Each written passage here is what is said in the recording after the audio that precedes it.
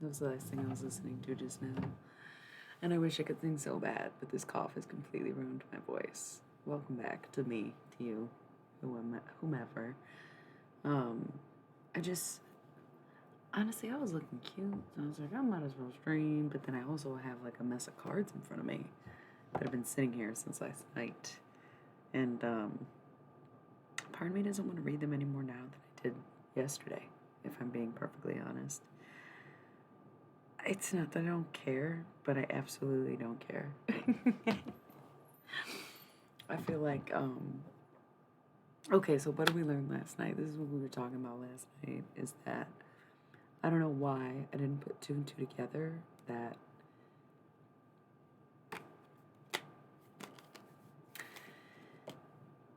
the reason these are my channel messages in communication with galactics and also my twin flame readings deck one is for the same reason.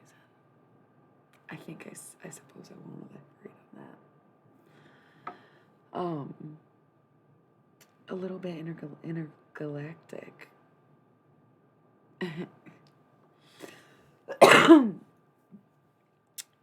Yes.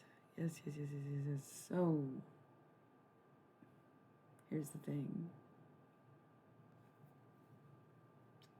If your love can travel across space and time,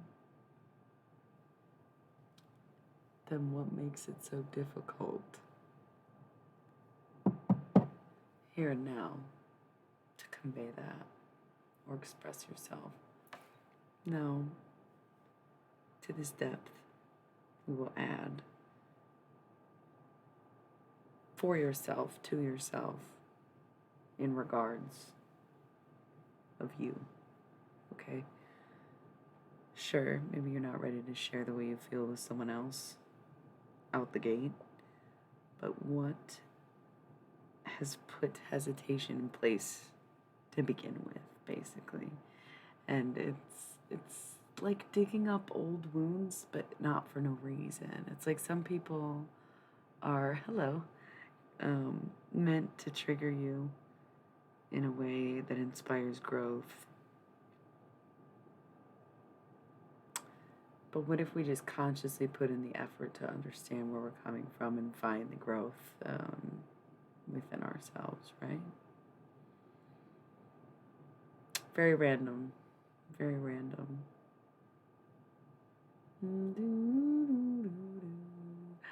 Don't let me down. There was no vibe. There was no one here. What do you mean? I was just literally rambling. Sometimes I like to pretend like I don't use the same mug 2 days in a row, but honestly, this is the same fucking coffee in the mug. I don't give a fuck. I think that's just been my thing lately, is life is too short to care about those things, because honestly, in my life, I expected it to be so much shorter that I didn't care about anything, let alone the little things, right? Drinking day old coffee ain't gonna kill you. But unrequited love might. That's alright. The scribe, okay. So for some reason, the second I came on here, I was talking about expressing feelings, right? And I don't think I have much of a problem with that myself. And so I'm like, I don't really know what to say. I don't really know why this is coming up, other than to just be encouraging and support people to go at their own pace while still going. But it was kind of random still that I even said it at all.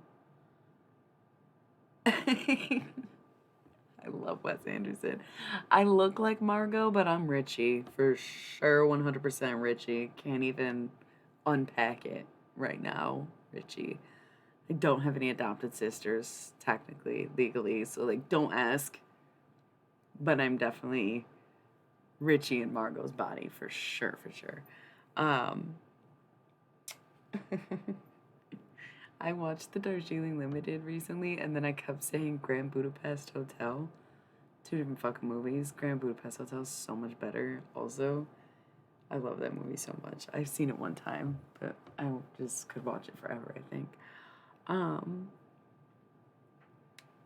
stuff like that'll really, yeah, dude.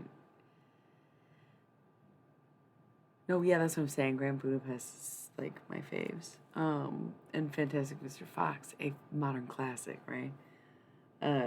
So good. I can't whistle. I can barely talk or laugh or sing right now, let alone whistle. It's pretty. Um, yeah, I'm fine. It's literally just the cough. It's more irritating than it is ailing at this point. Um,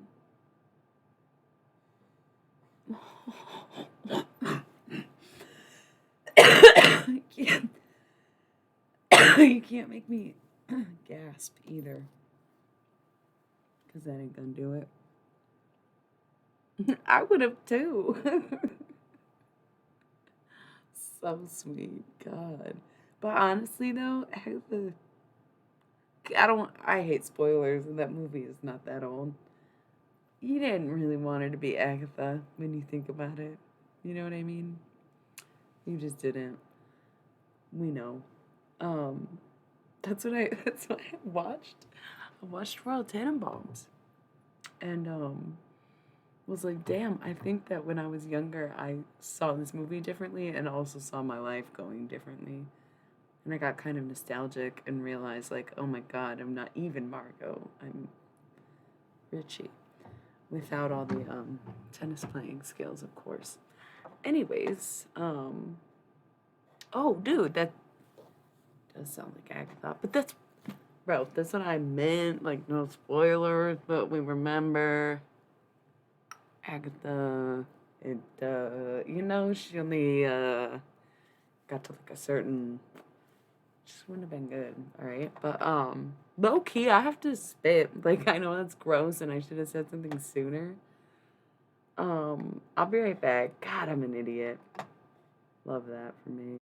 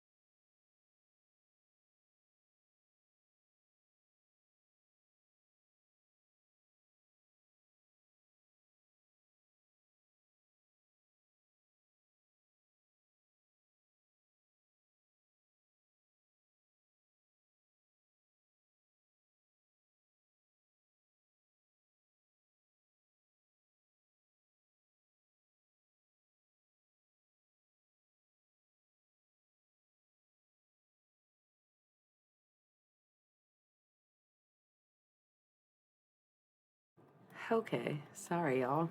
Yeah, I'm disgusting, but also I'm a human, and the only thing that binds us is all of our disgusting experiences. Anyway, one thing I will say, speaking of feelings, the scribe was right at the top of the deck, and I would say write them down, even if you don't give them to the person that you are talking about, and that will help. And maybe I need to take my own advice, because even though I don't have a hard time speaking my feelings or what I'm thinking, that doesn't mean that everyone's ready to receive or hear those things. And so that can go both ways. So that's what we're gonna have to do, y'all. I started writing a poem, honestly, because I took that Instagram video. You can follow me at ILMissX if you want to. I don't post that much, and if I do, it's usually poetry or something goofy. Uh, but I have my old account, Illy Milly, like the this handle, and you can see some of my old tarot readings. They were pretty cool. I used to do them live. So I was just writing a poem for my Instagram ad. But I'll just read it because it's a poem, you know. How does anyone say I love you? for the first time, the last time, any of them in between, in languages or poems or whatever little things can say, that you are what I think about today. That's it. That's all I got. And then I was like, ooh, what if I was like channeling writing stuff on the channel? It's confusing when you use the same word for two drastically different meanings that are both relevant at the same time, i.e. channel in this scenario, in case you didn't catch that. So anyway, scribe, write it down. You know what I did the other day? Not the other day, it was about a month ago at this point, because it was a very particular point in my cycle, which I am coming to once again. But I'm handling much better this month. It's usually how it goes, every 1 out of 3 or every other, however that works out.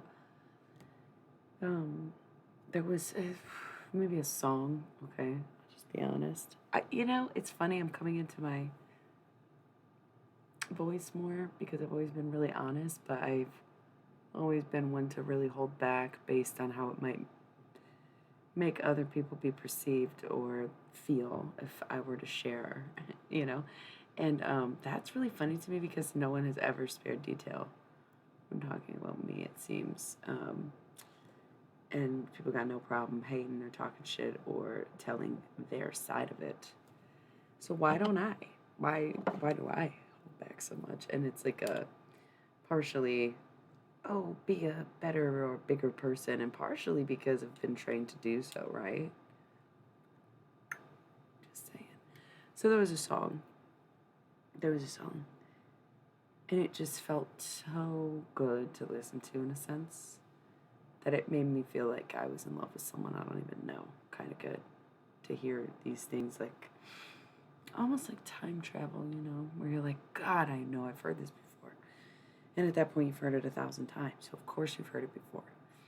And yet it hits you like you're hearing it for the first time. And not in a way that you're hearing it with fresh ears, but in a way that it was familiar then, just as it is now, just as it's new, just as it is so on. Apocalyptic comes to mind. And I would get really, really emotional with this song. Yeah, it could be anything, It could even just be thinking about a person. And I think that's what it really is it's easy to attribute like a spectrum of things to love. But it would strike me to think of a person. And so I just was really upset one night, just because regular routine maintenance upset kind of feelings.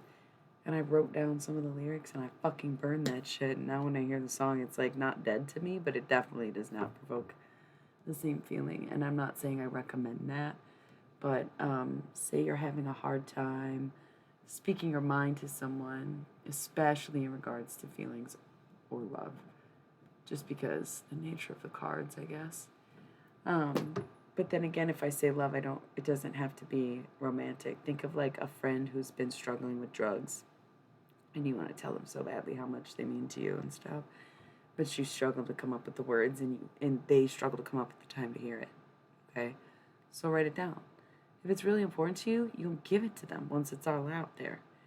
You can read it back or don't. I've always had the habit of not reading things before I turn them in. Send them away. Put them out there, So you maybe can read it to them or give it to them or read it to yourself. Keep it for when they're feeling a little bit better. Put it on your pillow if it's like positivity you want to manifest.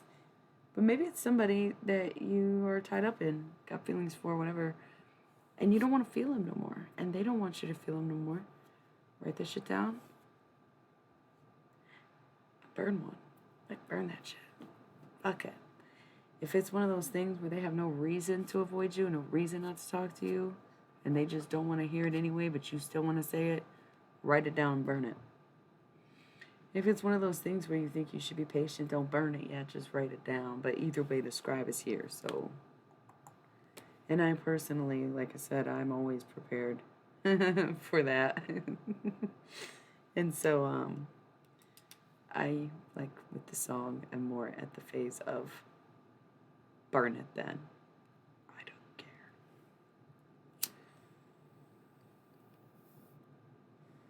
And I've considered that too, where it's like, ooh, do you just use every personal example Every personal experience is a living example. It was so funny. Um, Not so funny, but I guess I saw a tweet. It was like, yeah, if I don't fuck with people from my past lives, cause then I start remembering why I stopped fucking with you in 1580, whatever, uh, and I don't like that shit. And I gotta let you go twice or whatever she said. That was funny. Because that's definitely the vibe. Where I'm like, no, I love that shit. I love being reacquainted with the past. No, no, no, because then you have to relive it, and it's like, damn. Yeah, it probably didn't work out so well the first time if you got to relive it the second time, anyways, right? And if it did, wouldn't you know it just from the very beginning instead of wondering what this is or instead of feeling those angry emotions? Why would it start with something negative if it were actually good for you or positive? I'm sounding a bit jaded tonight, am I not? We can definitely blame it on the PMDD because I am approximately 6 days out from dropping Sarah Paulson's new mixtape, and I get like this, a little jaded, a little dark, a little grim, a little I don't give a fuck, a little pessimistic even. Hmm.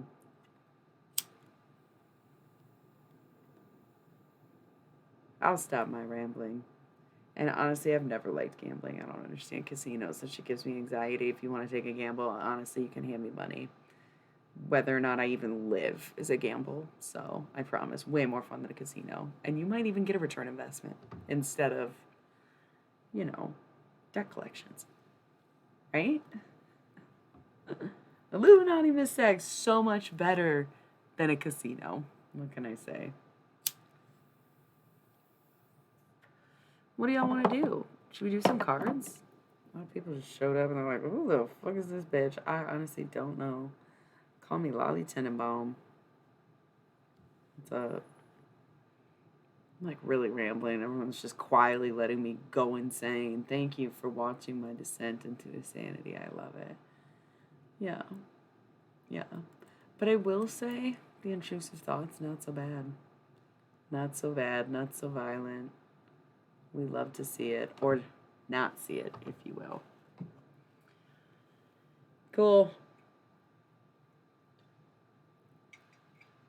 The giving up phase of the month. I love it. Next week, we'll have all new reasons to cry, and the week after that, we'll find new reasons to live. And the week after that, we'll be content. And the week after that, we'll want to die again. What are you going to do? Apparently, if you quit doing everything, you will find that it becomes slightly more bearable. But when you take away all the good things in life, what is even the point of living, right?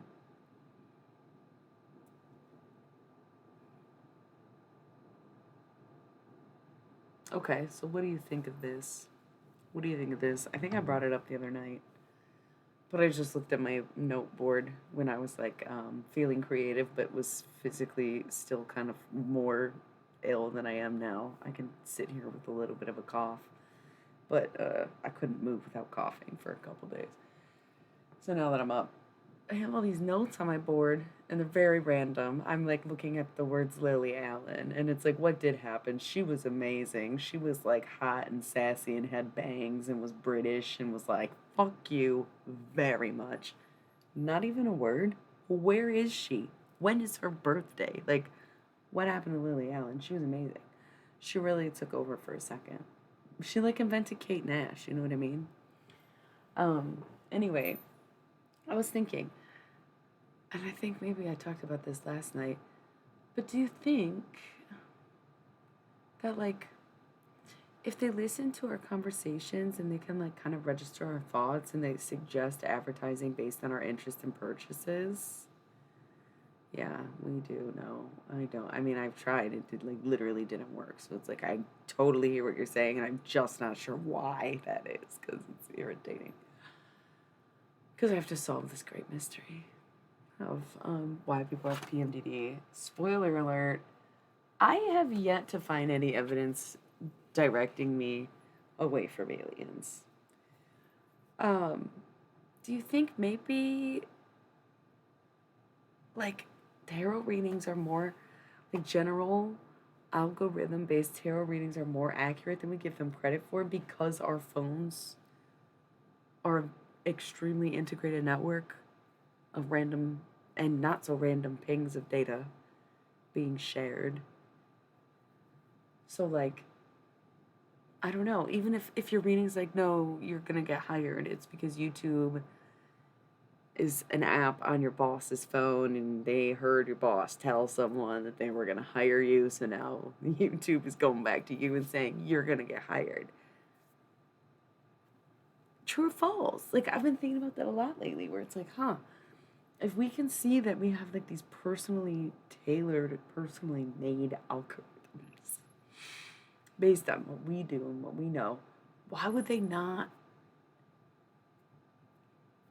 like what would you call it, cross check? Is it sarcasm? Hello, Stargazer. It's been a while, has it not? Sorry, the lag confused me. I was like, is that because I'm not reading any tarot? You get what I'm saying, though? Because I sometimes will listen to them. Thank you for admitting that, because that's also crossed my mind a lot lately, where it seems like every single time I stream, someone's here, like, out the gate. There's always, like, that one viewer, and a lot of times they'll never say anything.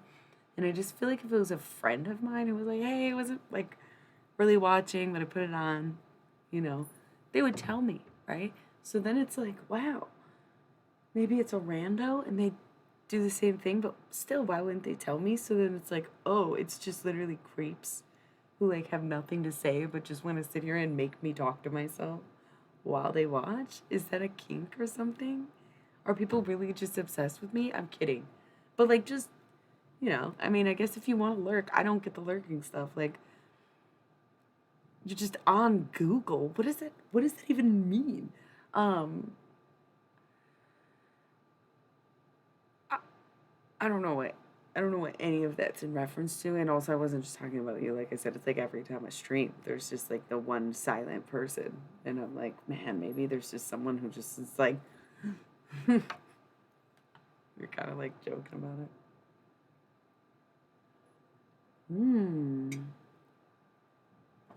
Wow.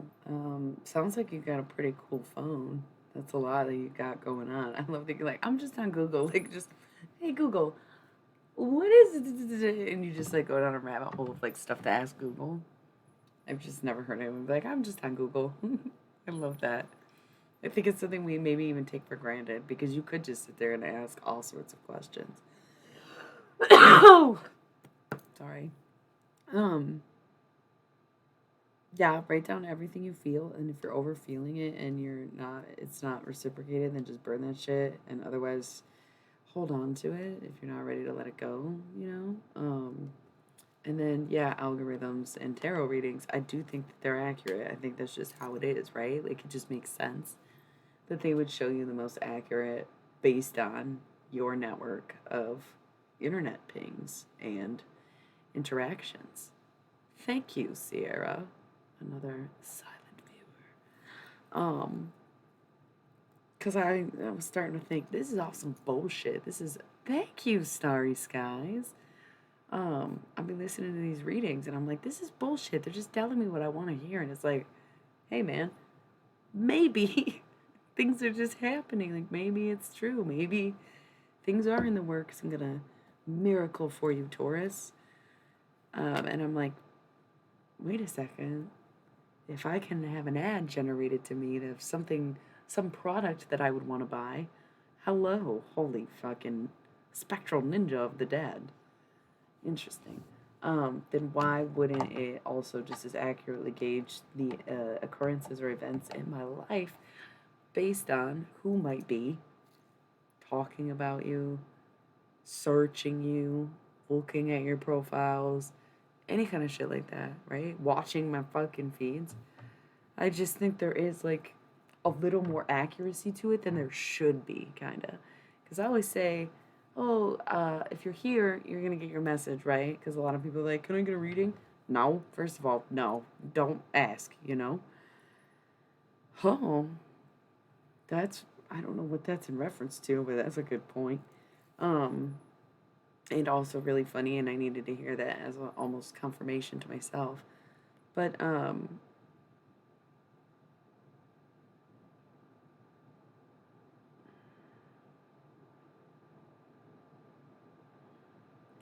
so it's funny you said that. Nice.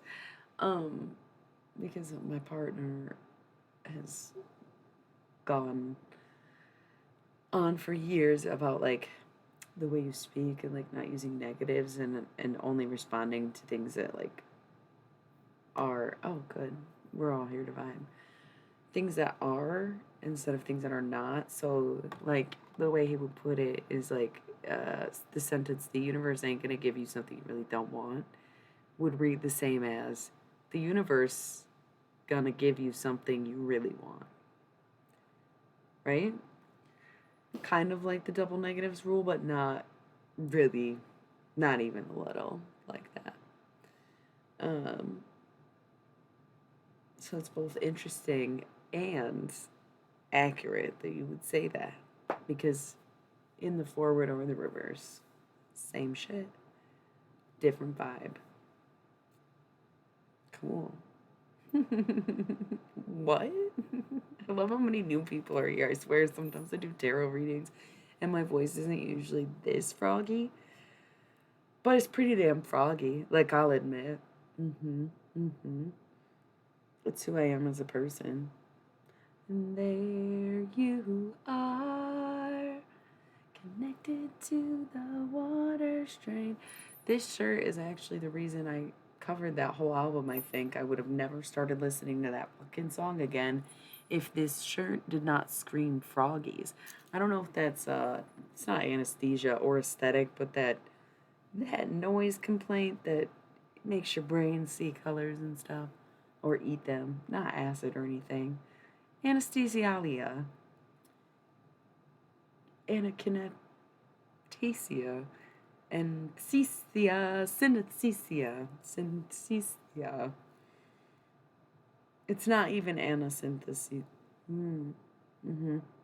Synesthesia. Synesthesia. We're gonna stop. We're gonna stop. I'm embarrassed. I haven't had okay. What's up, you guys? Um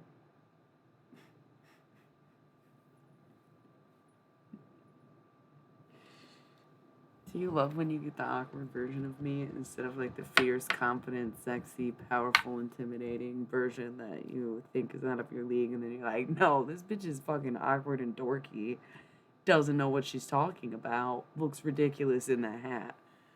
Yeah, no, I get it. I get it. I'd sometimes rather have this version of me too, because the other one would stop at nothing, right? And this one stops at fucking squirrel crossing the road, you know what I mean? Man, but let that be a lesson for you, you know? Even if you see someone at their peak, most confident, there are times when they hit their lows too, and you just may not see it. There is no topic. I was just here talking to some creepy rando who was just watching the whole time, not saying anything. I'm kidding, Stargazer. If it was you, it's fine. And I wasn't talking about anything. And then people just showed up and started encouraging whatever was coming out of my mouth, which really had no direction, purpose, or point. There is cards in front of me. There's like a ton of cards. I drew them last night. But there's also this vibe of like not wanting to read them because it's not just a traditional tarot deck. And I do use this deck for channel messages from gods, goddesses, guides, and galactics. And so that's why I'm like fudging around, kind of like meh, meh. My human self is feeling very meh. Part of my meh cycle. Wait, menstrual cycle. So the vibe is not low, but it is chill. And I do think I'm funny. I don't know if anybody else thinks I'm funny, but I just, sometimes I'm like, man, I just am saying funny shit all the time. This wasn't one of them, but You laughed, and I'm like, I'm glad you did. Thanks. I'm glad someone gets it, you know? I ain't even gonna lie, I haven't had a crowd this big in like a month. And people are like, wow, there's not even 10 people in this room. And it's like, yeah, dude, no wonder. I was put on the spot and I started going, you know, choked up, panicked, started coughing, right? Um, no big deal. I can handle it. I'm cool. I'm cool. But also not. So, do we, yeah, like it's weird. It's like, really? Really? And it's so funny. Isn't it so funny? I was just talking about how the algorithm knows way better than practically playing matchmaker and like showing us what we need to see. And of course, like the algorithm knows I'm in a weaker, more vulnerable stage presence, if you will.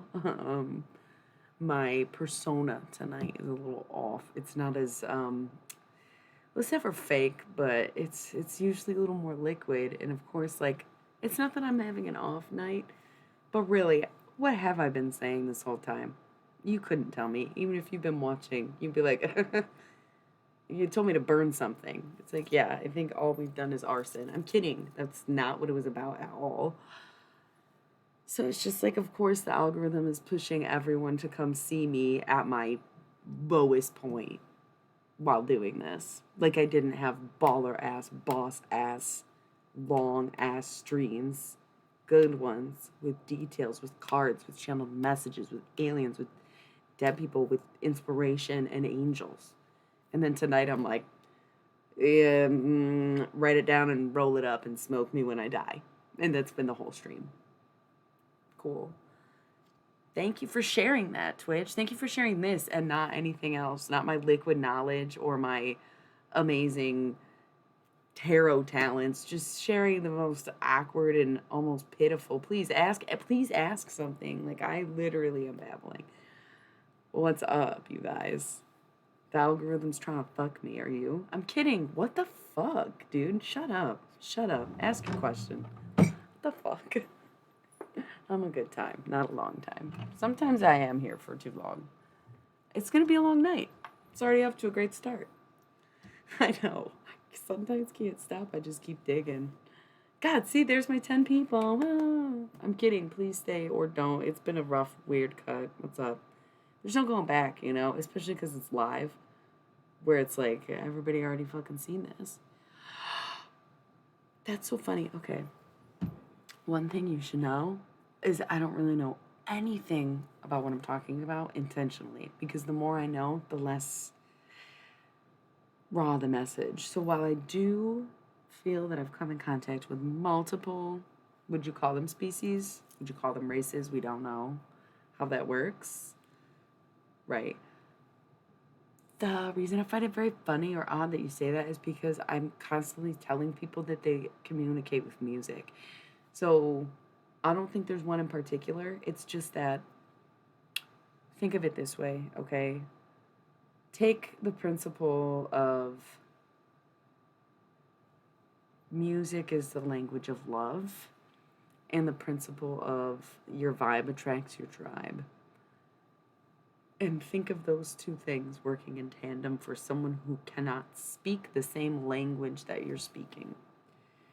So, yes, if there's something if you're hearing something in song, or if there's a song that makes you think something weird, probably is a message. It's probably not even necessarily to do with the lyrics of a song, but the way the song is making you feel in that moment, if that makes sense. So I'm wondering, you can go into detail on that question if you want to, or if that cleared things up. Like, we've got like the basic reptilians, because here's the thing. So when I use this deck, the aces are all like these dragons, and of course there's none on the table. I don't think I'm supposed to read this spread. Like, I just don't think I am. Yeah, it's some divine feminine, divine masculine bullshit, and honestly, I'm over it. And like, maybe that's being selfish, but anybody who was on here looking for twin flame readings has not come back since last week or two that I did them, because the femmes were like, way overextending and overreaching the masculines who were like dill shitting their dick holes, you know, and nobody gives a shit anymore. It's dead. It's over. Congratulations, masculines. You win. You get no union. You get no woman. Isn't that what you wanted? I don't think they realize how fucking gay it is. It's fine. Doesn't matter. That's so sweet. I wonder if you really are or not. Okay, so now that we're talking about this, I said this earlier. I'm starting to think the twin flame connection is more like extraterrestrial than it is like eternal divinity, you know? I'm wondering if the reason that okay, because get this. So I have a tarot deck for love readings. It's my pink deck, and it was gifted to me by a lover who is a Gemini, which is the lover. So I was like, okay, so many implications of love. And it was for Christmas, which makes people feel like it was very cute. So that deck is dedicated to love readings.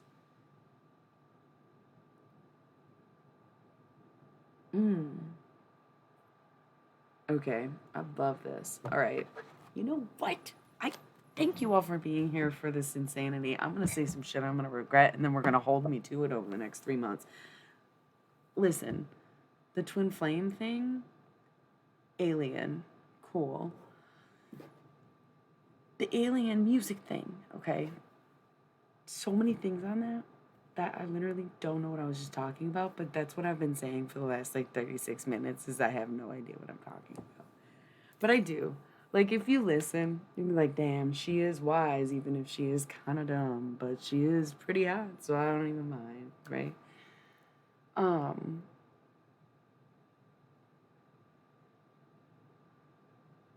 That's so funny. I just feel like can't relate. I think it's actually the masculines that get possessive. But then again, here's my question. I don't know your gender or your partner's gender, or if you are referring to your elements more than your assigned genders when you say masculine and feminine, because the masculines to me are the possessive ones. And it's like the feminines are open to receiving, but then like the masculines are open to giving unless they have your full undivided attention. But the masculines would be fire and air, and the feminine would be water and earth. I could totally see, you know, I don't know. I lack that possessiveness. It's not like I always have. It's something I grew into. I avoided dating for a long time because I was like, ugh, I don't want to be possessive over someone, and I definitely don't want anyone to be possessive over me. So, you know, years back, when I was embarking on a relationship, sure, it was a little more possessive. But these days, I'm like, it is asinine to think anyone should be anybody's one and only. That's fucking creepy as shit. Yeah, that's okay. That's so funny. Yeah, you can share a song. So that's we're having a lot of conversations, but it's all relevant because it's all E.T. Phone Home. Just kidding. I don't really care about that movie, but I definitely am into aliens. Did you know that coming out, Jim? Um, how do you? Okay, but when you say share a song, like, do I listen to it later? Are you gonna like stream it? Like, I don't know how that works in context of what we're doing right now, but like, yeah, you can share it. You can share whatever you want. This is like, to me, such a sense of community on Twitch that I ironically don't love the spotlight. That's fine. Listen, Stargazer, are you a Pisces? Just kidding. Raise your hand if you're a Pisces. Out of the 8 of you, it just is kind of the running joke on my channel. There is always Pisces afoot. Yo, okay, so last night, I was talking about this where there is usually a runner and a chaser. Okay, that sounds awesome. But I was talking about last night how sometimes it's a polar and a resistor. So the runner is the one who's like, no, I don't want it. Come get me. I'm hard to get. You can't keep me, blah, blah, blah. And the chaser's the one who's like, please, here's flowers, here's candy, here's my number, here's my call, here's my good morning. Please, give me a chance, give me a chance, give me a chance.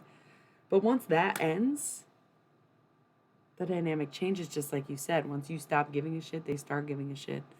So who was once the runner becomes the puller, right? And they're like, even though I rejected like 1,000 of these person's advances, they're suddenly not advancing towards me, and now I want them back. But I'm not going to do anything because I already ran from them. But I am going to stop running, and I'm going to sit here, and I'm just going to hope they come back. I'm going to pray for them, you know? And so the other person in the connection is like, wow, haven't thought about so-and-so in a while. Pops up on your fucking Facebook. Yeah, no shit, because the algorithm knows. That's what I'm saying. It's playing matchmaker. It's like telling us news before we get it via email, you know? Because they have that power. They have that interweb technology to be able to communicate phone to phone. And wait, so are you a Pisces or not?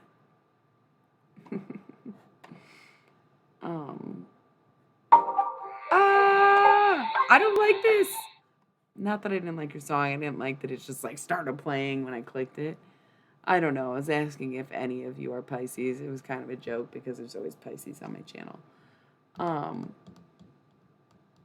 It's okay. I'm just glad it's clickable. So, cool. Close enough. Watch, your birthday's like February 19th. You've been telling everyone you're an Aquarius, but you're actually a Pisces. And you're like, oh shit, how did you know? Haha, kidding. My birthday's February 9th. Okay. Oh, to Aquarius. Look it. If we are moving into an Aquarius phase on my channel, I would be more than grateful. I am an Aquarius moon. I like Aquariuses. I'm a triple fixed sign. Please, if we are moving on from Pisces, I would be grateful. If I could have a flood of Aquariuses on my channel, I would be fucking flattered. Pisces are obvious. I'm a Taurus, like duh. You know what I mean? Man, we're talking about so many things. Really quick though, I kind of just want to roll a quick ad one so it doesn't start rolling them automatically because I do not like to be interrupted. And also so I can at least listen to 60 seconds of this song and we can talk about it and then we'll shift back into the music thing. But before I go, the pull, resist, right? So like the other person, the runner, stops running and they just want to attract the person. And the chaser is also stopped moving, right? So they're just like this and they're like, ugh, why am I thinking about you? And they're like, ugh, why aren't they talking to me? Obsessive thoughts, you know? It's like when you don't make the catch during the run and chase. It just stops and becomes something else. And I think that's what it is. And I think that's when the masculines get a little more toxic even than just simply running, right?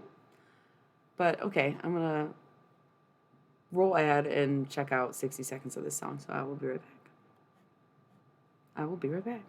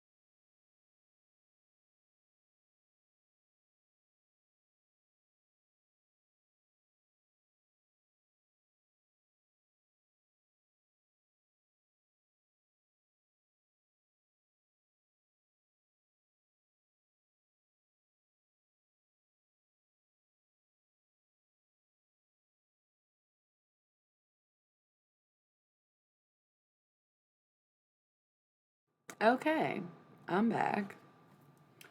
So I did.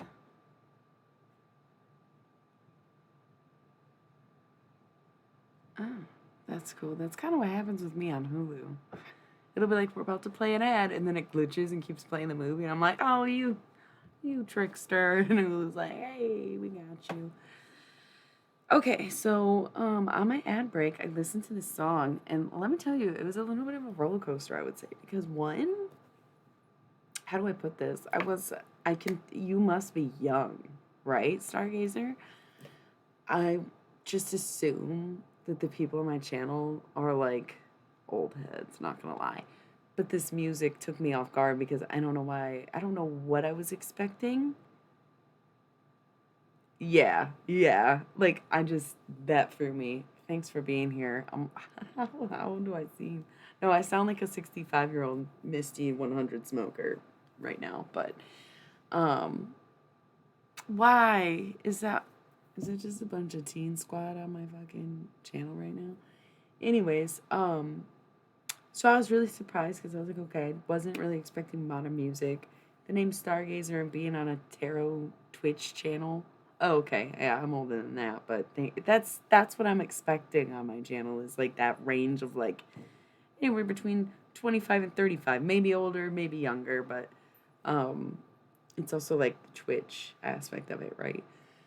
So I just wasn't expecting like a new modern sound out of one of my viewers because I thought we were all old here.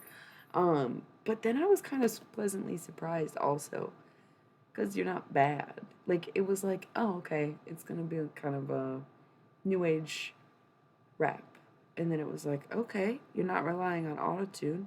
You know how to fit it into your song appropriately.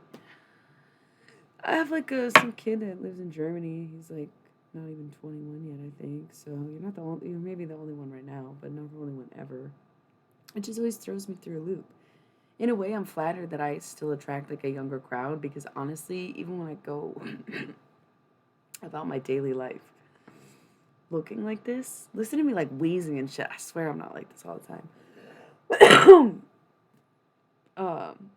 I get confused. I don't know my age group anymore. I feel like I went from 19 to 30 really fast, and time is so slow. Maybe. I ran out of ad power. Don't mind. Don't even think about it. Don't even think about what I'm doing right now. Okay. So I think I was pleasantly surprised, anyways.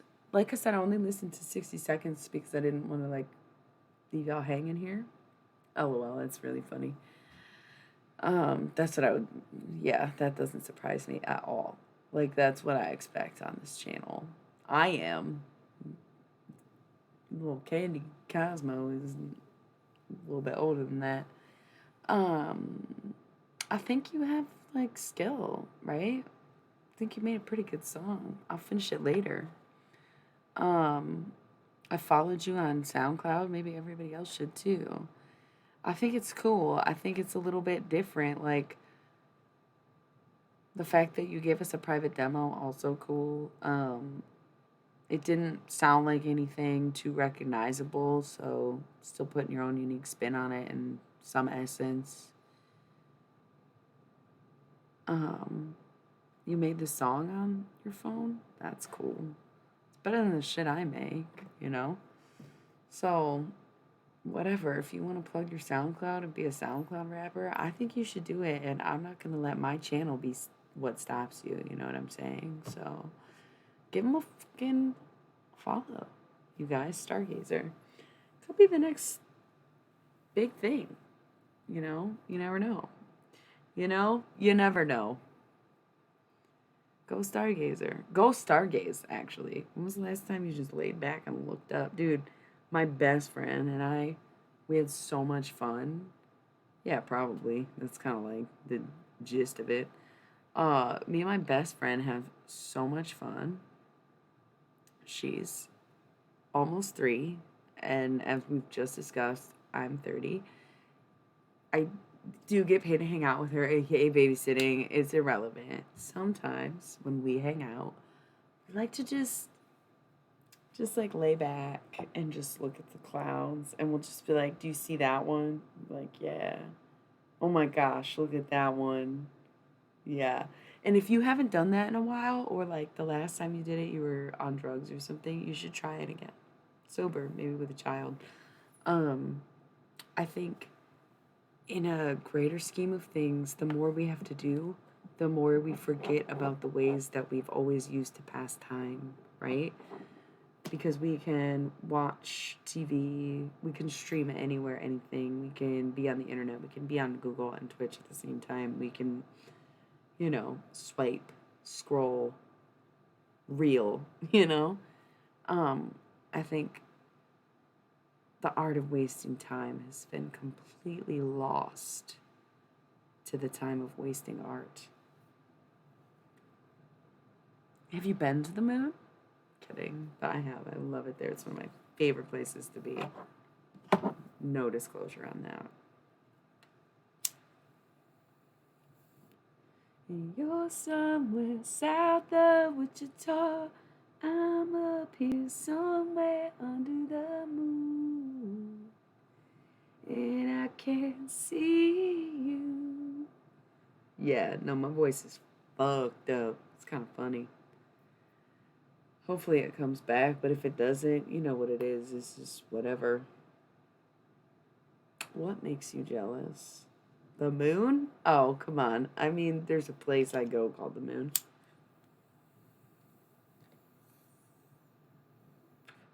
Oh, I keep forgetting this bowl has a choke.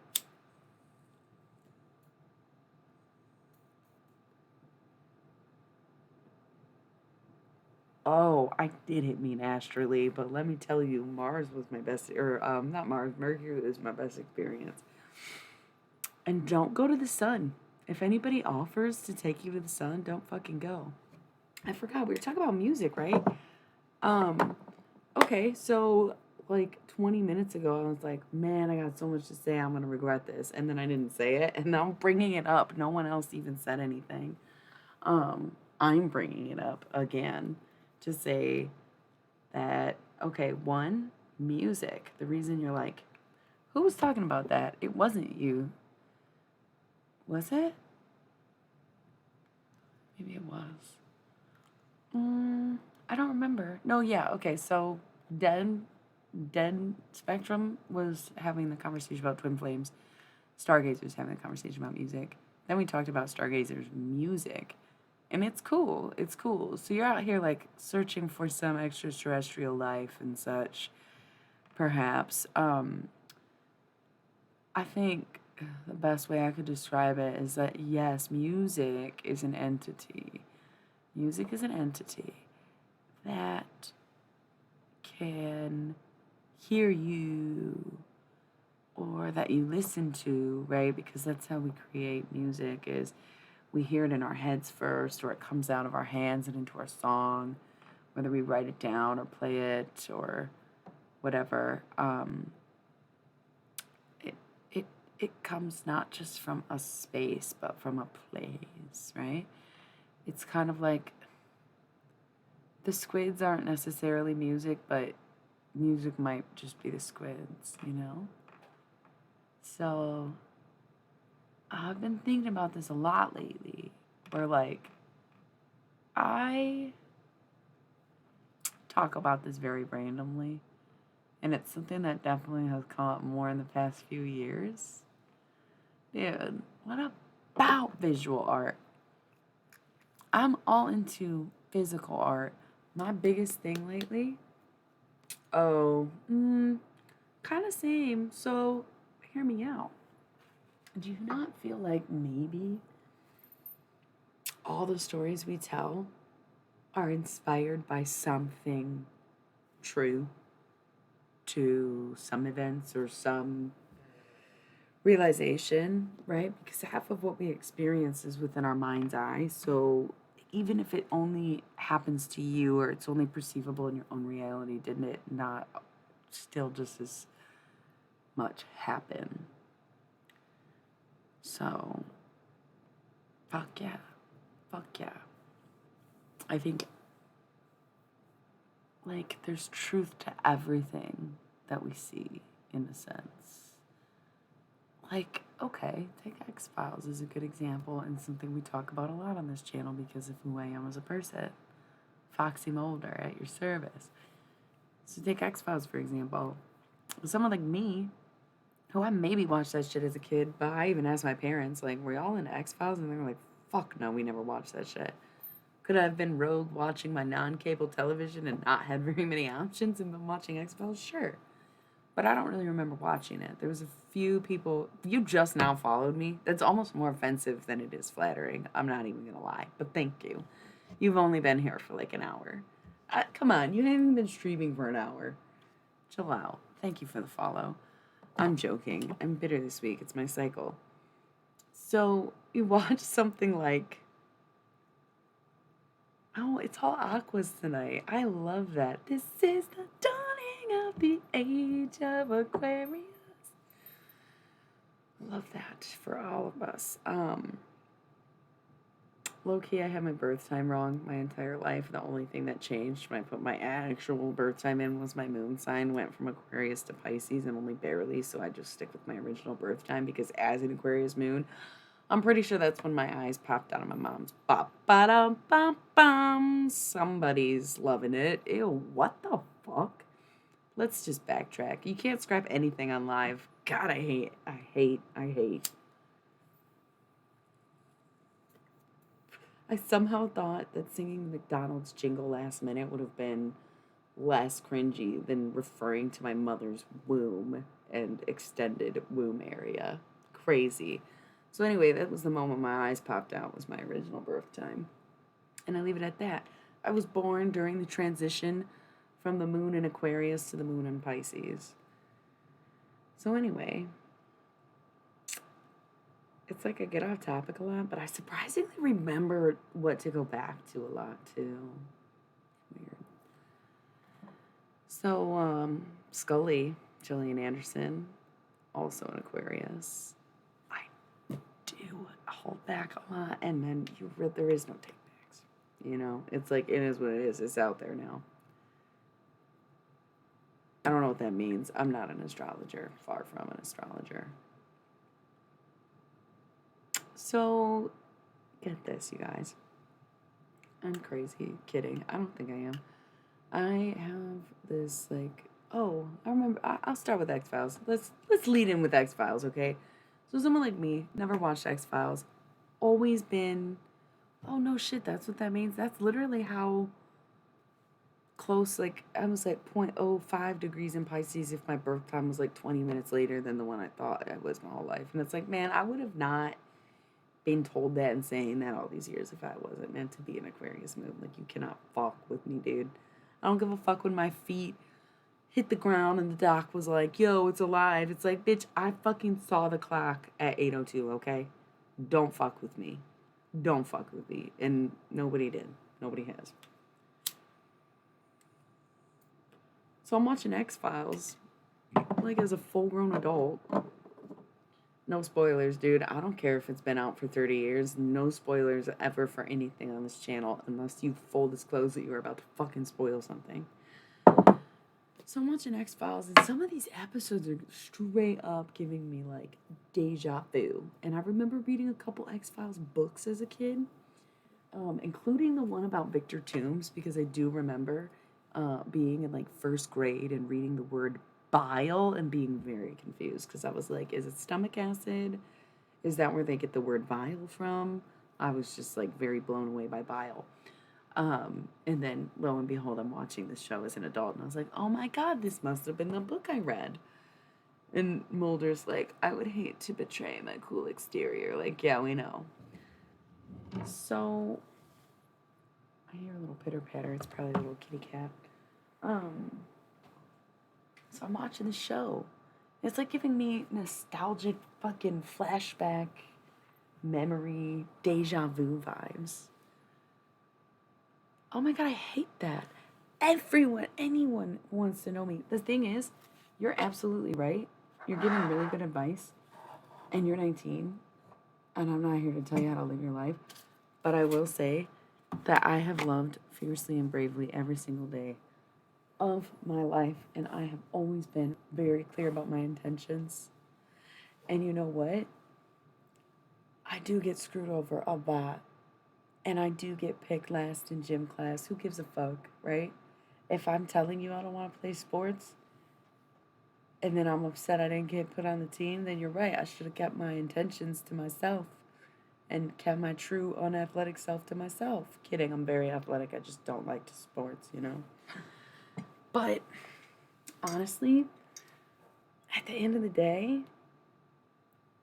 I'm glad I told the truth. I'm glad I didn't hide it from anybody, and I'm glad I let my intentions be known because I actually do sleep most nights and have zero regrets from having not held back and less of a guilty conscience for having not lied or kept anything a secret or felt like I was using anybody. You know, I'm all about the honesty.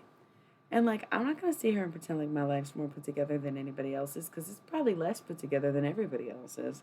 And I'm okay with that. I didn't even realize you were still here. Love you. Talk to you soon. Okay, here's the thing. Curse me all you fucking want. That shit's gonna come back to haunt you, not me. If I'm gonna serve up the karma that I'm accumulating in this lifetime, then so be it. I would rather have eternal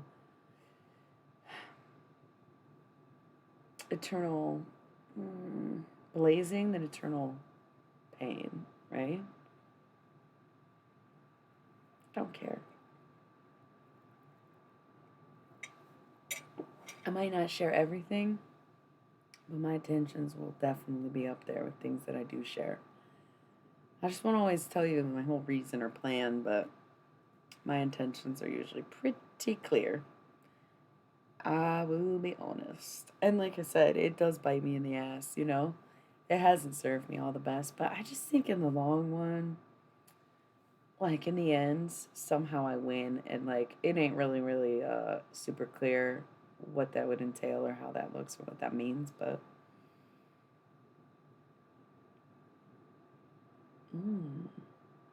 that's good. You can be 19 and do that. The internet's kind of cool for that reason. Can you imagine, like, back in the day? You can't. I was there, but, like, you have no idea. Shit was so. It's not that it was so much harder.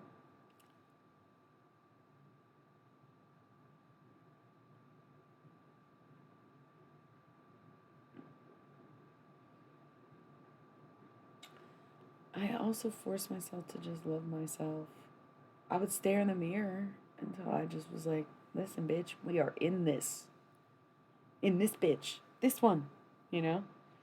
And I got hype on that. And then all of a sudden I started finding myself attractive. And then all of a sudden everyone else started finding me attractive. I went from ugly duckling to fucking, are you a supermodel? Like that. It did feel like it happened overnight. In fact, if it was a particular night, it was Lollapalooza 2009, day 3.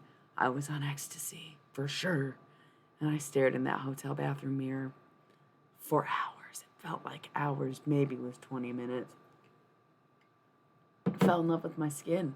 It's so translucent, you have no idea. I'm not as pale as I am translucent. It is creepy as shit. I know paler people with apparently thicker skin because they can hide their veins way better than I can. It's creepy. So you can imagine rolling face and just like staring at like your entire circulatory system. Little creepy, but also I was like, God, I love your face. God, you're amazing. And then the next day at the airport, we took those things up and down like way too many times. And every time I'm at the airport, I think about doing it again.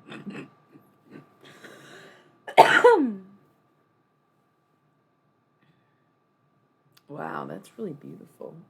You know what I love the most about this conversation is that I have PMDD and I really love myself so much. And like, you don't understand. You could not commit to this kind of lifestyle if you didn't love yourself. I promise you. It has been almost like incredibly torturous even to have existed the way that I have.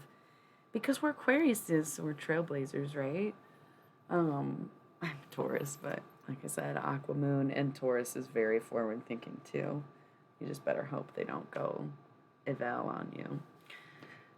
I would not recommend it even to other people to like be themselves to the point of no return. Because, like I said, it's been many, many years and still not really the payout, right? And it was like, what was the point of all of it? And at the end of the day, the point still to me is just because it's who I am or just because it's what I know how to do or what I'm good at. Like choosing to love or choosing to express my feel. Okay, yeah, we get it. You want me to do some tarot? We haven't been doing tarot. Oh, thank you. Thanks, Dreidel. Amen. Yes. It's an uplifting, it's a good conversation to have. But it does seem like the end of the road, doesn't it? Okay, if we want to do tarot, I actually, you know what's so funny is I pulled more of these cards that I still don't want to read. So let's think about this, family. I'm going to ask you what you want to do. And then we're going to, I don't know what that means. I don't do personal readings. Just pay attention. You'll be your message, I promise. So I have the mystery deck out. This is for channel messages from gods, goddesses, guides, and galactics. So we can do some channel messages. I also have my Halloween Oracle for channel messages from the other side or deities that you would... Oh, I get that. Yeah, nobody gets personal readings on my channel anyways. Halloween Oracle is for contacting deities that you may associate with death and otherwise dead people. We have the pink deck for love readings. We have the demon deck for career, work, life readings. We have the Thoth deck for general or situational readings. We have the Cosmic Initiation deck for inspirational or angel message readings. We have something else. That's maybe it. So, what are you in the mood for? Do we want to do a channel message? Is there anybody you want to talk to? I do not take personal requests for the Halloween Oracle, but we will usually find someone who will talk on behalf of someone who can represent a confirmation if we choose to do a Halloween Oracle. And then otherwise, I will take requests for figureheads that are more known or would be fun for everyone, you know? So I'm going to roll an ad, otherwise it's going to interrupt our reading. So decide amongst yourselves. A lot of times nobody picks anything, and then I just have to decide for us. This deck does seem like a lot is coming out, but I do think it would come out in the form of a channeled message rather than a traditional tarot reading. So gotta ask yourself what category or what deck sounds good to you. If it's gotta be 1, 2, 3, 4, 5, 6, 7, I know which one is which, so pick a number. You have 60 seconds to figure it out amongst yourselves before I go in full bitch mode. I'm just kidding. I'm not going to get mad about it. But Tyler Durden could pop out at any moment, so please do not test my boundaries and just go with it. Thanks so much. Be right back.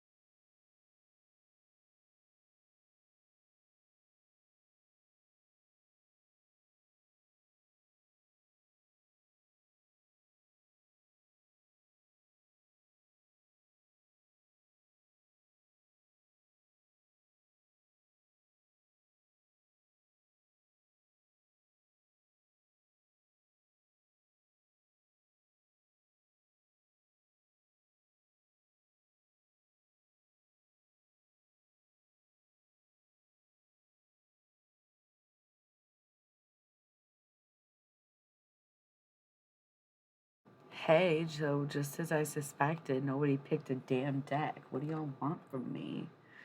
What are we doing? I have to make all these decisions for ourselves? Golly. I'm lighting incense. I guess I could come back to the camera, but I'm just standing up. So, let's just go for a good old classic Nag Chomp. Everybody's like, yeah, let's do tarot. And I'm like, okay, what do you want to know about? And everyone's crickets on me. I don't understand. All I want to do is sing Nico and take a bath. I'm not going to do either of those things, even if I'm not doing tarot. It's just things I want to do, you know what I mean? I stop my rambling. ASMR. ASMR.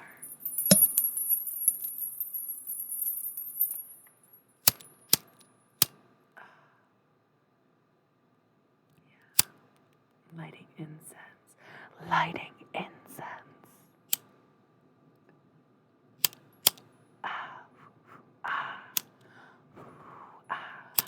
ASMR.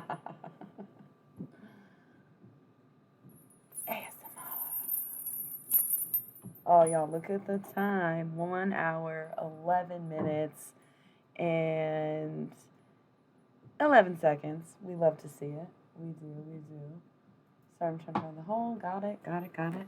Okay. I don't know what I want a reading on. LMAO. So fucking funny. I'm kidding. It is kind of funny. That's okay. Like I said, pick a number then, and I will pick the deck according to which it's numbered. I also thought maybe I could write poetry while we were hanging out, but I feel like I didn't start great, and it was the first page in my fucking notebook, and I don't like it, and that's like such a bad feeling, isn't it? No, it's not weird. I am a 21 and up club, so it's like weird that you're 19, but I get it. That's what I'm saying. Sometimes I'm out and about in the world and I'm like, yeah, these girls are my age. And it's like, bro, you just called them girls. I don't think they are. And it's like, holy fuck. Am I like, are these people, 24 to 27 within my age range? Or are they 18 to 21 officially out of my age range? It's hard to tell. Because when you look at me once again, it's like, do you know any? Not many, So, I don't mean to keep bringing it up or being rude, but it's like hard enough. So, I do get compliments on my voice a lot. What is weird or funny is that it's so shot right now. It's usually not like that. It's kind of my voice. Like, this actually sounds like how I sound probably most of the time, but then if I just, this seems like my voice, but then like throughout the night it keeps coming in and out. So it's funny you would notice when I'm like fucking iller than illy, Good to know. I will. Yeah, but that's what I'm saying. It's like, shit, what if the magic is only because I have fluid in my lungs or something,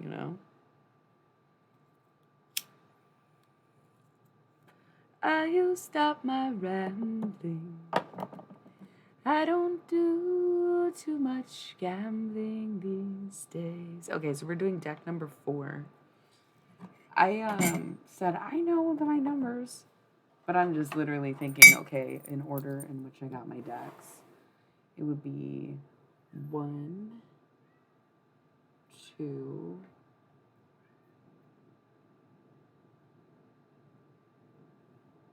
3, 4, 5, 6, 7. Yes. Better be Merle. Hi, baby. Come here, Merle, son. This is Merle. He's literally my favorite cat ever. He's not mine, so no, it's not biased. He's literally that amazing. Hi, baby. Hi, baby. And like the cats that I have had are obviously my like faves, but Merle's so good. Hi, sweet Merle boy. Hello, my sweet Merle son. He's also a baby. His birthday was during Virgo season. He's just a big, giant, fluffy baby. And my prettiest, handsomest, goodest boy. Yeah. We like to hug. What's up, baby? What's up, baby?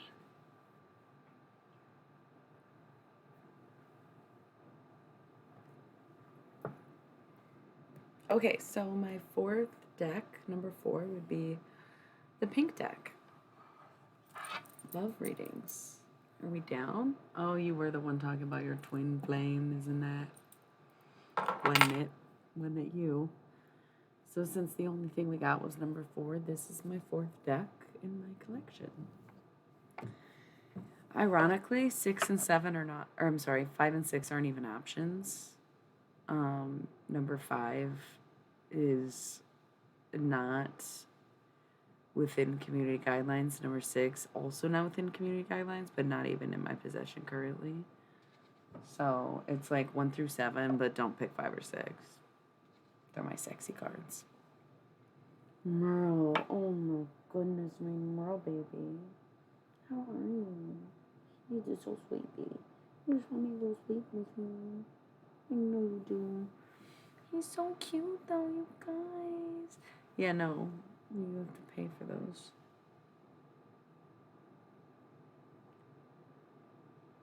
You're okay. Oh my god. He is literally so cute.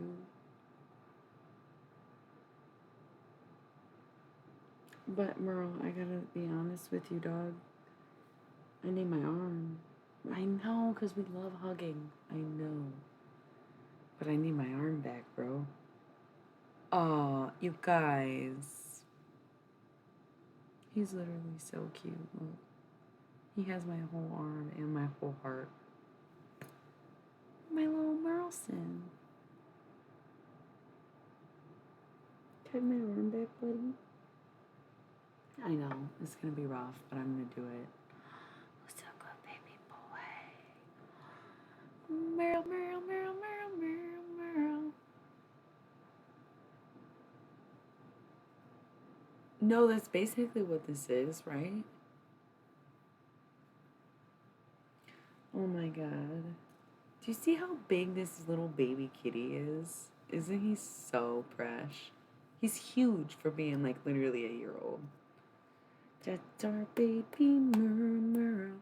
Baby Merle, baby Merle, Merle, Merle, Merle, Merle, Merle. Just cuddled up on me.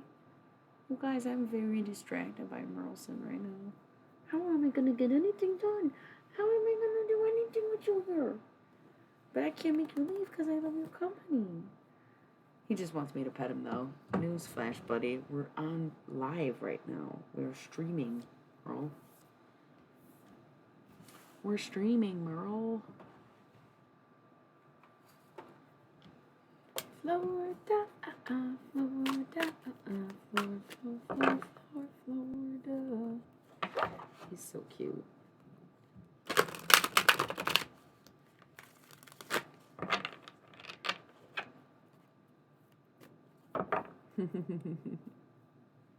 Oh my god, not a Clifford reference, but totally is, and that is totally fine. We love Clifford.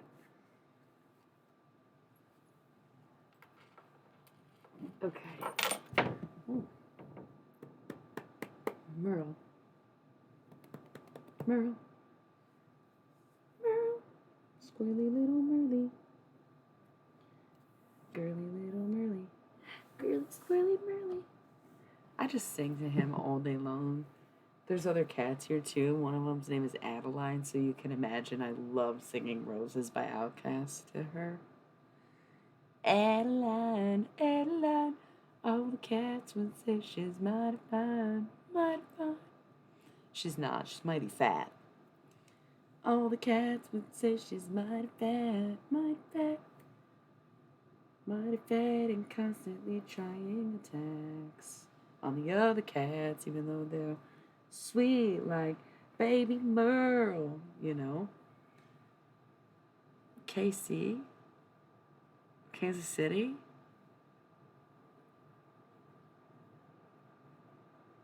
I've been to Kansas City before. This Kansas City. In the summertime, the chicks be damn pretty. Born in the projects, been to the field. Then I did a deal with Travis Made Mill. Yeah? I don't know. That's like what I got when you say KC. No idea. Kansas City Royals.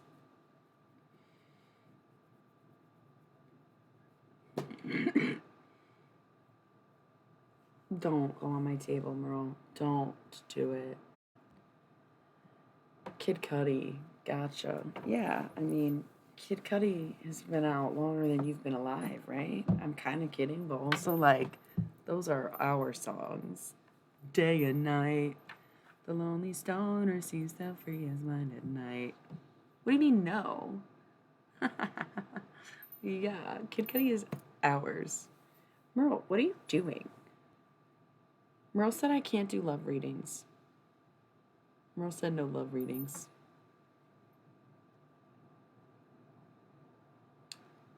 Yeah.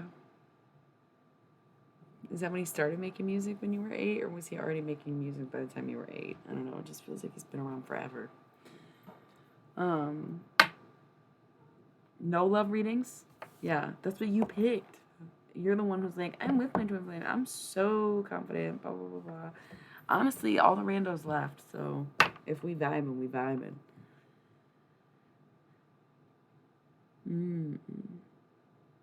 Yeah, I don't know Kid Cudi that well. I just like, yeah, of course. I saw him at Lollapalooza 2008.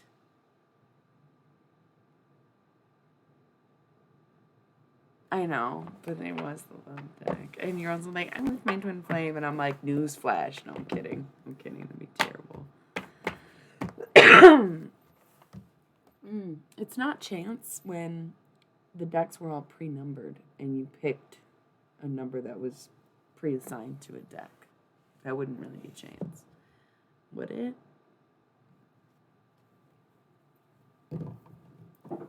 But I could roll the dice. You guys want to see my die?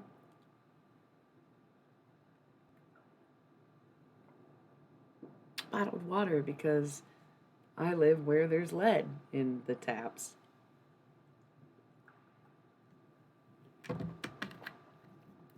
If anyone could please explain to me how Colorado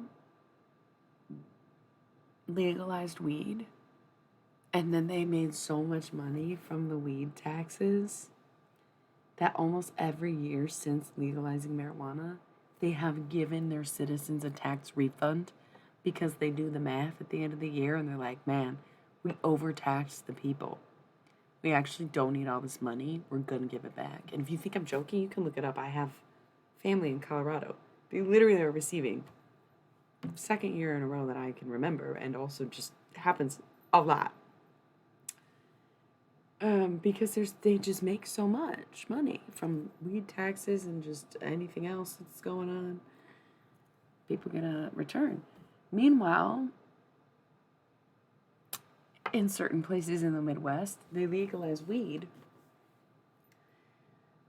And they're like, we have no money. I don't know what you're talking about. And it's like, really? Because statistically speaking, you were supposed to have all this money from this legal weed that you were taxing for the state. And they're like, yeah, no, we don't have it. Like, oh. Okay. Fix the roads? No. Fix the pipelines? No. Fix any of the many crises that we endure? Power outages, anything? No. Pay less on taxes? No. What the fuck are you doing with my weed money, bro? What are you doing with my weed money, sir? I don't get that. I don't get how Colorado, like, literally was bragging. Like, we have so much money, we're giving it away for no reason. Am I Mr. Rager or is Kid Cudi Mr. Rager? Okay, so when it was 2008, Lollapalooza, I was like 16. If that gives you perspective, mister, I was listening to Kid Cudi when I was 8 years old. Yeah, that was probably the same year I saw him at Lollapalooza on Ecstasy. Just kidding. The first year I went, I didn't do Ecstasy. So maybe it was 2009. I can't remember. 2008 or 2009. The only 2 years I went to Lollapalooza. Saw Kid Cudi on, like, one of the little stages. It was like, I almost want to say it was Citibank, but they were on the other side the other year that I was there because that's where Girl Talk played. It was like this. Okay, if you've ever been to Lollapalooza, if this is like what used to be like the vitamin water stage or whatever, like at the top of the park, I think this would be the south end. And then you go down, and here's the fountain, and then here's the other main stage. This is where Jane's Addiction and Lou Reed played, and this is where like Snoop Dogg and Kanye played. 2 different years, but also funny they would do that, right? Um, okay, and then you have like stages. So on this side, no, this side, it would be like wherever Girl Talk played, Animal Collective played, and then the kids area was a thing, and then maybe there was like one more, maybe not even another stage. Flaming Lips movie, Christmas on Mars was playing like the first year I went. I like didn't know anything about anything. It was so cute. So then like on this side, it was like the techno stage, and it was like there was like an area with trees, because this is just Grant Park. I think that's still where they do Lollapalooza. So there's like trees where it's kind of a secluded area. You might find like, you know, ran into this chick I went to elementary school with and tried to bum a cigarette from her, and she was like, no. And I was like, wow, you're a bitch. Doesn't matter. Maybe it just felt good to publicly state that that girl was a bitch, and I hope she doesn't see this, but on the off chance she ever did, I am talking about you, you bitch. Um, so it was like purple over there. I don't know. It was very dark. It's like the whole park is very lit up, except this area is secluded by trees, and it's to the, like, if you're walking in, I guess it would be to the left of the entrance, facing the fountain.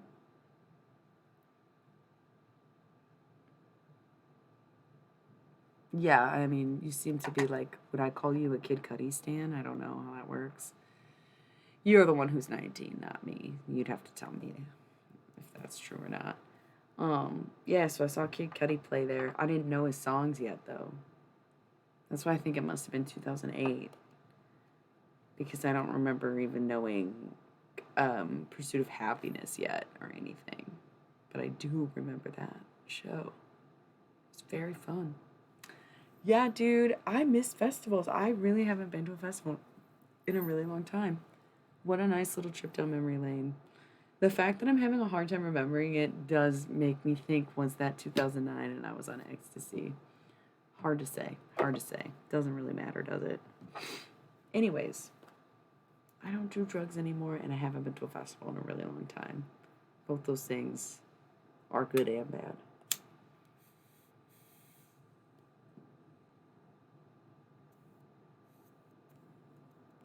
I can honestly say you're the biggest Kid Cudi fan I've ever met. Not that we've really met, but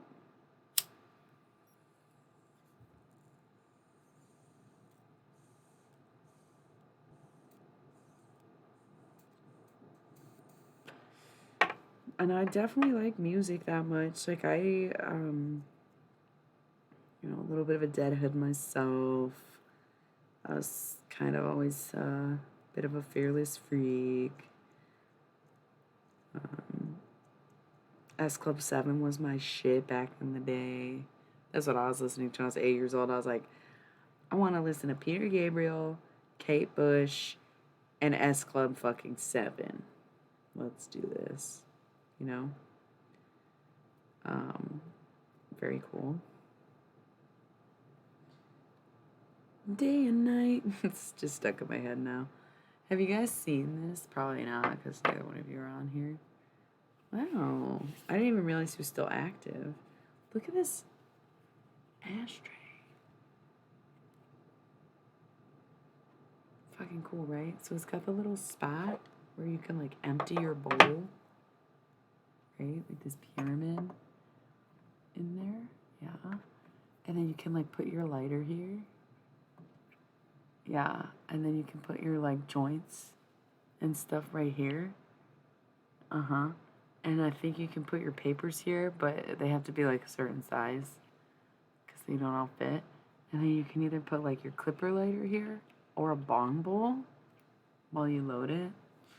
Super cool. They don't sponsor me or anything, but I just feel like I'm doing the Lord's work when I tell other stoners about this damn ashtray, you know?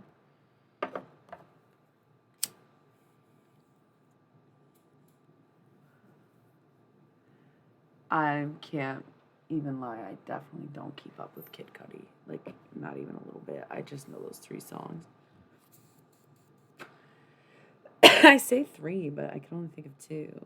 Day and Night, In Pursuit of Happiness. What's the other one that I know? From like that same era? Okay. Kid Cudi fan. Actually, you're the perfect person to talk to about this. There was an incident a few years ago. I almost want to say before Kanye started dating Kim Kardashian, even, but I could be wrong. He may have already been with her. There was an instance at a Kanye concert.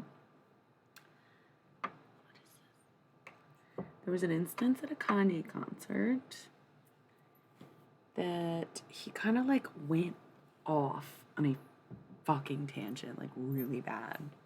And he started talking shit about like Beyonce and Jay-Z and was like, fuck those motherfuckers. They are fake as fuck.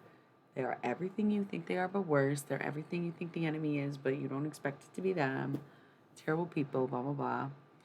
And he ended his little rant with, you should have bought tickets to a Kid Cudi concert, and walked off stage. No one I know seems to remember this incident.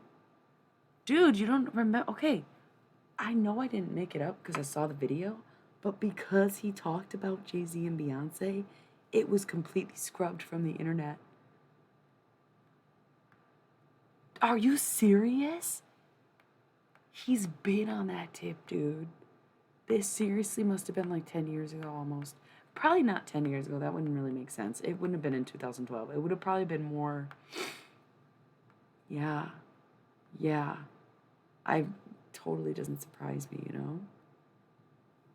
That's so weird that I was bringing it up right now. Yeah. Wow. You know, Kanye is practically a Taurus with all those Taurus placements he has. He's a Gemini sun, but what does it even matter when all the other planets are in fucking Taurus?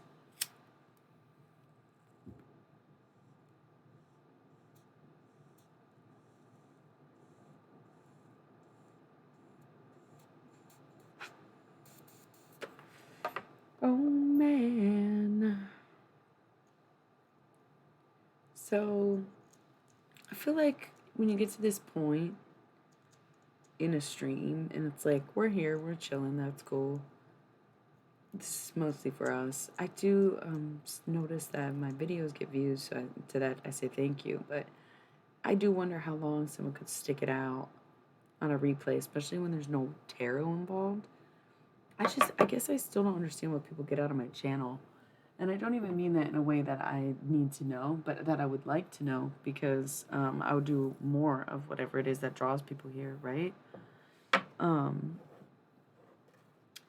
So I never know if I'm just talking too much or if I should be doing more cards or whatever.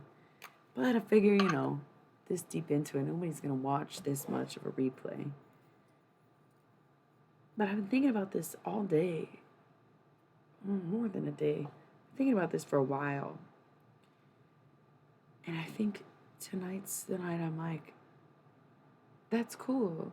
It's funny because I have a few people like you who will talk to me like all night. But it's just always very random and I feel like it's very far and few between. I would much rather somebody talk about whatever they wanted to talk about in the moment and talk to me than talk to myself and have people like silently watch me, in my opinion. And that might not always ring true. Like, I'm new on Twitch. It's only been a few months for me. So at some point, I'm like, okay, yeah, we can talk about demons. What the fuck? Why didn't you say something sooner? It's funny you say that. Like, with this whole conversation come full circle, I am coming up on 3 years since I had a very critical and almost fatal accident. It happened, I guess, on, it was pretty much November 11th. Um, and it actually, I mean, it started probably more like October 11th. It was a whole ass experience. So, as we get deeper into spooky season, as it has been 3 years, I'm kind of getting ready for myself to talk about this experience in depth and at great length. I wanted to be able to write it down. I've always been a writer. I'm always working on a book or several. They rarely get finished because PMDD makes it really, really hard not only to follow through on projects, but to finish them. Like, to even want to continue to do something is difficult when every other month I'm challenged with like a life or death scenario, and I end up just oftentimes like physically destroying the things I'm working on or deleting the stuff or becoming so unconfident that I just no longer have a desire to do it or think it's bad now. So if I don't do things really fast, I a lot of times won't get them done. And that's why, like, people are like, oh, you need more patience. It takes practice. And it's like, bro, I get at most 3 weeks before it's all going to crash and burn. So I just want to do it. I just want to do it. I don't care how good it is. I don't care how long it takes me. I just want to do it. Because I might not get that chance again. I might not live next time something happens. I might, you know what I mean? That's just how I am, is maybe a little bit of an extremist in that regard, but it just comes with that premenstrual dysphoria hour. And when I say hour, it's like a week. Yeah, I mean, that's always been my thing. I do really fast paintings. I do really quick drawings. I do on the fly impromptu poems. It's kind of why I can freestyle low key, but is something that I'm still like, not embarrassed about, but it's something I have to work out with myself, and that I've been working on for a long time. I'm not going to sit here and pretend like I don't think the new classic is a great fucking album, and I know how problematic that is because what the fuck has this bitch done since then but make a damn fool of herself? I know. Doesn't matter. When you get famous, that's so sweet. It's like when, inevitable. Um, are you talking about this fast thing, doing things fast? Um, yeah, well, that's why my album's not very good and nobody wanted to listen to it. It's like almost intolerable, but I like it. When I hear it, it like, even though I made it and I know my intentions and I know what it means and I know what it is, I still enjoy it, like, musically. Thank you. Because I can hear how much I put into it, and maybe again it's because I know, but it sounds very sweet. It sounds very unique and raw and original, but it's unpalatable. It's just simply not what people want to hear. Um, right. And for me, it's not even, I wouldn't even call it like a skills issue as much as it's like, I opted out of production. I opted out of technologically driven. I opted out of refined. I opted out of even educating myself. I wanted it to sound like it was from 1992. I wanted it to be known that it was a demo that I made in my basement on my own in 10 days, you know. I didn't really care for it to be high quality and is it going to go viral and is it crispy and is it diluted enough to hardly sound like me but sound good, like it could be trending. And that's truly what marks success, right, in the music industry, is to be able to catch on, to be able to be used, to be able to be commercial. Anybody, what I learned a long time ago, I was 19 and I read, I think it was Robert Hunter's memoir. He was the manager and lyricist with the Grateful Dead. Maybe it wasn't his memoir. I can't remember whose it was. It was like On the Bus, 20 Years with the Dead. And he goes into that in that book where he was like, a lot of people were calling us sellouts, but it's like, obviously we were, this is not a direct quote either. He was like, obviously we were trying to sell out. We were selling our records. We're musicians. Like, it's our whole career to make money from this. Like, the idea of a sellout is such a rude way of shitting on someone's success. Like, just because they're an artist, they don't deserve to get paid. They don't deserve promotions and contracts and the things that you would want at your work and at your job, just because what they do to you shouldn't be a commodity. That makes no sense. So I learned a long time ago reading that book. Can't remember, like, somebody took it from me and never gave it back. Or I let someone borrow a book. Ugh. My original copy too, that I found like in my old home's basement from someone who left it behind. Tragic how we lose emblems over time. But yeah, if you borrow a book from somebody, give it back or at least update them that you didn't finish it. Hey, now we got all the babies in the house, you know? Should I link my music? Good. Did you just wake up or is it late or like what's going on? We're also big chilling over here. We're not even doing tarot cards, dude. I think we all mutually agreed that we did not give a fuck about what the tarot said. We pulled out the love oracle. I don't know why I always say love oracle. It's love tarot. And we didn't want to do it. I'm putting it back actually. Oh, we were going to talk about demons. Okay. Fuck the tarot. We're not, yeah, we're saying fuck the tarot. I much enjoy talking to all y'all. Love that for you and your cat. You should have seen Merle earlier. He was so cute. He was just sitting on my lap. Oh, precious. So, we're talking about demons. We're talking about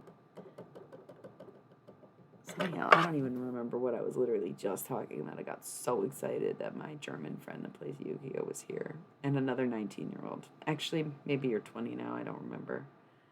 How to Pet Demons tutorial. I love that. 20. Oh, you are 21. Okay, I was like, I'm not even 21 yet.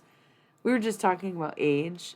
That's what it is. Okay, I thought you were 20, about to turn 21. I was wrong. You're 21, going on 22. Our friend here is only 19, and I was like, that's pretty young, but sometimes it happens. You were the only other young person I could think of on my channel. There was someone one time that was like, oh, I've got primary school tomorrow or whatever. Yeah. What the fuck? Yeah. Should we do show and tell on my channel sometimes? I'm gonna start doing that. Listen, you guys, I want to be able to schedule streams and shit, but the whole reason I work for myself is literally so that I don't have to have a schedule because I'm very unpredictable in that way. Shut up. That's disgusting. And also, you're not baby anymore. You've graduated from baby to toddler.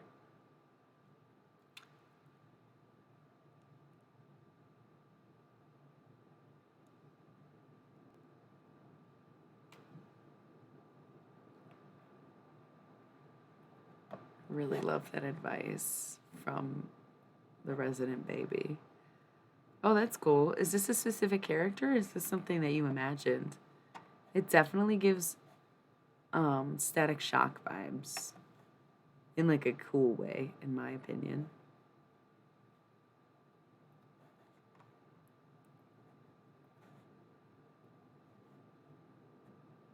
Oh, cool. No, I love that. Do you know Static Shock though? You're of age. You should remember.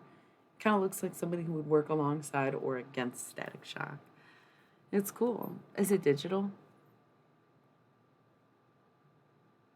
Yeah. That's fucking cool.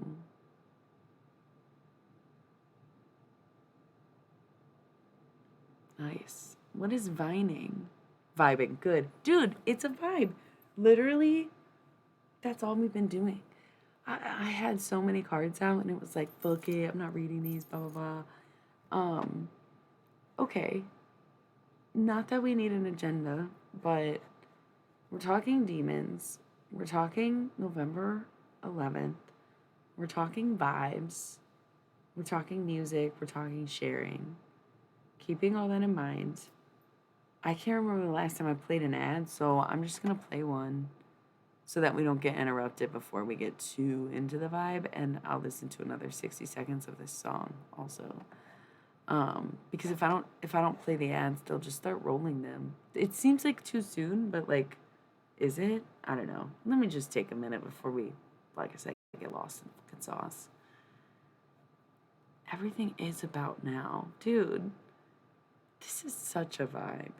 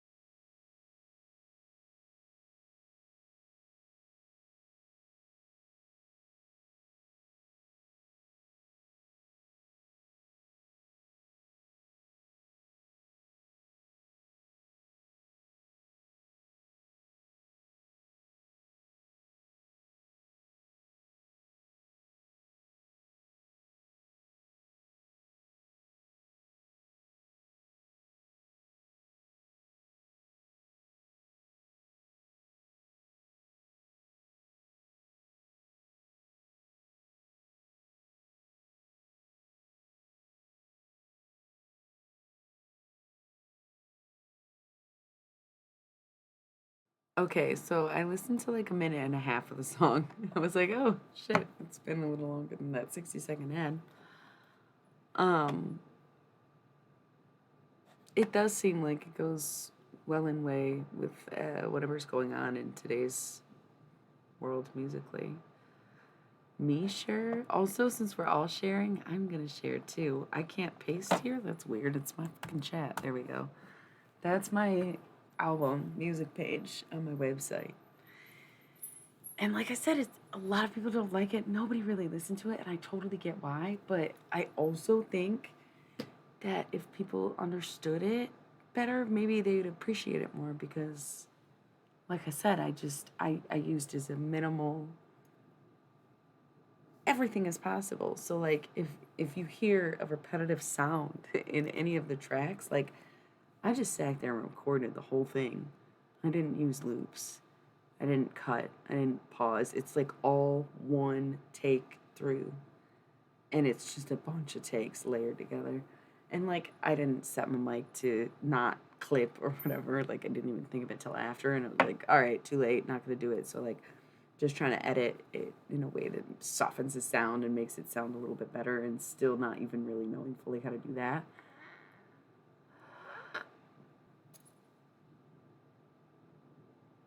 It's almost as if you didn't listen to anything I say. I don't really want to improve my sound and I don't really need your help.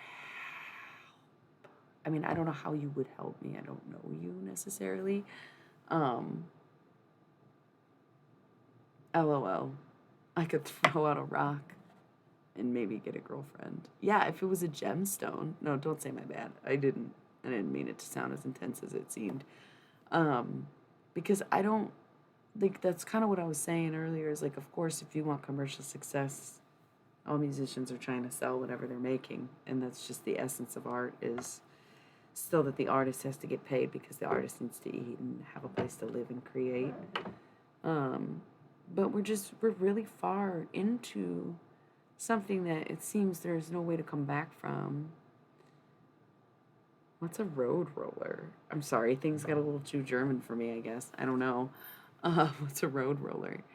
But you know, it's like if we all just make things based on what we know is right, or based on what we know is good, or based on what we know will work, then how genuine is the art form? Like, how genuine is the outcome? Especially like the more hands you have on something, the less genuine it is for you, right? Flattens a road? Where are you from? What are y'all talking about? What is a road roller? This is goofy. Y'all are goofing.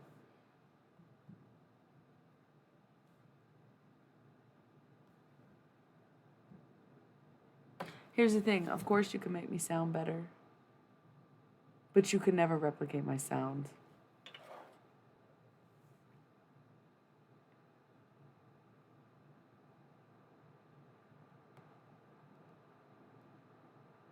Oh, road roller is also a dog, and we call that like, I don't know what I would call that. Not a road roller. That's so funny.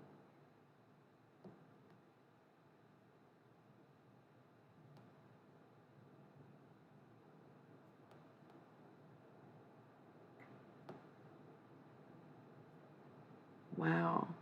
You know, it's so weird. I literally never considered what I would call that, but it's definitely not a road roller.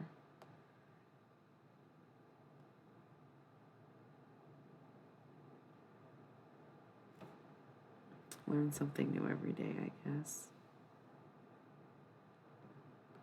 That's super funny.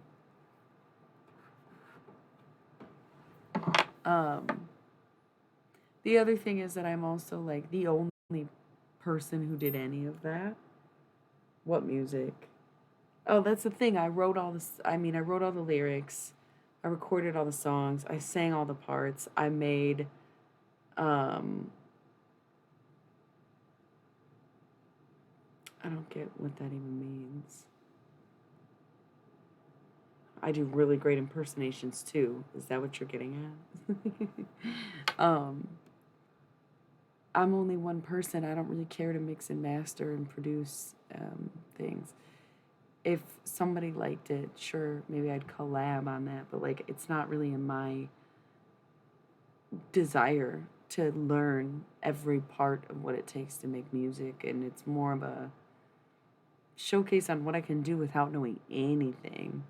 And that to me, it came out pretty fucking good. I literally making shit up. It's like I had a week to finish this 6 songs. There's one I didn't do because I was like, man, this is just too hard because it is a cover album. But like I said, I just like rewrote all the words. So it's like I can only do so many things. I also modeled in all of the photos for each digital artwork I made. And then I also handmade the album art and the lyric page. So it's really, I mean, the music is one component, but I'm doing everything, you know? I made all of the music except for like the 2 guitar parts that are on 2 different songs that I had as a collaborator.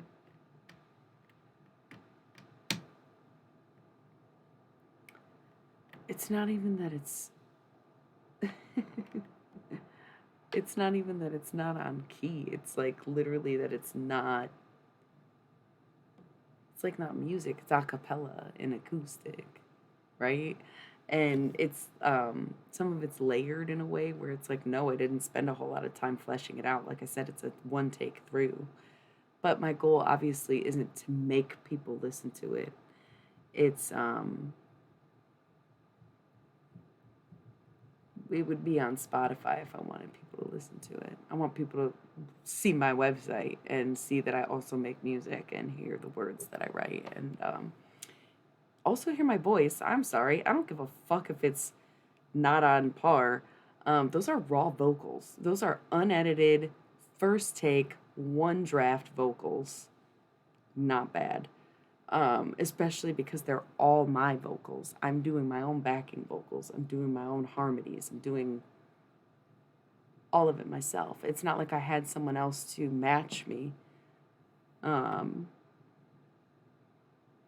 That's funny. I didn't use auto tune. I didn't clean up my tracks. It's just purely raw.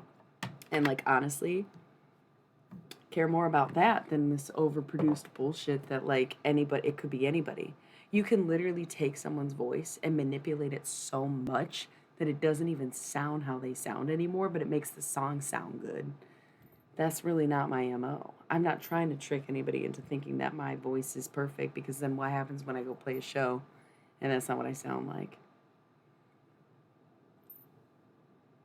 It's punk doo-wop vocal a cappella psychedelia showcase of my abilities in every area other than producing.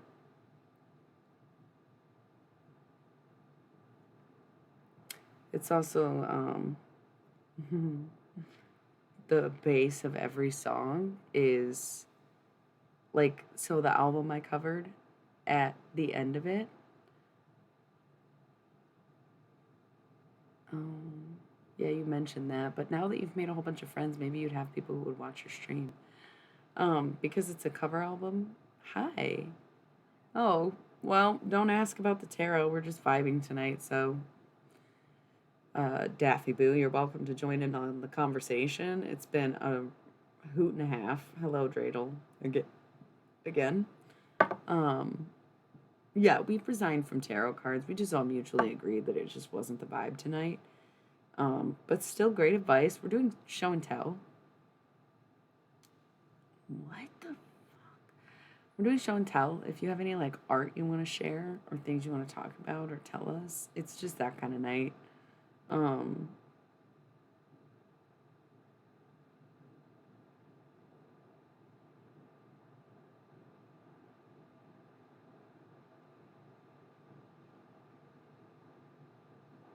yeah, well, this is the first music I've ever released, also, and I made an entire album as my first debut piece of music. Instead of, of course, I could have made one song sound really good, but what's the fun in that? I rewrote the whole album. I'm not really trying to show off a skill set. I'm not like, look how good I learned Audacity. I can use Fruity Loops. Cool. Nobody gives a shit. I fucking decided I could vocally cover at least three of the tracks on this album. And I taught myself how to play one of them on piano in an hour. In a 45-minute take, I got the whole song on an untuned piano. So even if I looked up the notes, it wouldn't have meant shit. So I just didn't look up the notes and just learned it by ear instead. First time I ever did that. So sure, bailed on it. This is the first thing. Yeah, that's what we're discussing right now. And they're like, it could sound so much better. I'm like, you're missing the point. It's okay though. Like I said, it would be on Spotify if I wanted people to listen to it or like it. It's a cover album, technically. I covered 9 out of 10 of the songs. You keep bringing up eating toilet paper. It's really confusing. We have learned our lesson since last time. What is this link that you're sending me? Is it Kid Cudi? That would be very on brand. Is this One Direction? Just kidding. They just have a. It is Kid Cudi. Okay, I'll watch it later. Not gonna watch it right now. How the fuck what? They have a music video that starts with the same beeping.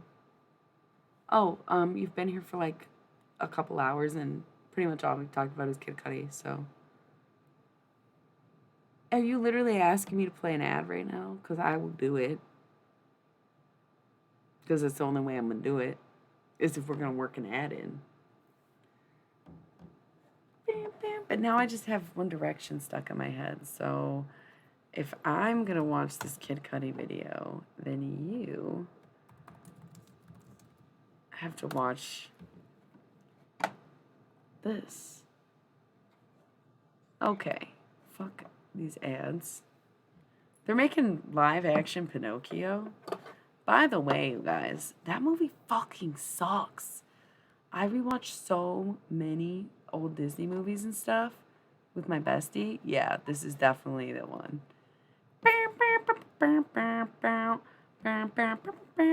Oh, I just wanna take you anywhere that you like.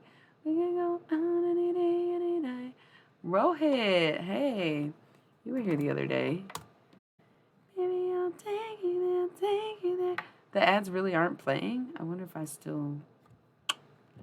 Baby, I'll take you there, yeah. Okay, so I'm gonna see this minute of this video. I'll be right back, you guys.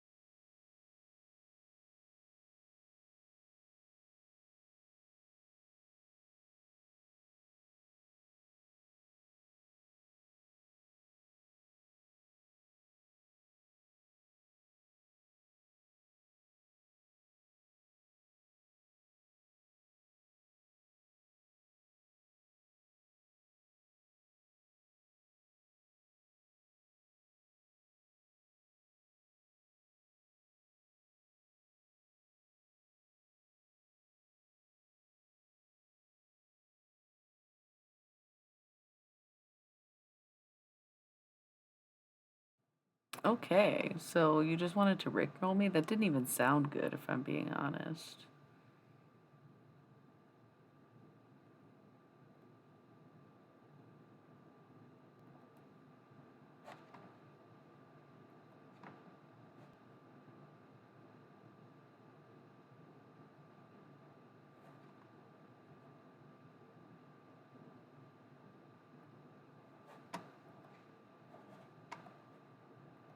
I'm clicking, I'm catching up on links. Oh, wait, I saw this one.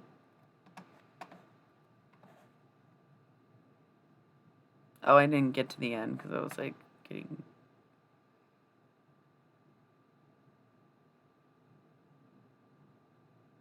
No, I want to see you.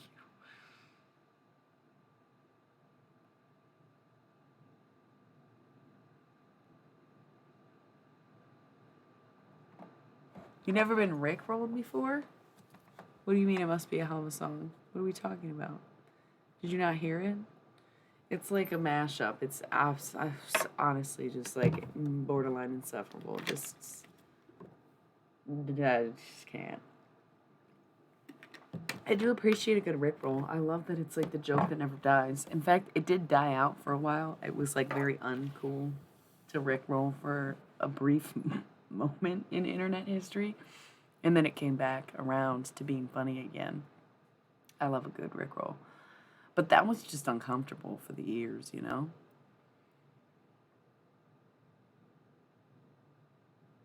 Wow, that's so funny to me. It's offbeat and off key too. Like comparing it to my stuff. I mean, why even bother? Why even bother? It's just like the other thing is because it's a cover album, I wish people would listen to the original and understand that the whole album itself is like that. Like it's all off. That's why I couldn't even finish track 3 because it's so I don't want to call it bad because it's not my song, but it was even my collaborator, the one person who helped me with any piece of this album, which was like again 2 guitar parts, he tried to learn this track 3 on guitar and he was like, it doesn't even make sense. Like the notes don't make sense. You know? When you're covering like acid punk garage rock into psychedelic acapella, it's going to be a very, very loose translation. No, I know, me too, but that's why he was sharing it, I thought, because he was like, yeah, it's offbeat and off key is the same thing he said about what I was doing.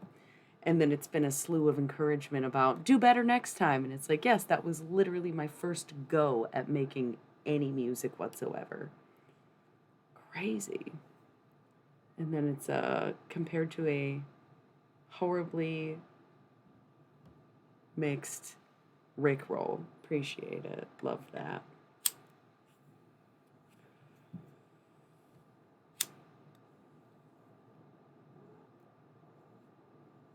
The best part about being Aqua Moon is having absolutely zero desire to be understood.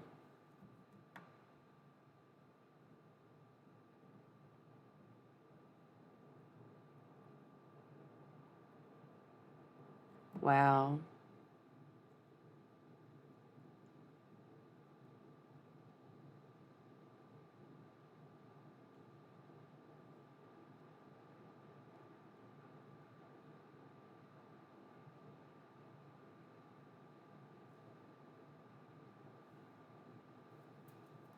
That's the thing at the beginning of the stream. I was talking about how it was a little off kilter and not myself this evening.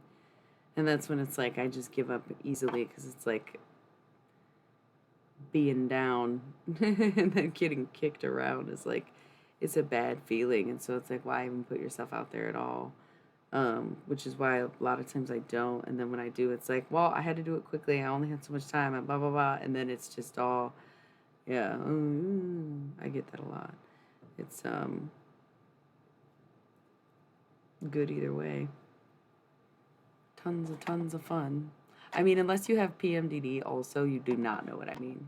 But right, easier said than done. This was so irritating about it, I think.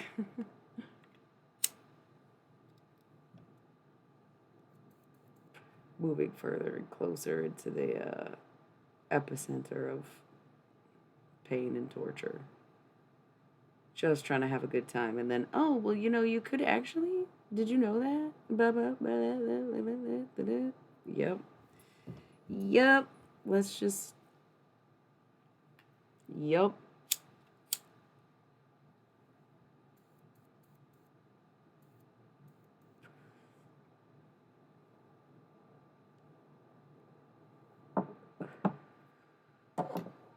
So when you're already like not in a good mood, it's hard to put yourself back in a good mood when you get taken out of it. Like it was a vibe until it wasn't. It's like, yeah, that's my own fault, I guess. Ugh, what are you gonna do other than completely kill the conversation because you went way too long on a Rickroll when once again going from one to the next.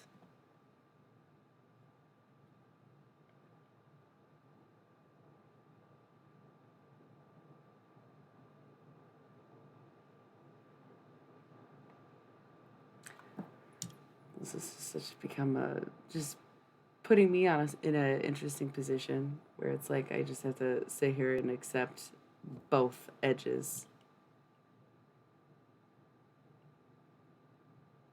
It's like I said, it's like whether or not nobody knows where I'm at in my cycle, even though I try to be transparent about it. What's up, Dapco?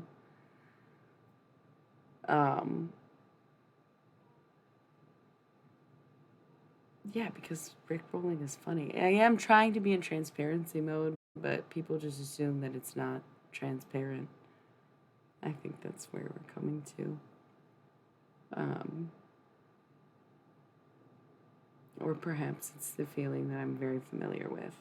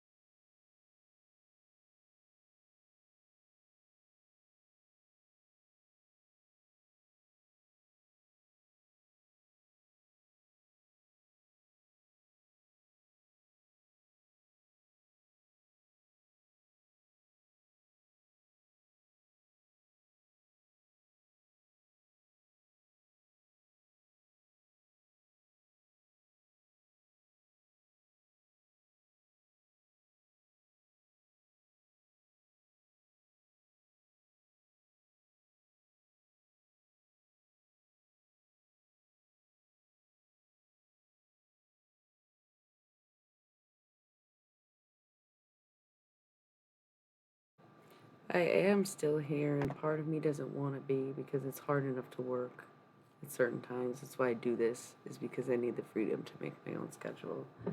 Because I only get 2 good weeks a month, more or less. And the months are short. I don't get the full 30-day cycle. I get about 24. So it's like 2 good weeks out of every 3 weeks, or like good week and a half out of every 3 weeks, give or take a few days. It's exaggerating to say a week and a half. It's like 2 weeks where I just struggle. Like I said, when I started the stream, I was like, this shit ain't right. I was really awkward, wasn't feeling super confident. See, and the thing is, do you think I'd really be reading for tarot cards for 10 years and have my own streaming channel and take advice from a 19-year-old? Um, just to be fair. To continuously hear, this advice from people I don't, yeah, no, I know, right? It's like, ooh, she bites back a little bit, where it's like, you want to sit here and have me clap for you and then turn around and be like, oh, well, I'm better than you, so I can help you and let me give you advice. When it's like, didn't you come here for advice? So sorry, yeah, we were vibing. We were having good conversation. I'm sorry for sharing something you didn't like. I shouldn't have. That's my fault. But then to derail the conversation and turn it into a continuous joke or whatever you want, nothing to do with what I made, obviously. The transition was irrelevant, right? From me going to share my music to you sharing something you made intentionally terrible. And even though you said the same thing about what I made and what you made, and yours was a joke and mine was serious, it wasn't about that, right? Where even though you called mine offbeat and out of tune, and then you turn around and say, haha, it's offbeat and out of tune. But it's not about you. It's not like that. Hey, dude.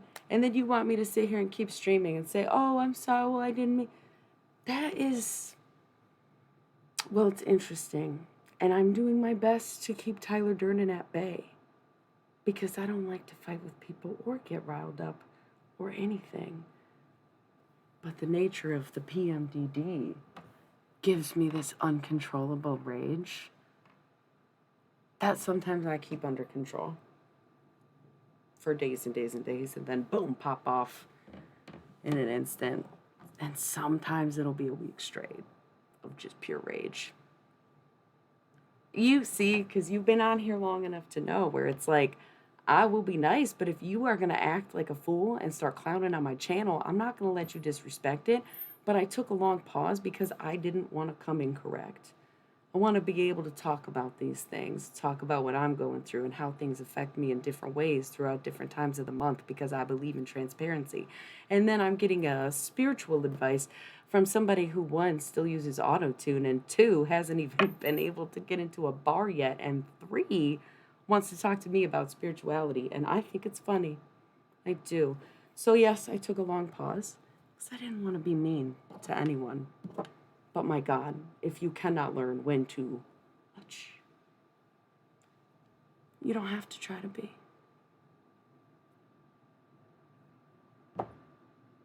You don't have to try to be, right?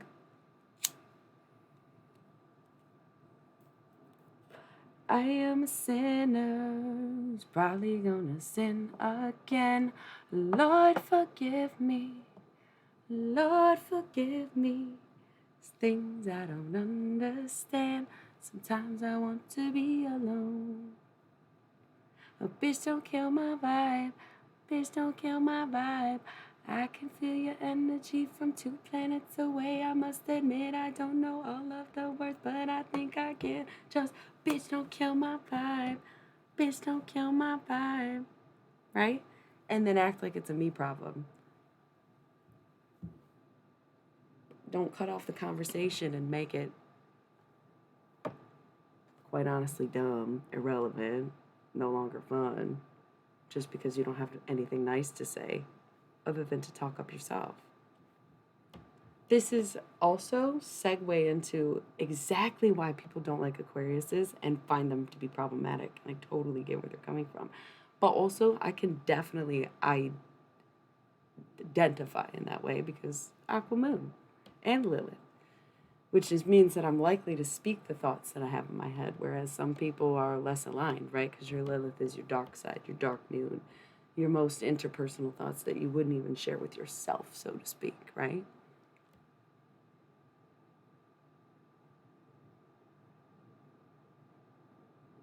Even if you were not targeting and clowning me, you were misguiding and misdirecting my stream to be focused on you and your clowning. Does that make sense? Do you get where I'm coming from, or no? You still are taking it as a personal attack. That's fine. You can. Um,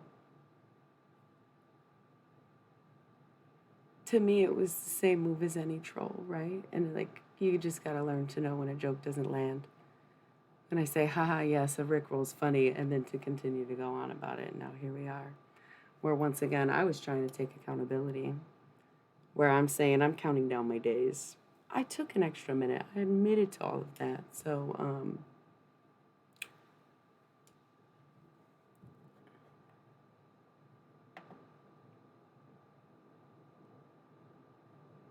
once again, you are focused on the wrong part because of your opinion on the subject, which I didn't even get into, right? Because you're caught up on, oh, he was just sharing an opinion. Listen, derailing the entire stream and making it about you and your one joke or whatever is like, it's just annoying. And look at where we are now. It's just dramatic, right? Doing my best to handle it the way that I can in a way that's rational and also, once again, taking accountability for myself. Where sometimes this stuff doesn't bother me and I can roll it off easier, but when I'm already trying to stand myself up, prop myself up, well, yeah, because it already happened. Get what I'm saying? Back to the whole bitch don't kill my vibe. Bitch don't kill my vibe. That's what.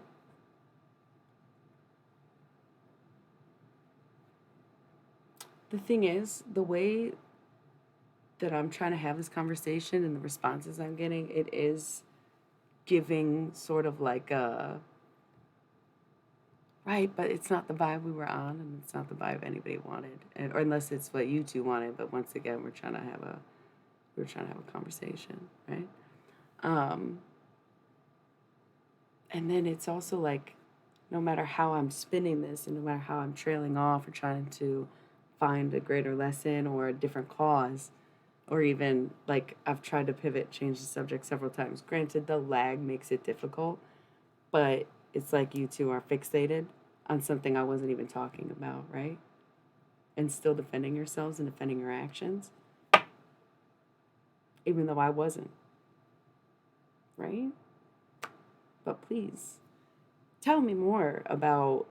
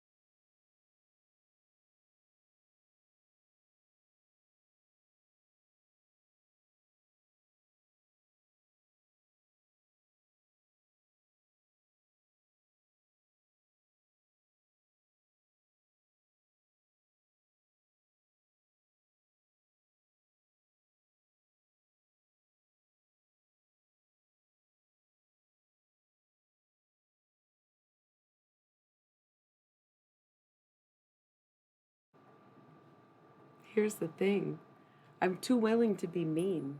I am too willing to be mean. And that's why I'm like, you know what? If you can't say anything nice, don't say anything at all. I'll just don't even do it. Cut to commercial break. Roll an ad. Who gives a shit? Smoke that crystal pipe, man. Right? Why cave to evil when you can do good? You know?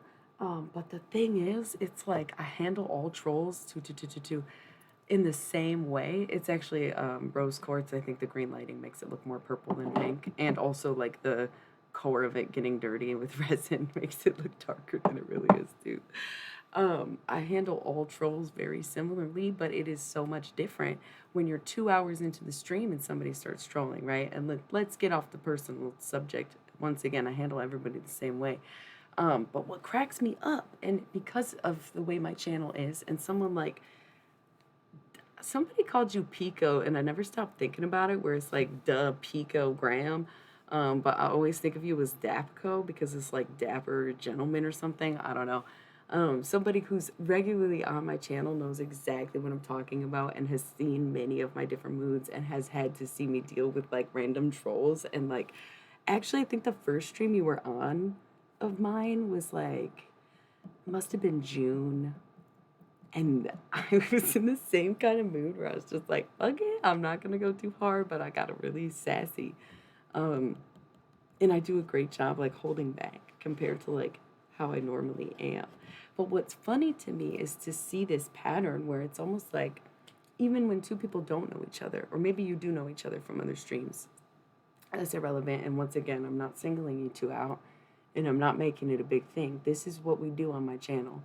When something happens, we talk about it. And if you can't talk about it and keep up with the conversation, then obviously you're not aligned. Right. Ex- exactly, bro. Exactly. So it's giving narcissist, honestly. It is to just be like, to kind of like, one, you've been talking about yourself. You've been making it about yourself the whole night. And I said, I'm cool with that. Everybody share what they want to, do what they want. But then when other people want to share, you don't want to gas them up in the same way you've gassed yourself up, right? And then also to derail the attention away from them, right? That's fine. I didn't say that you are a narcissist. I said it's giving narcissist because cool, give people advice. Then you should have a tarot channel, right? Like, do it yourself then.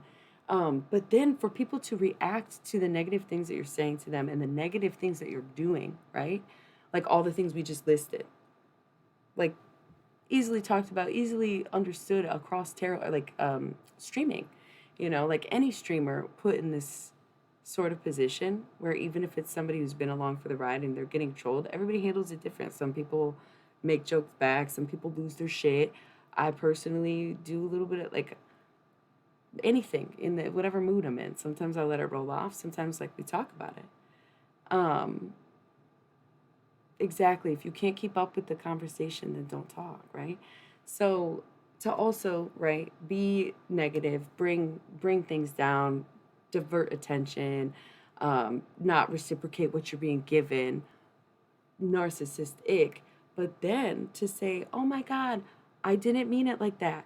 I'm sorry you feel that way. That's not what I meant. That wasn't my intention. That's when it becomes like, oh, yes, the poking and prodding of provoking and then saying, well, you did that and I didn't do that and that was your fault and you should be able to handle it and this is on you. See, you got offended, right? And it's like, you missed the point, and we did have, you don't have to feel sorry. I never asked you to feel sorry. Once again, on this channel, we talk about things that happen. We discuss these things. We talk about the way we are feeling, the discussion we're having. Like, if you didn't want to make it all a conversation about why people troll, then you shouldn't have done it, right? Because we weren't just gonna shoot the shit about internet videos all night, were we? We're still a tarot channel. We're still doing spiritual shit. And to be so overly confident at 19 in one way is commendable, but in others, it's as much as you want to teach, know that you can still learn too, right? I've got plenty of people in my life of all ages, right? I already said my best friend is like not even 3 years old, so.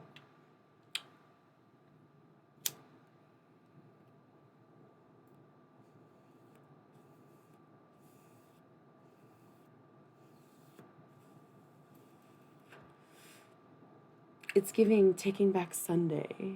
It's giving boys like you are a dime a dozen. Boys like you are a dime a dozen. She says, you're a touch Overrated, you're a lush, and I hate it. But these grass stains on my knees, they won't mean a thing. And maybe that's what I'm supposed to do. That's the whole point. When you trigger people, that's what spirituality is. If you can't handle the conversation around your own actions, then simply don't do it. Bet you weren't expecting that kind of lesson, though, were you? Because you thought, oh, it's all jokes, it's all good. Maybe it's not all good, and you need to realize the way that you talk to people or when you do say things. Shut up.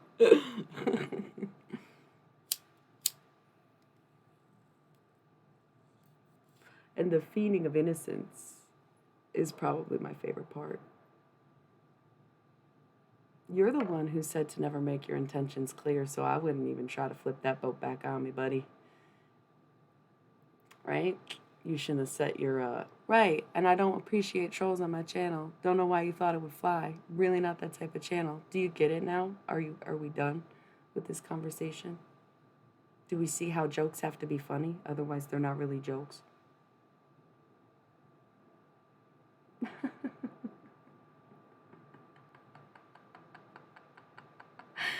Listen, if I was a Karen, I would have booted and banned and reported your ass. Like I give a fuck. I ain't calling anybody. You feel me? Nice try, though. Once again, jokes have to be funny, so I guess that is a joke because it sure was fucking funny.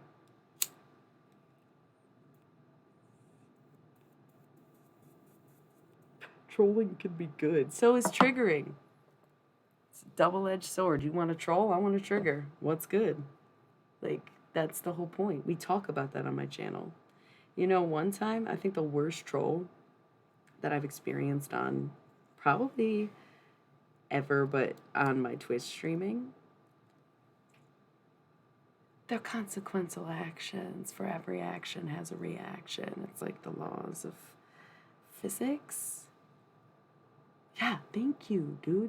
Like, you gotta be able to keep up with the conversation if you're gonna talk. The worst troll that happened on my stream, and maybe like that I've ever witnessed, is like my bestie IRL was on here chatting it up with me, and there was like some troll who, like, he had been on my channel before, but we didn't really know each other. I don't think he's been back since like one of that nights. Okay, good night. You know, dude, you missed it. If you scroll up, you see the whole conversation. It was like literally so awkward, and he's still like crying about being called out for it. Blessings to you as well.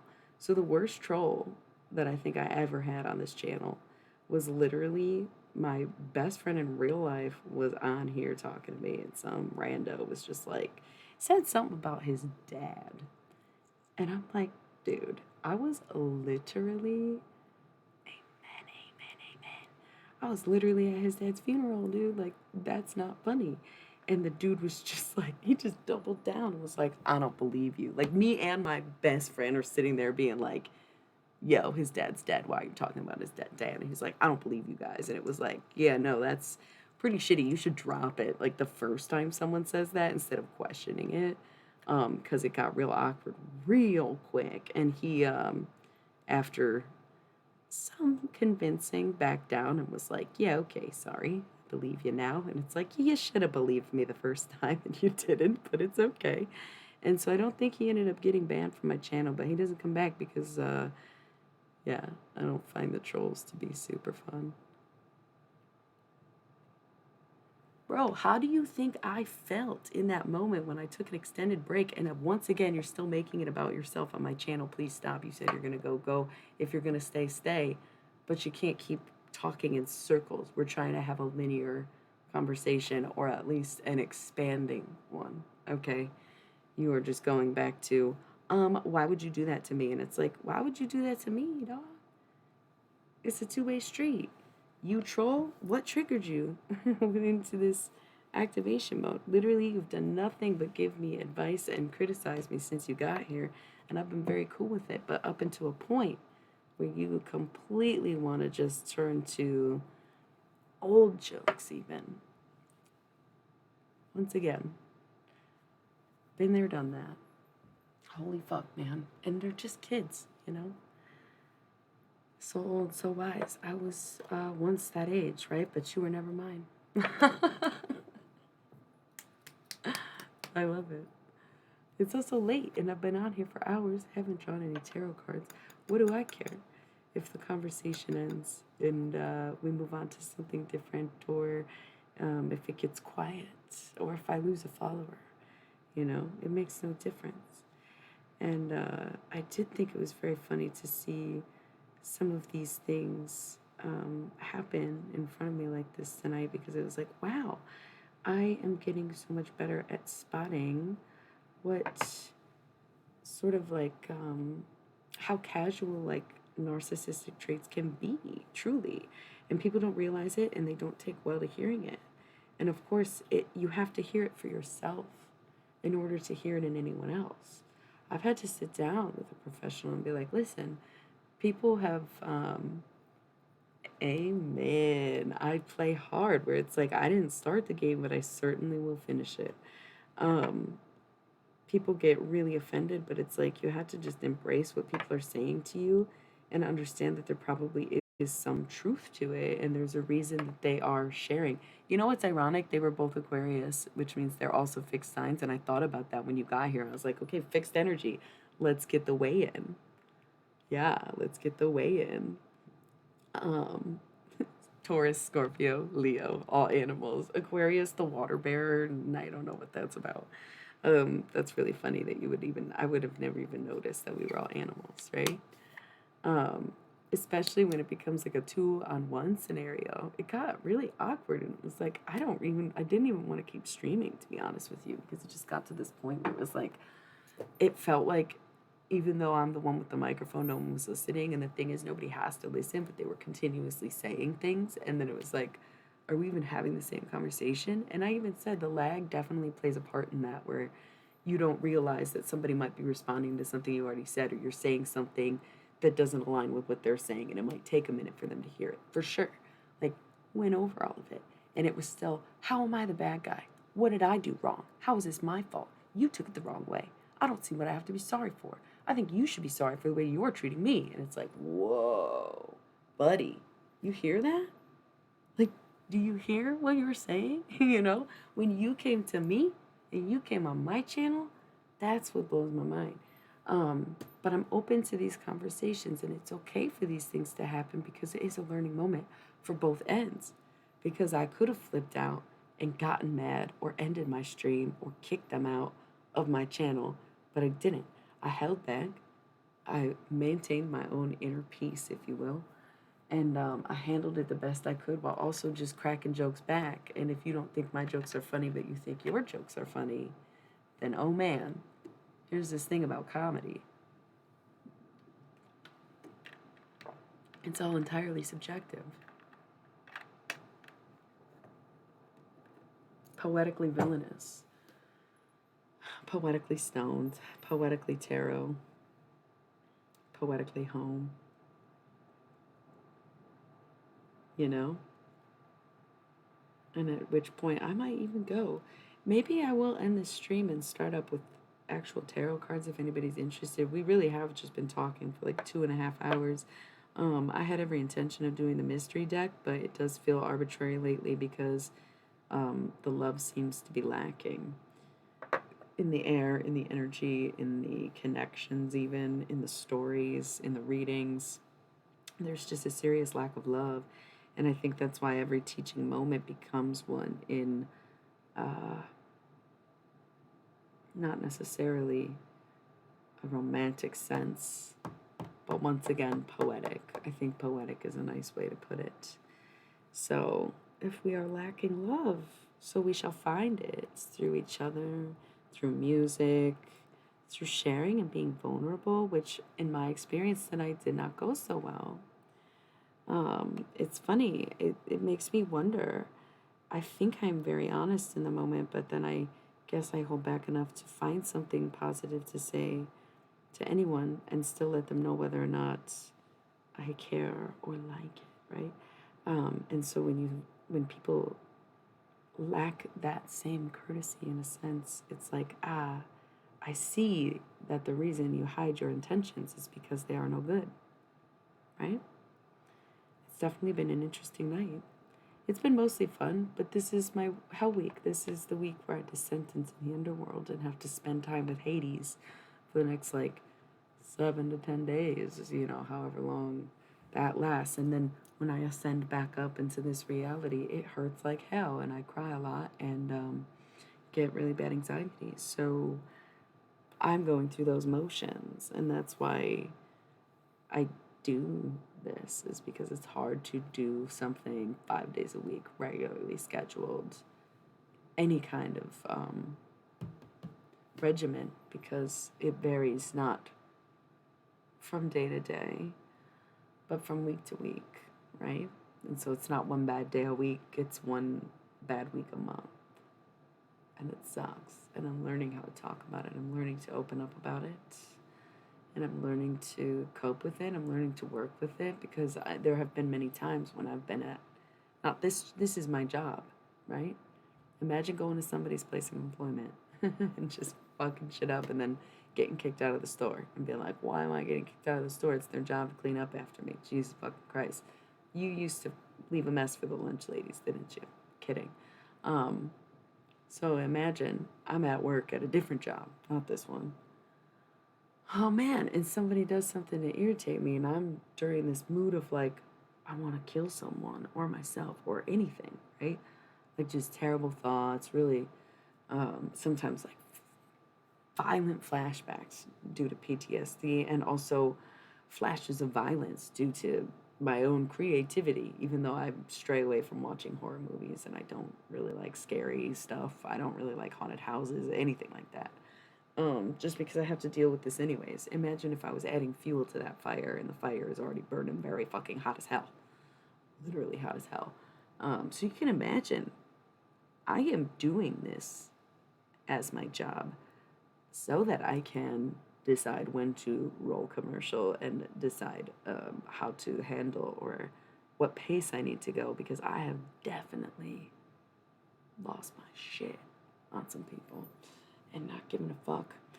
It's like I'm not even, I wouldn't say that I hide behind a screen, but sometimes I think it's for my own benefit to be behind one. Because I've seen myself in action, I've seen myself in the real world. And yes, I used to have all sorts of regular jobs. And no, these things definitely always happen. It's not one thing or another. It's not just this or that. It's not one person. It's any end of it. And so people who can't understand the conversation surrounding it, right, is fixated on themselves and the own role that they play, is just simply here for their own reasons. And everyone is. That's life. We're all here on our own journeys, and we're all here to hear what we need to hear, and we're all here to listen to what we want to listen to. But eventually the lessons will come to us and will be falling on us in the way that we need them to, no matter how long it takes, no matter who understands it or who's there for it or who guides you on it. We're going to get where we need to be regardless, right?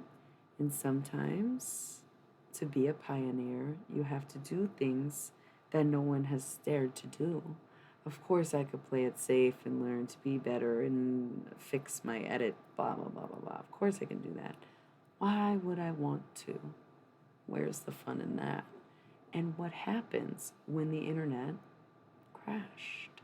Or when computers stop working? Or when life reverts back to the way it was in the olden days, right? What if we went back to dial-up, man? What if there was like a Y2K crash all over again? What if we just wake up and they turn off the simulation and we have to entertain ourselves from the soul level, from the core of our bodies, right? Okay, fair enough. That's an interesting take on it. I guess I was getting at the entertainment part of things, where we're so used to refinement, we're so used to this digital life that we are shocked and appalled by things in nature, right? And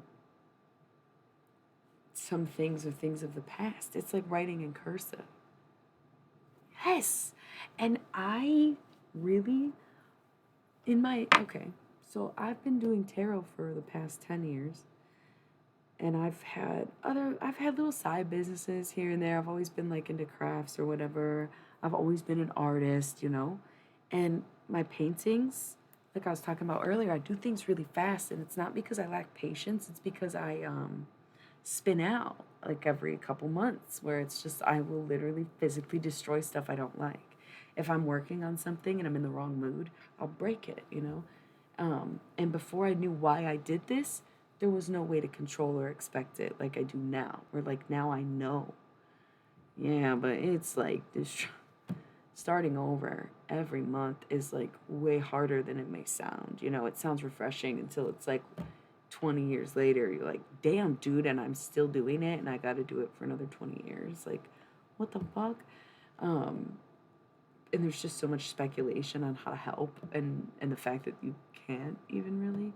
And that's why I'm trying to be more candid about it, because I don't think people realize like the predicament I'm in, where I've had the same disability for like literally 20 years, probably more, and never knew what it was. It's not that I never got help for it, it's that the help I received never did shit for it because nobody knew what it was, you know? Yeah, but this is more like putting a knife through the canvas or taking a hammer to your laptop type of destruction, like physically destroy it.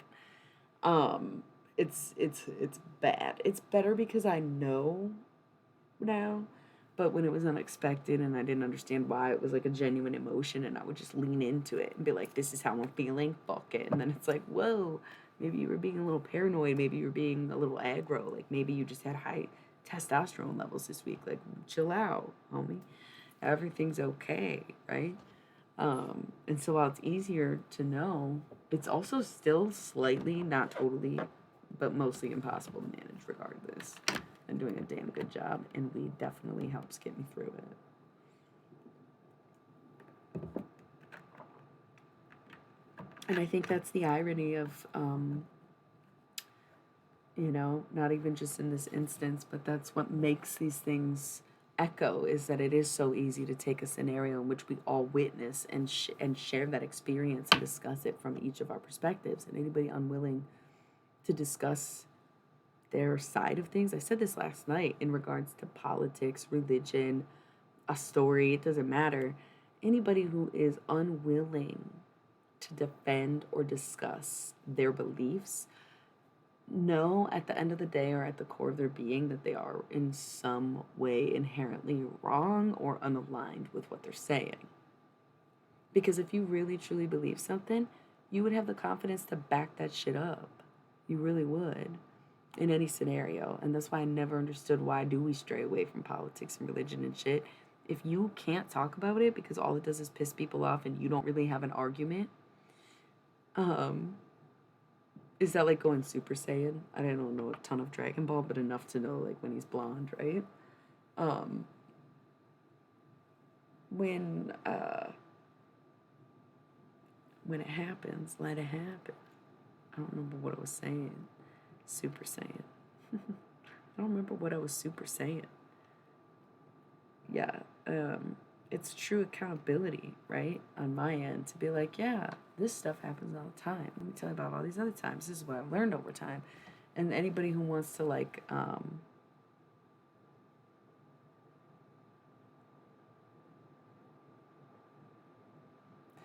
that's what, you know, where it gets to a point, and I know I'm like that, and other people don't get it, or don't believe me. You know, they have to see for themselves. It's the same with having PMDD. I find people in my real life will try to provoke me, because they hear stories about this, like these flashes of violent, raging anger that like I am doing my best, literally, to subdue and to cope with and to handle on my own.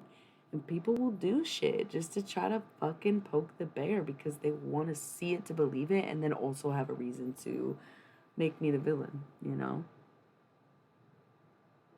Thanks. I didn't think I went too hard either, and they were really to crumble. Both, one of them backed out quicker than the other, and it was kind of funny, because they're probably still riled up about it, and I'm just taking this opportunity to go further into what I've been talking about all fucking evening. You know what I mean? Um, and that's how, at the end of the day, I can be confident in knowing that I am doing my best, even if it feels like oftentimes I'm making no progress. Because it's like I'll have months that are just as bad as they were 10 years ago, 2 years ago, whatever. And this time of year is hard for me because I got into, I guess, listen, Pico, can you explain your name first of all? Is it Dapico? Is it Dapico? Is it neither? Is it Dapicogram? Like all one, like Dapicogram, Dapicogram, or something? Or is it like the picogram? Or is it the picogram? Or is it Depicogram? Depicogram. That sounds like some kind of photography thing. Um, every time I reference you, I feel like I'm saying something new, kind of, where it's like, is it Pico? Is it not? Um, shit, I don't even remember I don't remember why I was asking about your name, other than I was seeing that and then was gonna say, blah, blah, blah, blah. Um, it does get deep around here for sure, for sure. It definitely gets deep around here, and it's not meant for everyone. I'm like a deep sea anglerfish, and people are very attracted to the light. But once they step into my radius, they see what it really is, and that is a terrifying monster at the depths of the ocean. And even though you know that they are the entire light in this world, it still freaks you out, and you end up floating back up somewhere you're more comfortable. Um,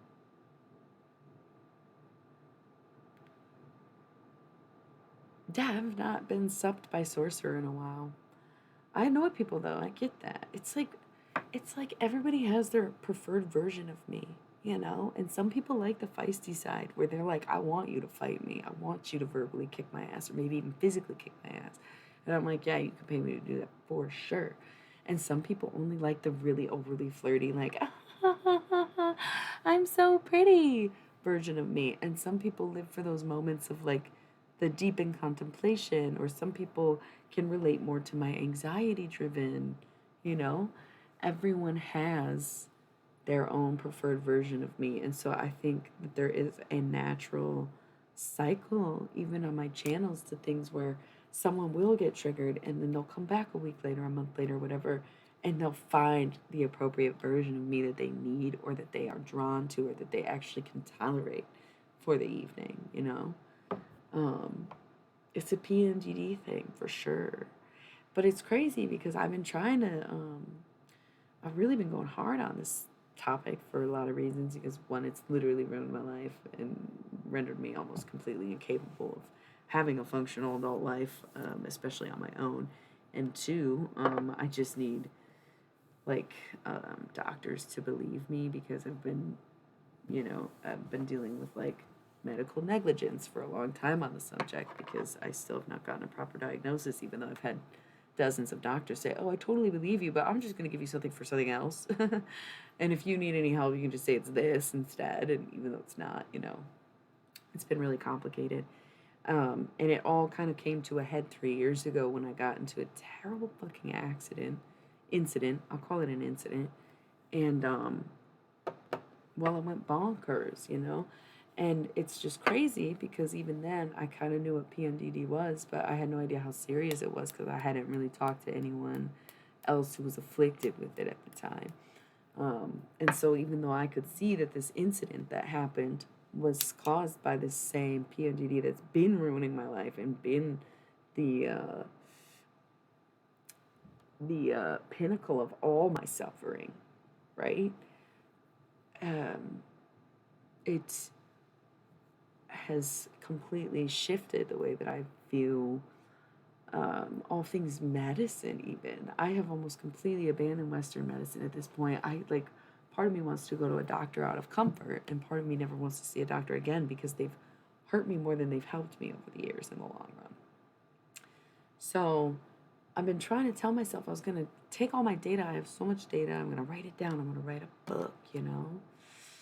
But the words are just coming out better when I talk these days. I've always been a writer, and I've always been more shy about speaking on things. And being center stage is terrifying. I hate audiences, I hate crowds. It's so much easier to do camera work than to do live audience stuff. Like, obviously, I know that. Um, and that's why I don't mind putting out my raw images. I don't edit my pictures either.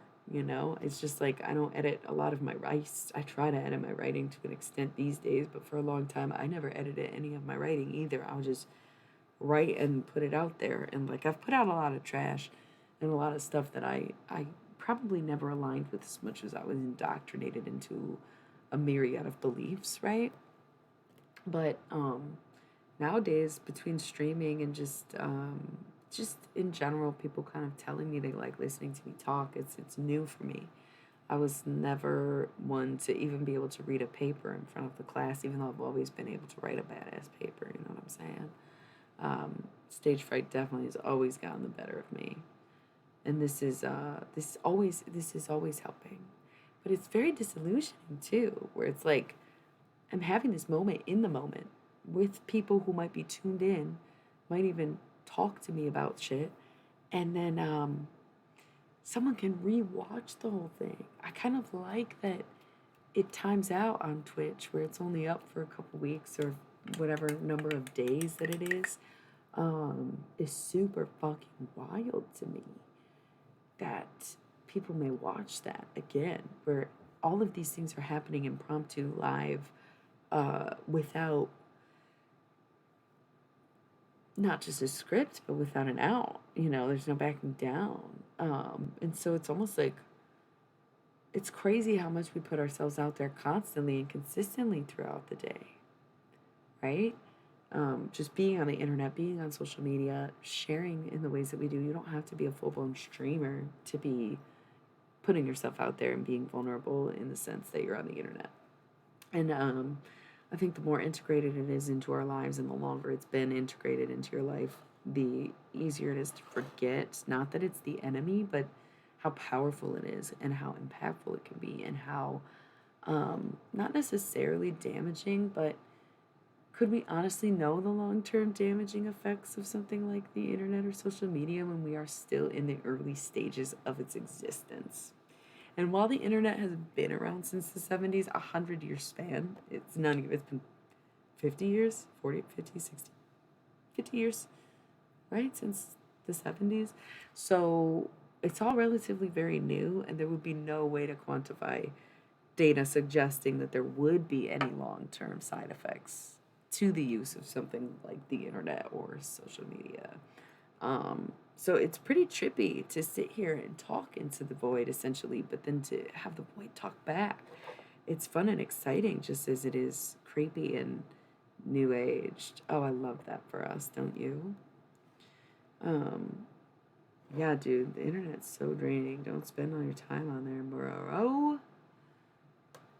Oh my god, we were literally just talking about you. You can literally scroll up and see um great timing. Welcome back. I've missed you.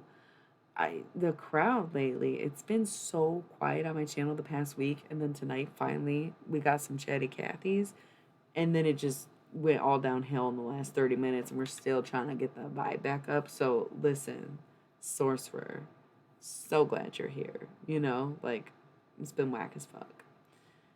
That's great.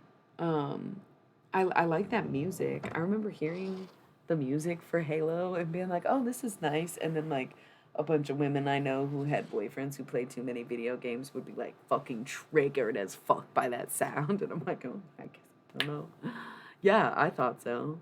I think from what I remember, the animation in Halo is pretty good too, where they put a lot of detail into things like the sky and the exterior that you can't get to. Like I've never played, but I've always watched people play video games. It's been a long time since I've seen Halo.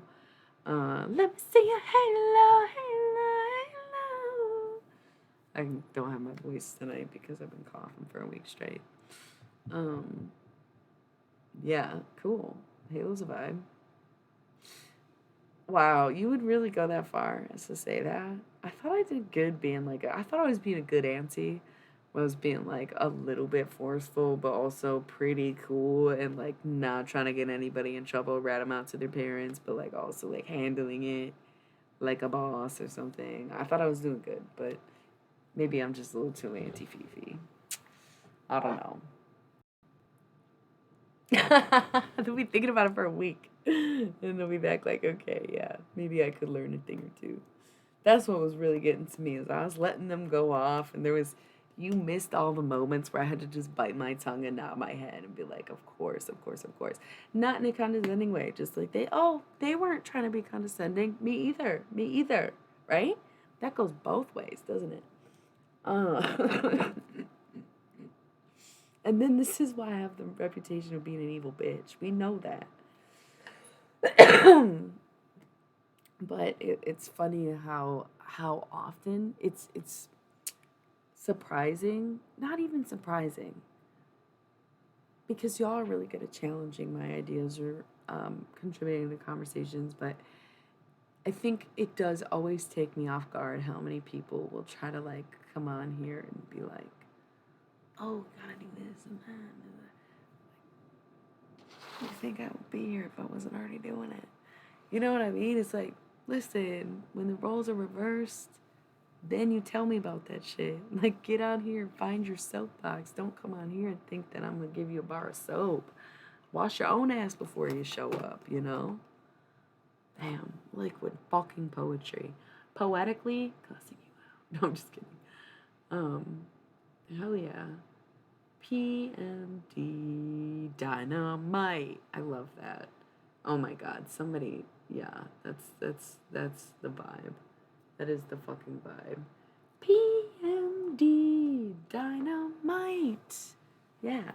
Don't you like that? Last night it was emotionally because I had this shirt that said emotionally guarded, but you couldn't see the guarded part, which I thought was really funny because I'm more emotional than emotionally guarded. And so tonight I didn't know what to title the stream because lately I've been getting on here with like nothing in particular and just babbling it up. But like I said, it was really slow this week, and I don't know why. It kind of felt like a slap in the face from Twitch, where they're like, "Oh, you're affiliate now. Allow us to shrink your algorithm and push you down to where no one can see you." And it was like, "Cool, thank you for that." And then tonight was the first night that I had like there was 10 people here at one point. That was kind of fun. Um,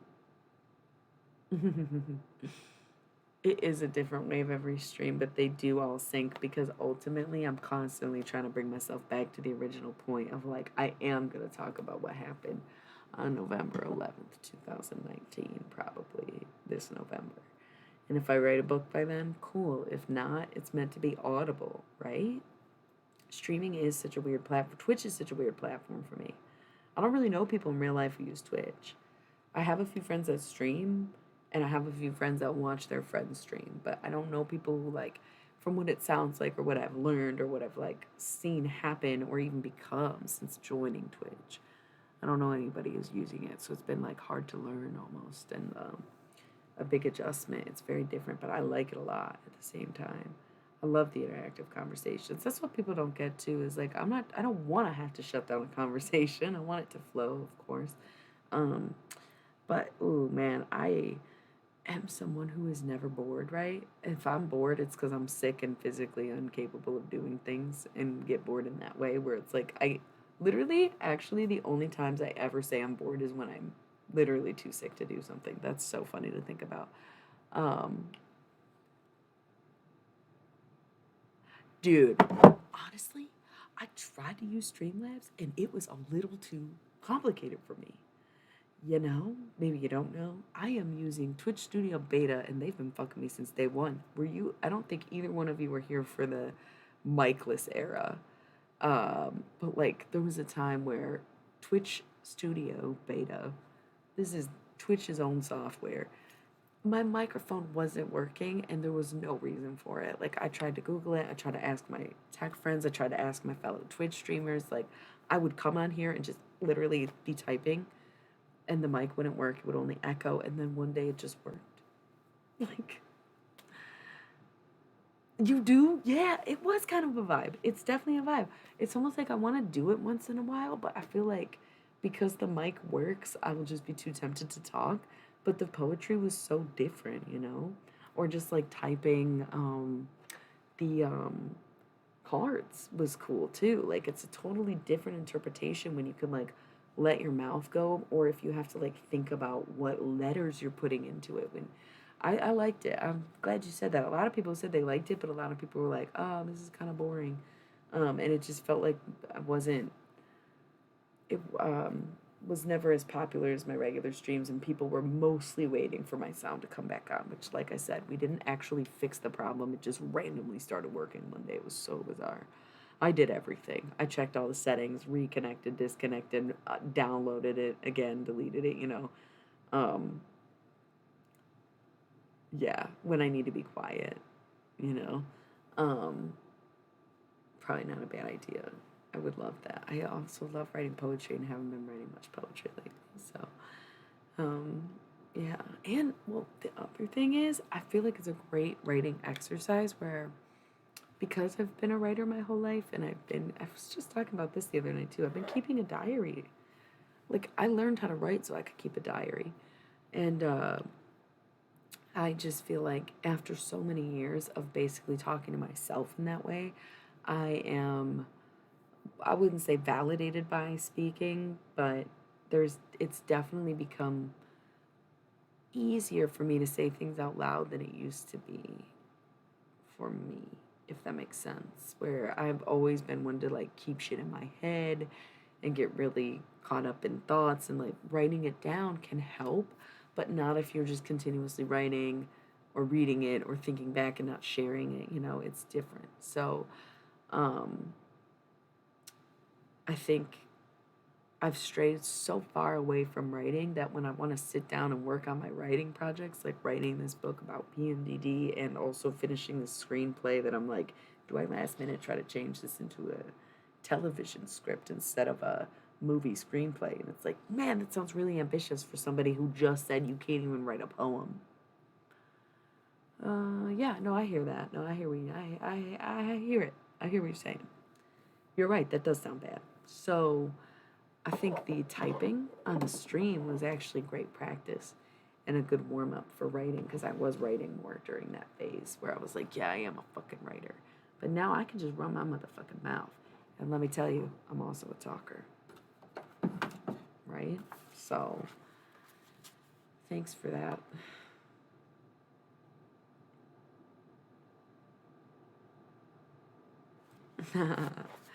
Do y'all want any tarot cards, by the way? It's been a long ass night, me talking.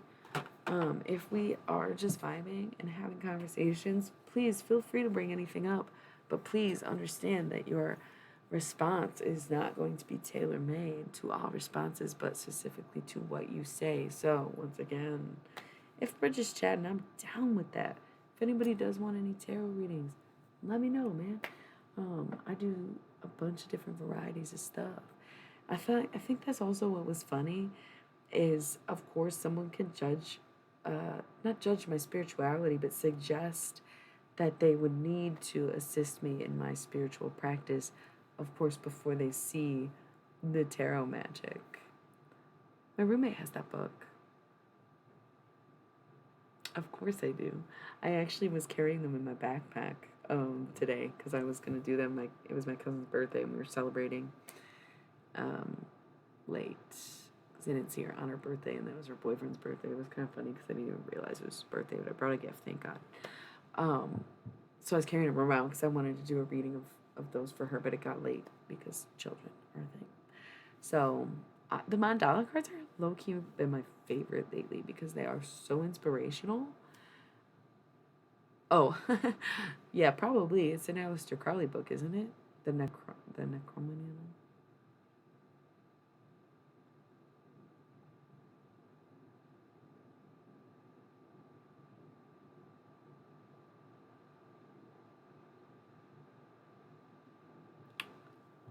Wow. Is she alive? Sorry, that's rude. Does she ever go in your house? Yeah, I'm into that because I'm into necromancy.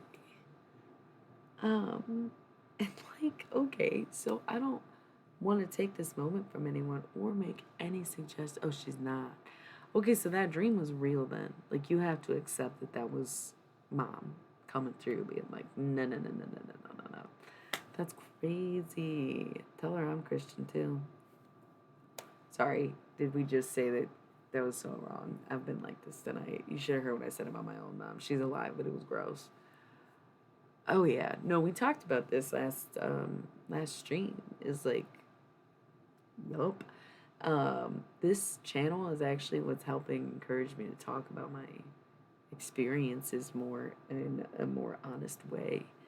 But y'all, I'm thinking that if I do start doing tarot, I kind of want to end the stream and start it over, even though I'm not going to take like an hour long break. It's just that I like people to be able to watch the tarot readings that they miss, and I don't want anybody to have to listen to me um, like bitch for 3 hours to get to a tarot reading. So if I ended the stream so we could do tarot fresh, starting from the beginning, would you join me? Because we in it. And I wanted to do tarot tonight. I wanted to use my initiation cards. I was trying to do the mystery deck. I was having weird feelings about the mystery deck lately. And I think it's my own resilience to not wanting to hear the story that it's telling, because I understand that it's relevant to me and it's like maybe we're wrong or whatever, but a million people can seem like a lot and a million people can be wrong.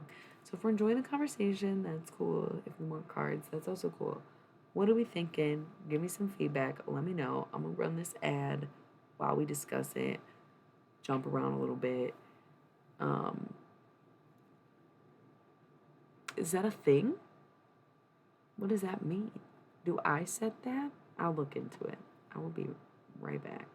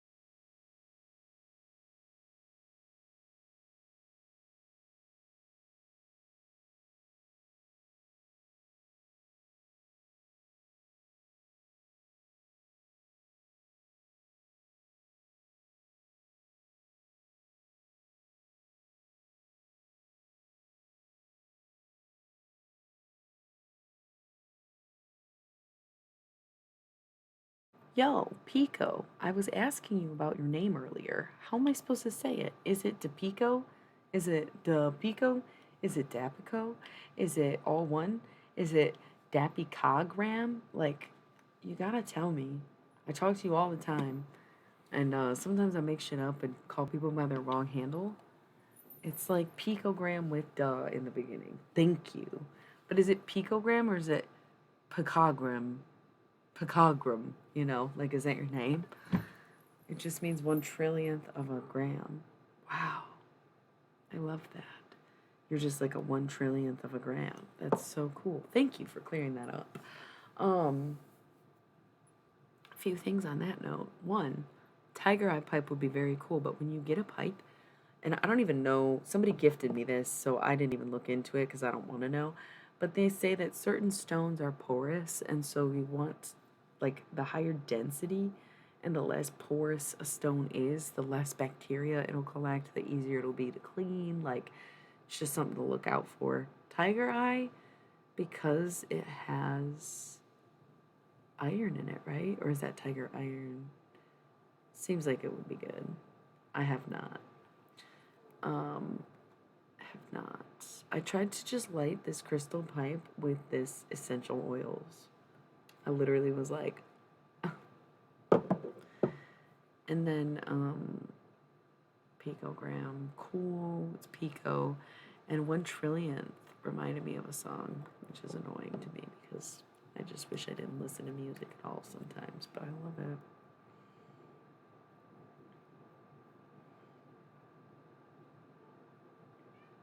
You know what I've had to learn to accept is that people are gonna not like your shit, especially if they don't understand it, right? And I've had to accept that lesson so many times. And I honestly, most of the time, can handle it, and sometimes just don't care to hear it. I will say that sometimes it's hard to just be, not the enemy necessarily, but to be the one who is foraging new paths or trying new things. When, yes, of course, it would be so much more comfortable to blend into the scene, the everything, whatever anybody's doing. Because the less undistinguishable you are from the crowd, the less isolated you'll become, right? The more accepted you'll be, and that's just never really been my thing, right? I just have always been, swimming the other way, so to speak, going against the grain, right? And that's okay, somebody's gotta be.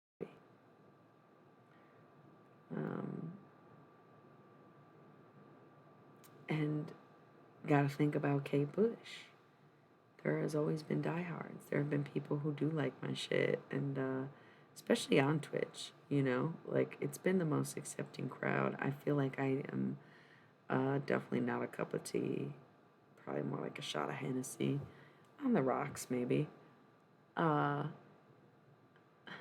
maybe more like a shot of absinthe, please, with LSD. But either way, I could usually handle that. Sundays, I don't want to, though. I'm not always sensitive, but when I am, I'm sensitive to the point of no return, you know? So I'm thinking about Kate Bush and how there was always people to appreciate her. There was always people who loved her, and there's always people who supported her, and there's always people who would get her. She's an Aquarius moon like me and Jillian Anderson.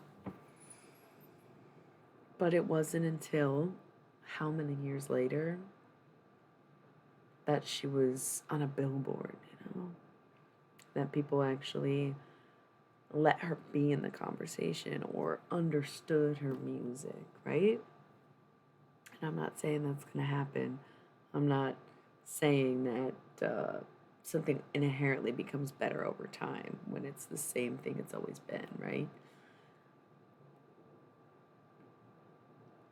But man, if we don't start slowing ourselves down or moving ourselves backwards, we're getting to the point, I wouldn't even call it of no return, because there's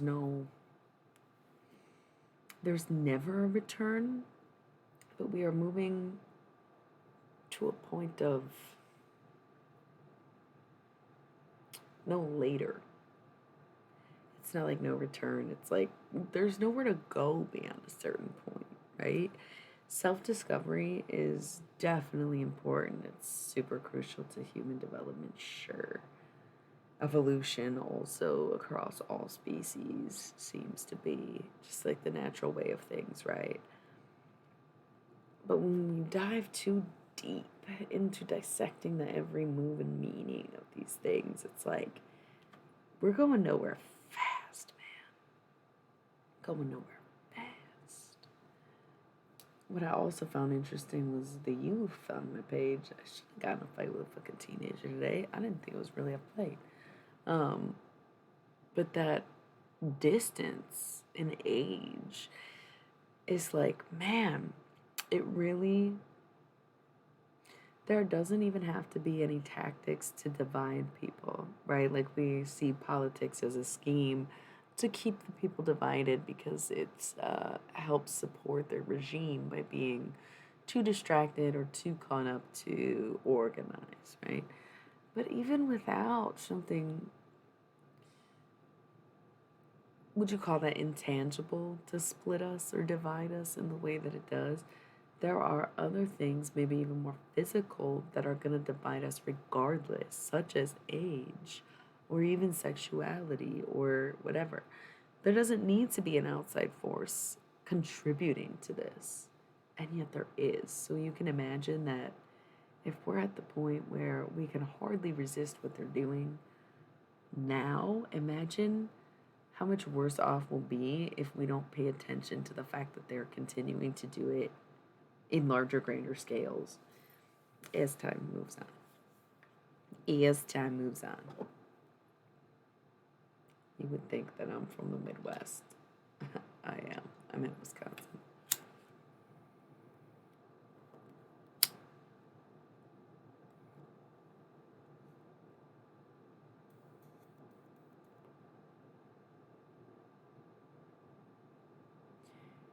And, you know,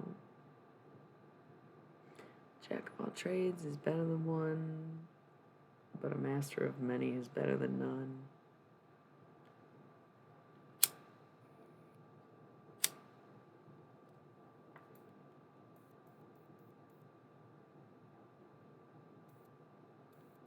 I think I'll always be anti-tech, right? And it's ironic because I'm on my laptop and I'm streaming with a webcam on the internet. But when it comes back to my own work, it's like people just assume there's only one way of life left. And it's funny how we kind of see that the road doesn't necessarily end at NFTs, but we got to the point where we're looking at NFTs, man. That shit is so dumb to me. It's never gonna stop being dumb to me. And people are like, yeah, well, that's because you're not rich from it. It's like, are you, though? What happens when this crashes? Just like anything else. Just like when a bank does and everybody goes bankrupt and they just have no money and they just are forgiven of their sins. What happens when the digital world does the same thing and collapses from within? And what is even collapsing, right? Is there a value in a Bitcoin other than digital weight, right? Where it's like if it takes up a certain portion of the internet, it somehow has a more valuable real estate than something else taking up space on the internet. It's so weird to think about. Um, so I think I'll always be anti-tech to the best I can be while still living in this reality amongst other people, right? Yeah, I probably agree, but I don't even really get what that's about because the lag, man, it does create a certain kind of disconnect with the conversations, and I think that's where most of the miscommunication comes from. It's so funny. Of technology, the energy costs and the market premium. I guess, okay, energy cost I get, but the market premium, say more. Oh, this is why it wasn't making sense. We're talking about Bitcoin. Yeah, exactly. And people really bought into it, especially in the past year or two. It's like, what is wrong with you? It's like the less hands on, the better for people. And I'm like, the more hands on, the better, dude. I want to make shit by hand. I want that shit to stay in style. I want physical handmade art. And I get that you can draw and paint and make music and all this other stuff on on digitally, dude. Um, it's almost more of a control issue than anything. Are you even creating from the soul if you are having something created for you? That's where I get tripped up. And that's why it's like the biggest criticism with all of my art. And it's always been this way. It's not just the music, it's not just the tarot channels. It's the only thing anyone ever says to me is like, oh, it could be better if you got a better camera, if you edited it more, if you changed this and that and produced it better. And bro, then you're missing the point, especially if that's all you have to say about it. It's not, you could have written it better, you could have looked better, you could have acted better, you could have read better. It's never any of that. It's, oh, your technology could have been more up to date. Bitch, are you listening to this conversation? You know what I'm saying? That is the least of my concerns. Why is it the priority of yours?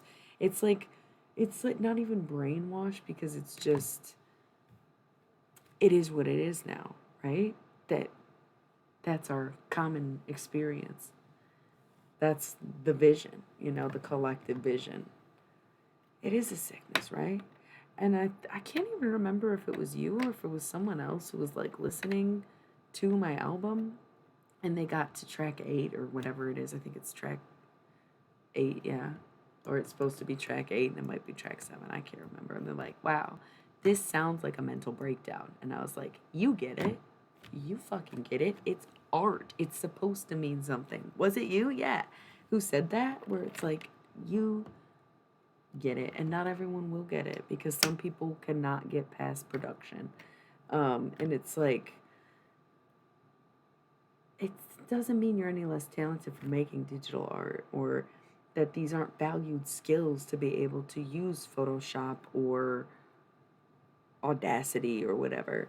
Um, but there is a distinction, right, between skills and talent, no? And that's maybe not a hill I'm willing to die on, but I am often very willing to die, and I have tried hill as a method. So,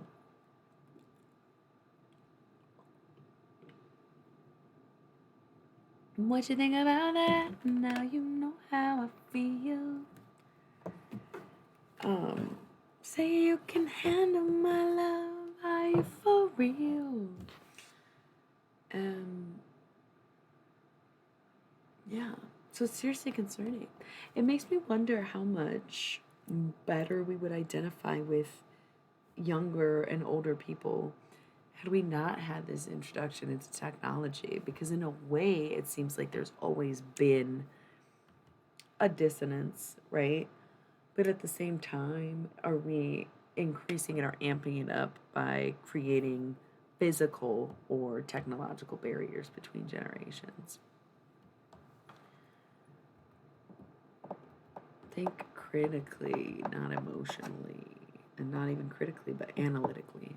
We're just analyzing different things, different scenarios. It is really funny how I was like not trying to do twin flame shit. I am legitimately trying to forget about people in the same way that it's so easy for them to forget or ignore or whatever. Um, Real personal hours, deep cut, 3.5 hours in, 3 viewers, and I know 2 out of 3 of them. One's been holding on since the beginning, I'm pretty sure. That shit is flattering and creepy at the same time. People just watch and never say anything. Oh my god. Like, I get it because it's me, but it's also like, come on, bro, it's just me. You could definitely just say whatever you want. That's what I don't get when people, like, are scared to tell me stuff. It's like, okay, don't wait until I'm in the mood of gonna kill someone to, like, give me bad news. But also don't avoid telling me your good news just because I'm sad, as if I wouldn't be happy for you, like as if that wouldn't lift me up, right? Or as long as you just check in with a person before you unload on them, it's usually pretty manageable. But like, I don't know, it's so funny to sit back and review things because sometimes you have to when you're like, man, life feels stagnant, or uh-oh, I'm seeing a repeated lesson. Let me dive into this and figure out what that really is. And so to see like certain behavioral patterns, not in the same person, but in the people you meet, and you're like, I thought I figured this out. Why am I still dealing with this? Like, why is this coming up again? And it's like, oh, there's a whole new aspect to it. There's a whole new reason behind it. There's a whole new root that I've pulled up from this. And so you have to just dig back in.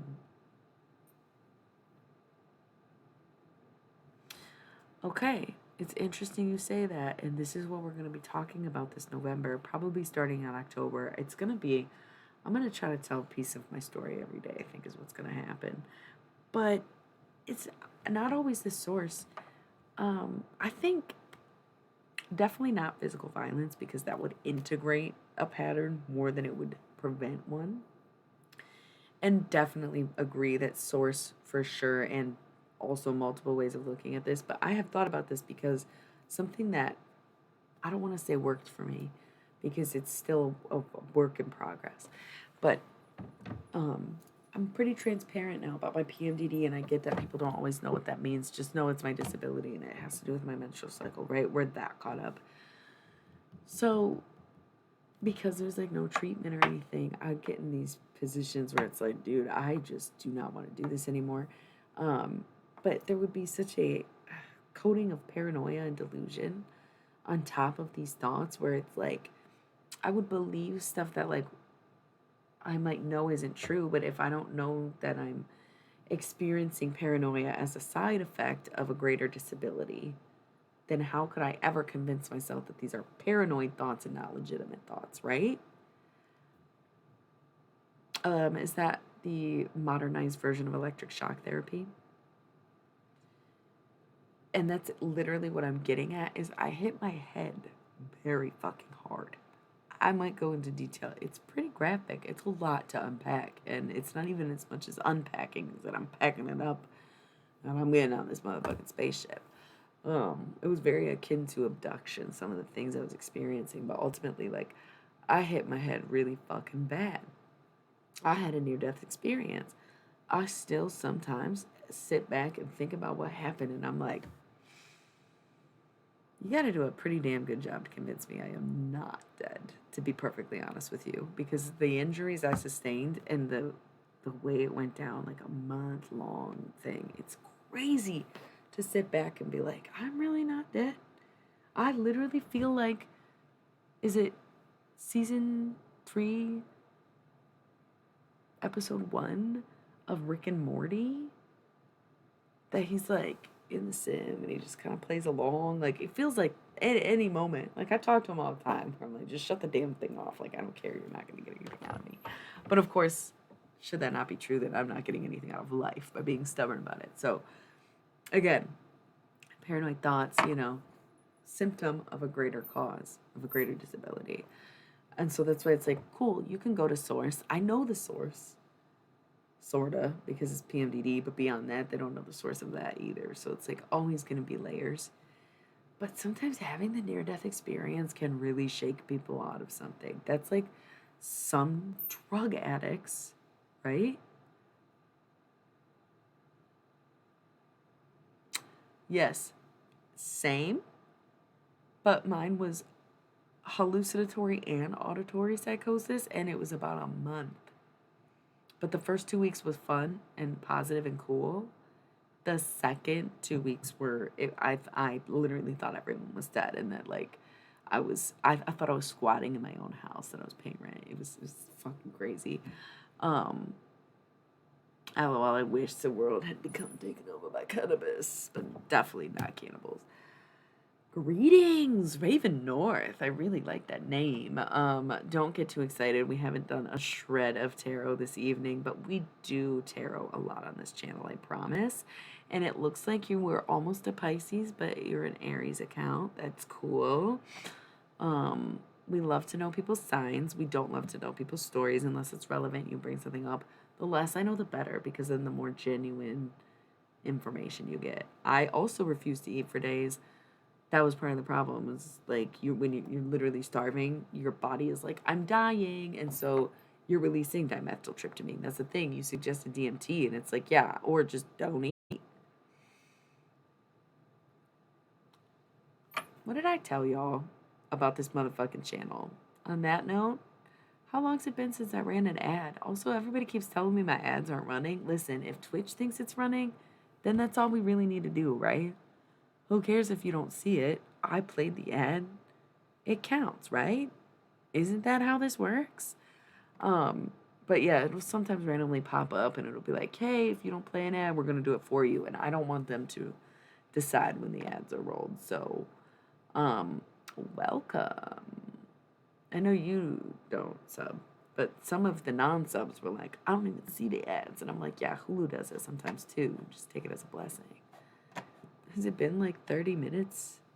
I can't even tell sometimes. Thank you. I appreciate that. And on that note, in this one, I will be right back.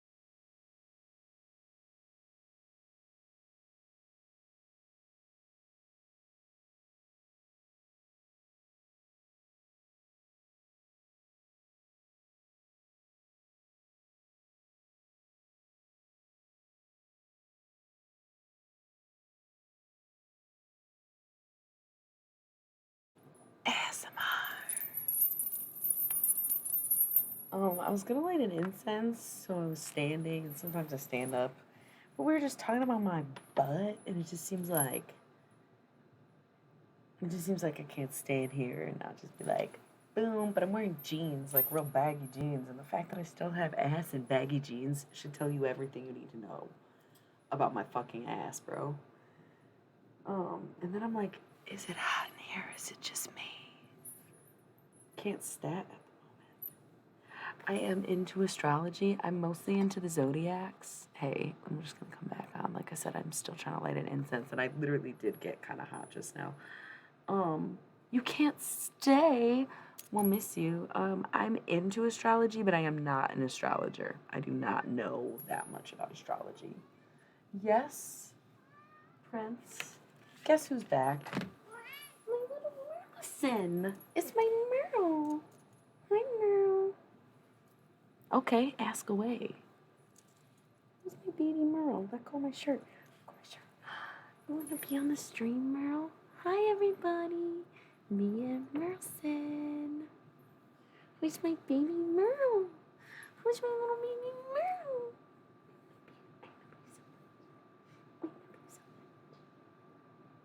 Merle, you're the best. He's such a cutie pie. What's your question?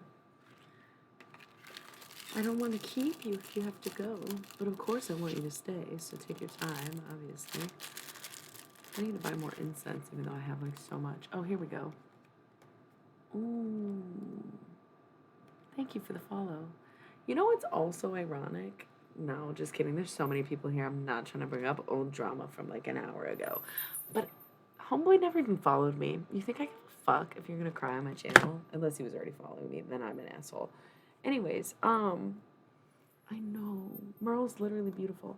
Okay, so when is the Pisces full moon? This is how much I lack in astrology, where it's like, I love this stuff, but I'm never expecting it. I literally rely on other people to tell me when stuff is happening. So, like, what's the scoop? When's the moon? September 10th. Fuck off, bro. Shut the fuck up, dude. Here's the thing. I want to talk about some experiences that I have, but god fucking damn, does that piss me not the fuck off by any means. ASMR. But what the fuck? Of course it is. Of course it is. Listen, I love Virgo season, okay? I really do. Summer was not great to me, but you know what? We're going to make up for it in overtime in the next less than 20 days of summer, right? So one thing to mention, Virgo and Pisces are two mutable signs, right? So Virgo is earth mutable, Pisces is water mutable. Earth and water are both feminine elements, okay? So you're a double Pisces. Pisces is like notoriously emotional, can be very sassy, can be very petty. We know what it is. But Virgos, even though kind of equally petty and emotional and all those other things, a little bit more grounded, a little bit more stable, a little more secure, you know? Right. So I would say lean into the Virgo energy. I think it's like a divine intervention and meant to be a compliment for you to experience like a full moon in Pisces during Virgo season. I think they're very, not necessarily complementary energies, but they definitely can build on.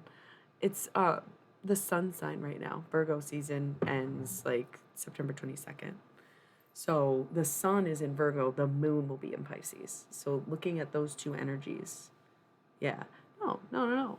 I totally, yeah, no, I get that. But that's why it's like there's so many different factors. I get hiding away, and honestly, it is usually best to hide away during a full moon because I don't know when the last time you were out and about on a full moon, but shit goes down. Period. It just does. It's always a whack feeling. If you're ever at work, it's always high tensions among coworkers. If you're out and about, it's always someone got shot. If you are driving, probably a lot of accidents or even just like people having road rage and shit. Full moons have always had that kind of like whack ass energy, right? Um, you're cute. That's so sweet. Um, that Cap rising has to make a good appearance, but that Pisces sun just wants to go home. And Pisces moon wants to socialize and be with their friends. Totally checks out everything you've said. Um, I like doing spell work and stuff for full moons. Like I do like being to myself and being at home. Yeah, I'm ready. Um, I like whipping up a little potion or something.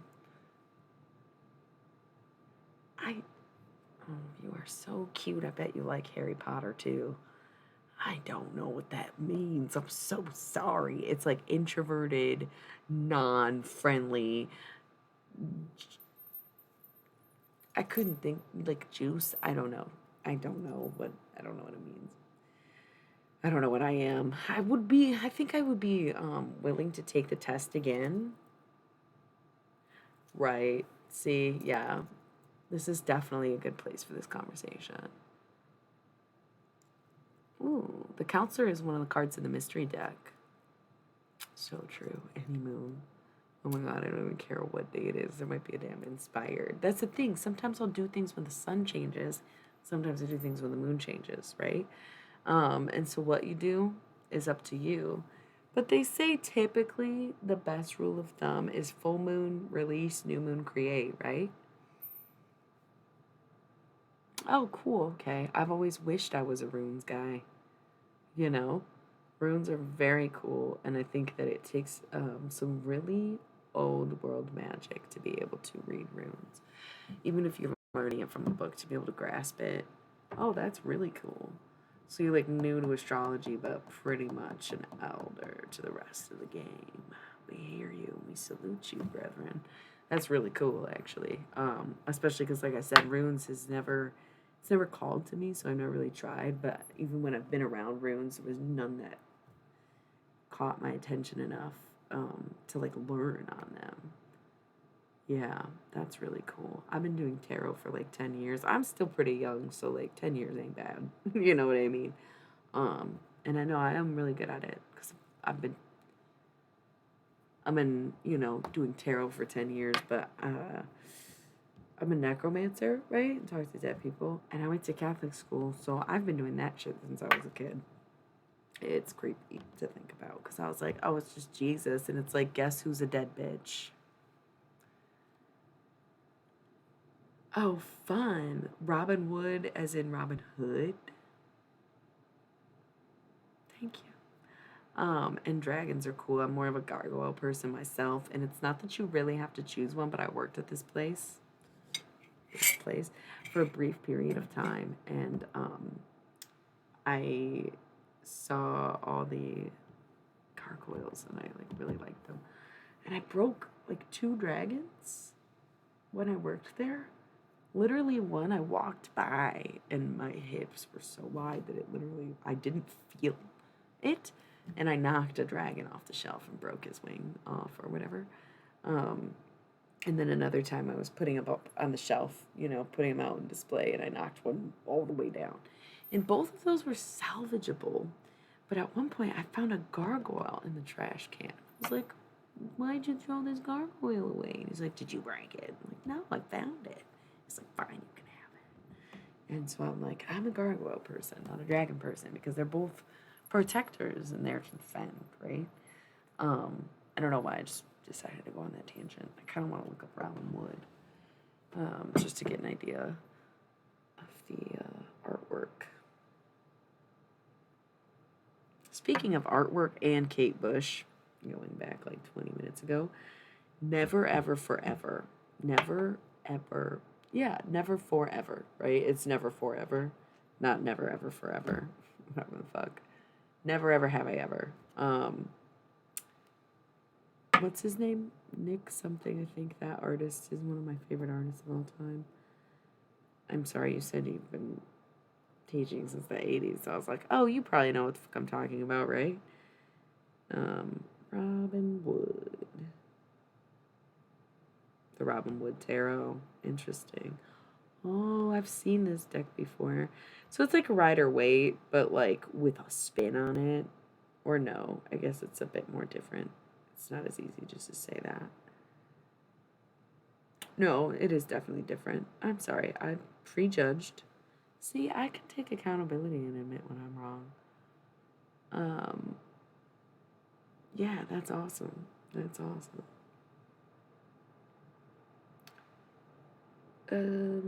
Yeah, these are cool. They do have a Rider Waite vibe where it's that kind of like, would I call it medieval era style art? Um, yeah. I mean, everyone is, right? That's kind of the whole idea of it. So, yeah, that's cool. I have a Neo Rider Waite. I call it my pink deck. It's for my love readings. That's my only Rider Waite deck because the first tarot deck I had, it was somebody had been teaching it to me. Like one of my aunties was kind of like giving me the scoop on tarot 10 years ago, and then she told me to buy a Rider Waite deck just to practice with. So I bought a deck, and like you're not really supposed to buy your own first deck, and I don't really give a fuck what Witch Talk says about don't gatekeep, blah blah blah. There are rules in place for a reason, and just because you can't find it written down somewhere doesn't mean that we don't have literal eons of humans. Okay, eons may have been a stretch because I don't know the technical value of an eon, but you get what I'm saying. All throughout time, we have had to pass things down by word of mouth. It's just like the way things are, right? Um, no, that sounds really fun. It doesn't matter if you're a noob. That's the thing. It's just like whatever. So I bought myself a tarot deck at the very beginning and I lost it. I never used it, never learned on it, and then found the Thoth deck, and that's how it became my deck, you know? Someone in your scenario where like you've been practicing, at least with runes, right? I'm assuming your craft extends beyond runes as well. And now you're educating yourself in something else. Cousin, then sure, buy your decks and I'm sure they'll work for you or whatever. But, if somebody's just started or whatever, I don't know, that shit bothers me a little bit.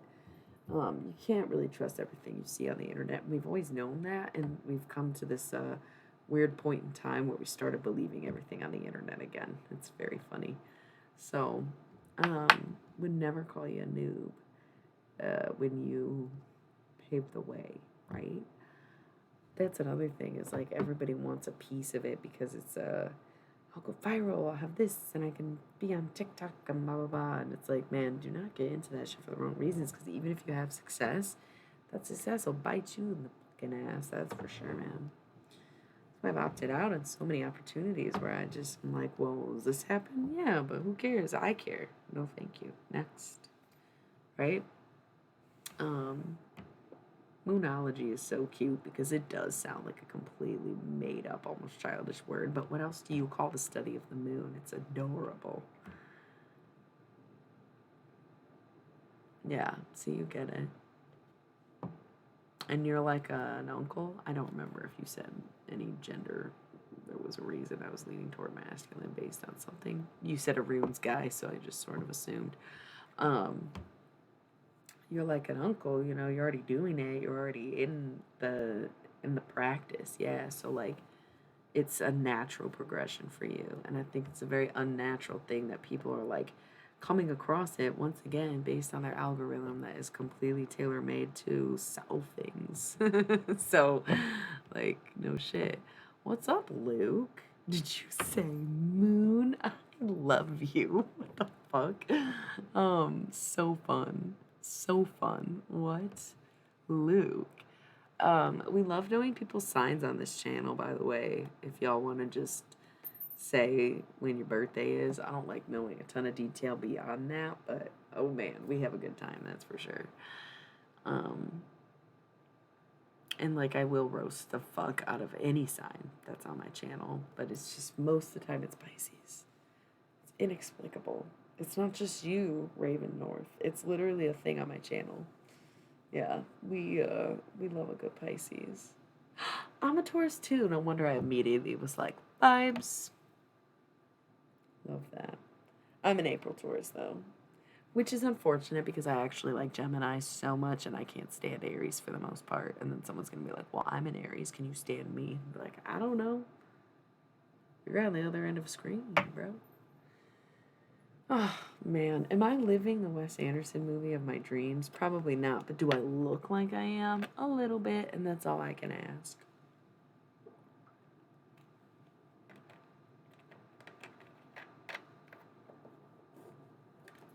Dun, dun, dun, dun, dun. Bum, bum, bum, bum. So we've been talking about like so many. Ooh.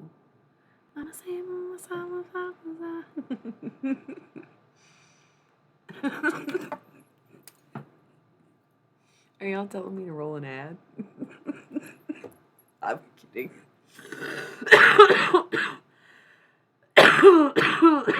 Please don't mind me. It's just a cough. There's nothing else going on. I'm not even coughing anything up anymore. It's kind of weird where it sounds like I should be, and it's like, why didn't I get anything? But I don't want to make myself cough any harder. Gotta love it. Cats are amazing, but they can be a lot at times, you know? I love that there's like a Dorito emote. Is that what that is? Is an emote? Still really have a lot to figure out on Twitch. I really do. What is an ET phone home? What do we even talk? What do we talk? Me? Or Doritos? Who phoned home? Oh my god. I didn't know they all have labels. That's so funny. That's so cute. When you hover over one of these little smiley face things, it like tells you its name. I love that. Ah, yeah, it does kind of ring like Squidward and Chinky Doodle for sure. Yeah. Hair on my tongue, maybe. Could not be real. No, I found it. It's Rihanna. Hey, you popping in and out tonight, guess what? Still no tarot cards. How are y'all feeling, by the way? The conversation's been absolutely lit this evening. Like I said, if anybody's really trying to get a reading instead of just a beating verbally, obviously, I'm not putting my hands on anybody, do let me know. Yeah, right. I would never pierce my tongue simply because it is a bacteria factory in your mouth, and I am an off and on smoker of things like cigarettes. So, yeah, there you go. Perfect. I was hoping that everyone knew I was making a joke about Rihanna. I know she got that from Michael. I should probably make it clear that I'm being hilarious. I'm like older than I am younger, right? Um, would never pierce my tongue. As much as I enjoy piercings, I really only have my ears pierced. Just like I love tattoos, but I only have like 9 and I did 8 of them myself. So I am a real winner. I really am. But honestly, y'all, I need to clean my hands. I was just sticking my fingers in my mouth and I gotta touch my cards and computers and shit. So I'm sorry. I'm about to go wash my hands. I'm not even gonna lie to you. Yeah, a little bit OCD. But I don't give a fuck. I'm cleaning my hands.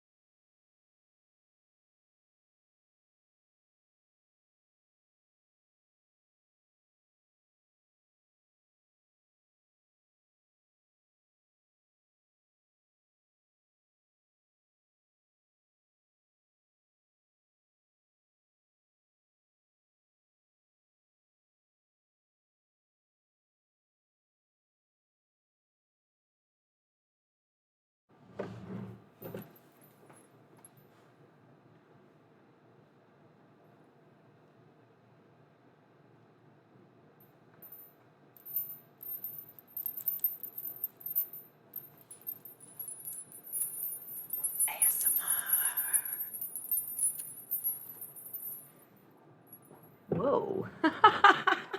What the fuck?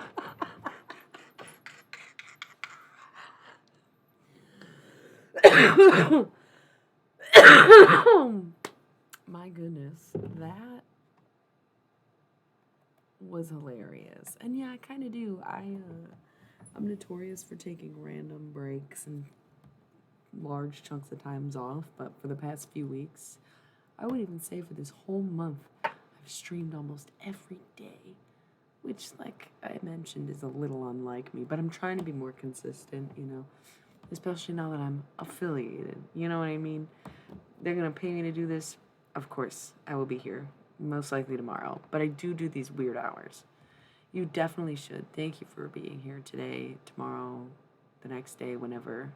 All 72 years. Kidding. What the fuck? Being born in 72 doesn't make you 72 years old. Way to be an ass. Me too. Thank you.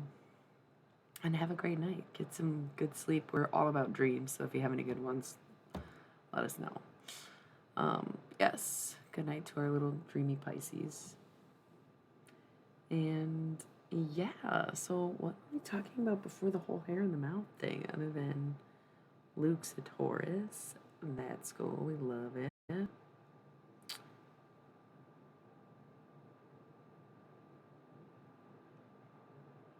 What the fuck are you talking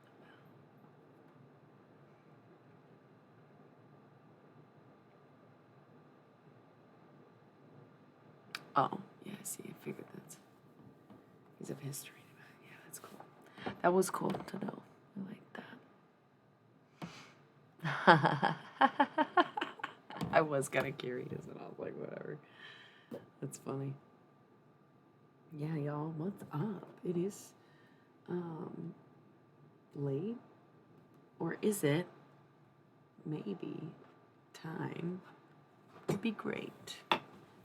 Because it's gonna be 4:20 somewhere now, isn't it? Think about that. Now you know how I feel. I think this is the second time I'm saying that particular part of a Spice Girls song, and I would say it's entirely for the same exact reason that I said what you think about that. Yeah, see? See? It's about to be 4:20 somewhere, and it sounds like everywhere y'all are, so what's good? It was just 5, 5, 5, 5, 5, 5, 5. So it's 3 hours, 55 minutes, 55 seconds, and 5 viewers. Should we look up angel numbers? I love angel numbers, but I don't even really know what a lot of them mean. You know? So cool. So cool. Also, people are, like, not nice. And you gotta, like, not care. But most importantly, you gotta not bother trying to tell them that they're not nice. And I think that's, like, the only lesson I need to learn today. It's like, who cares?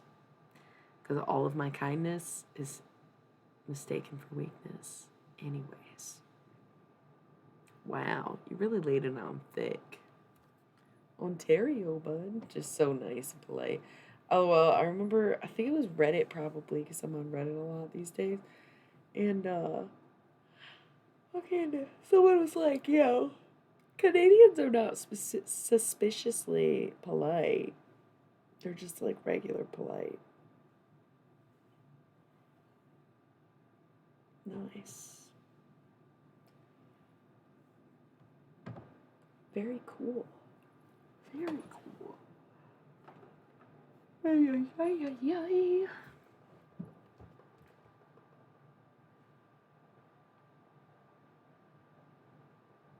London, Canada? Interesting. Learn something new every day, I suppose. Bro, I thought you had to go to bed.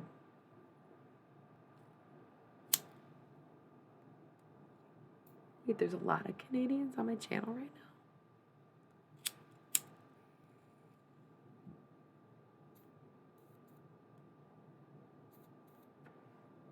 There is actually London, Canada? learned so much.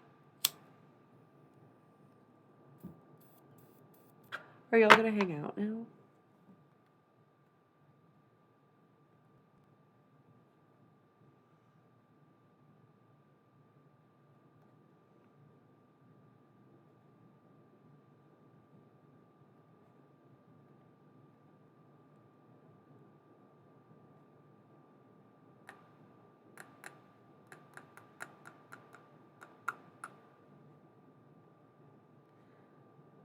LOL. Y'all are going so Canadian right now, and I'm just watching fascination. Wouldn't want to take away your moment. I don't know if anybody's ever mentioned being Canadian on my channel that I recall. I mean, I got that. It's just, I don't think this has ever happened where like two people were from the same place. You know what I mean? Like in a more general scope, but y'all seem like you are in the same area. Is that algorithmic? Because I'm not far off.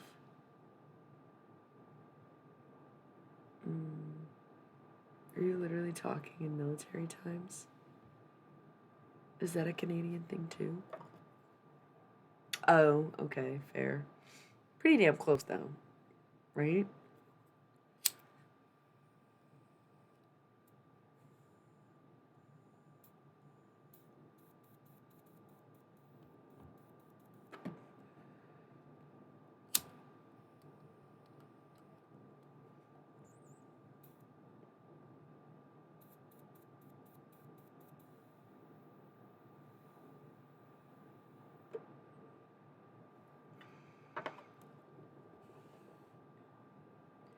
Hootin' and hollering.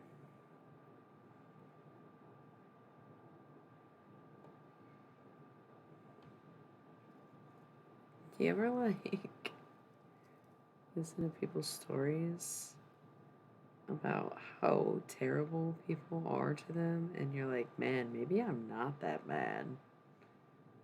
It has nothing to do with y'all. It was a train of thoughts moving real fast through my head. I could probably explain the whole thing, but it might just be awkward too. Thing about a train of thought is nobody sees it coming. Love that.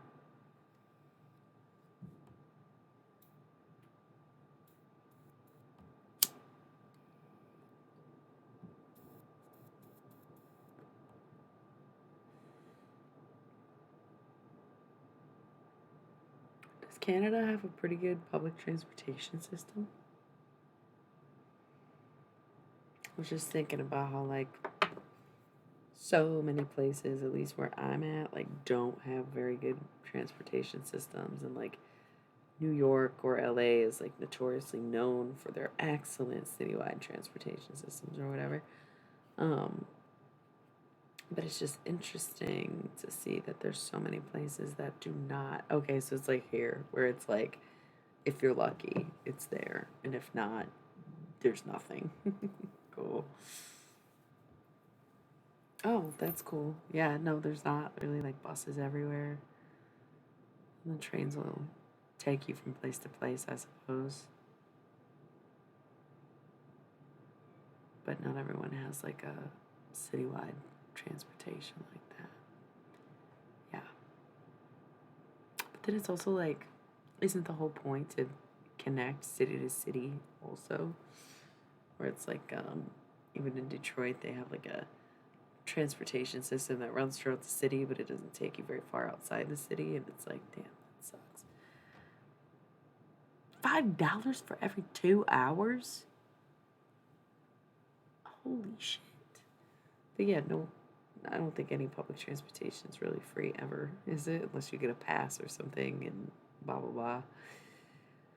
They don't even let you use the carpool lane without. Maybe that's not true. It's a, I was thinking of the tolls, right? See, there you go. You're like, I know.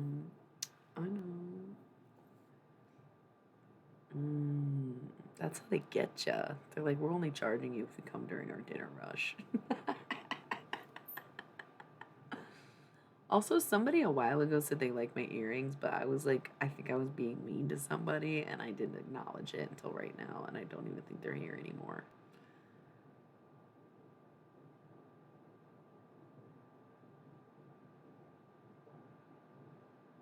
Moving on up in the world. It's been like 15 years since I've taken a bus. It's excellent. I just rode a bus home, like an out-of-state Greyhound kind of bus.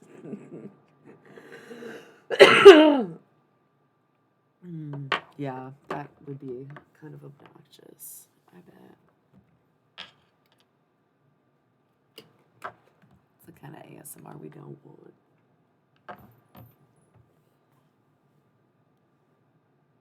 What's up, family? Why is this like the most lit my channel's been in a week, and it's like 3 a.m. on a weekday?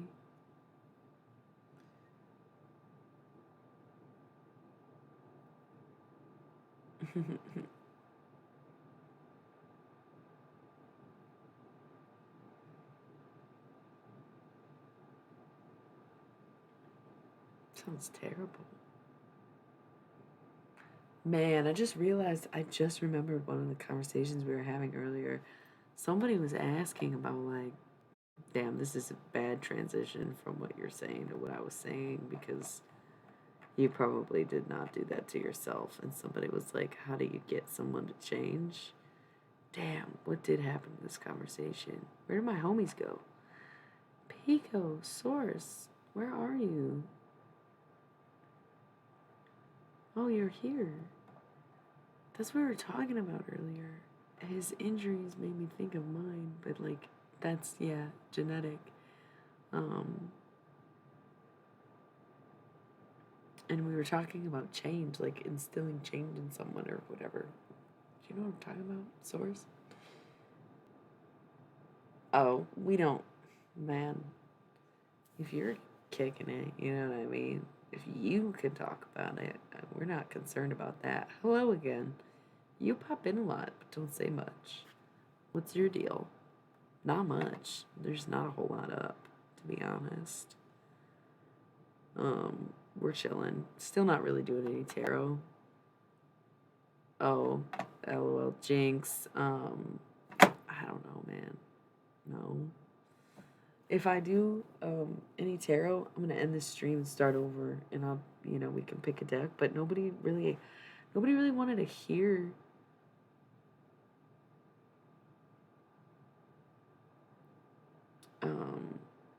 Any particular messages. It seems like everyone's fed up with the tarot. Everyone on this channel is fed up with the tarot.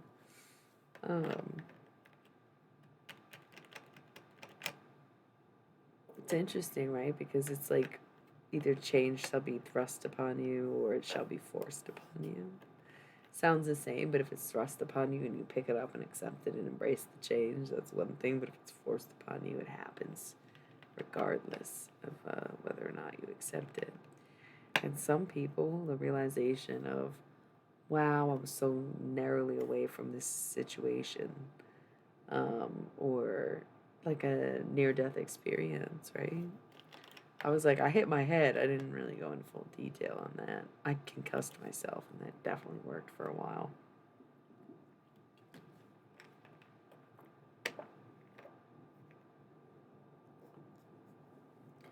And that's the thing. It's like, if you bring it up and you don't go into detail, what happens if people have questions? Do you mind answering them? Do you hate answering them? Do you think it's none of anybody's business? But if you talk about it, are you not opening the floor to a discussion of it? You may have gotten me curious.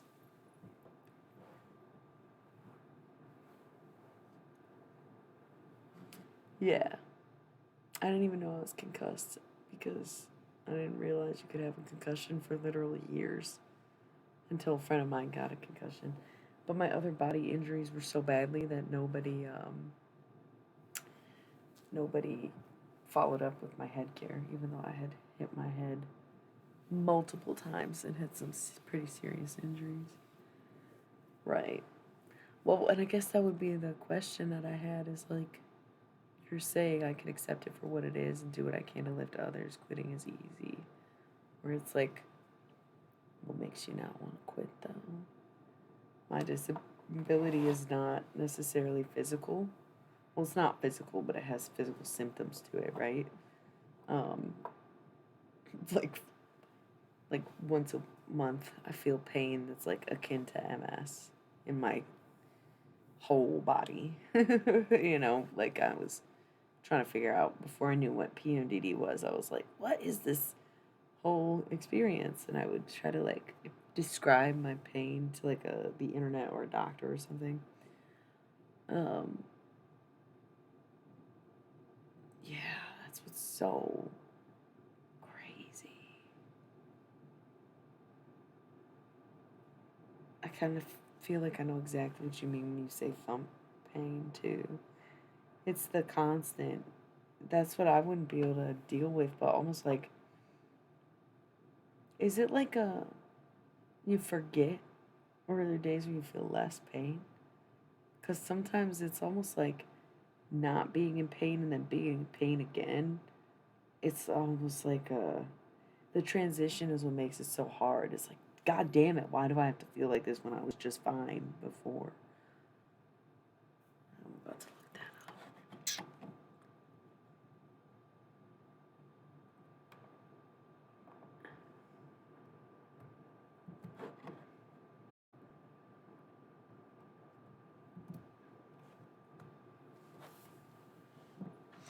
up. Nice. Edibles helping is cool.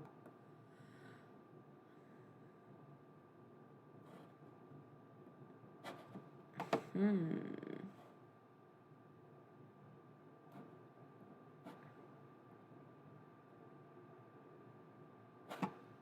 Okay. Hold on, y'all. I'm reading.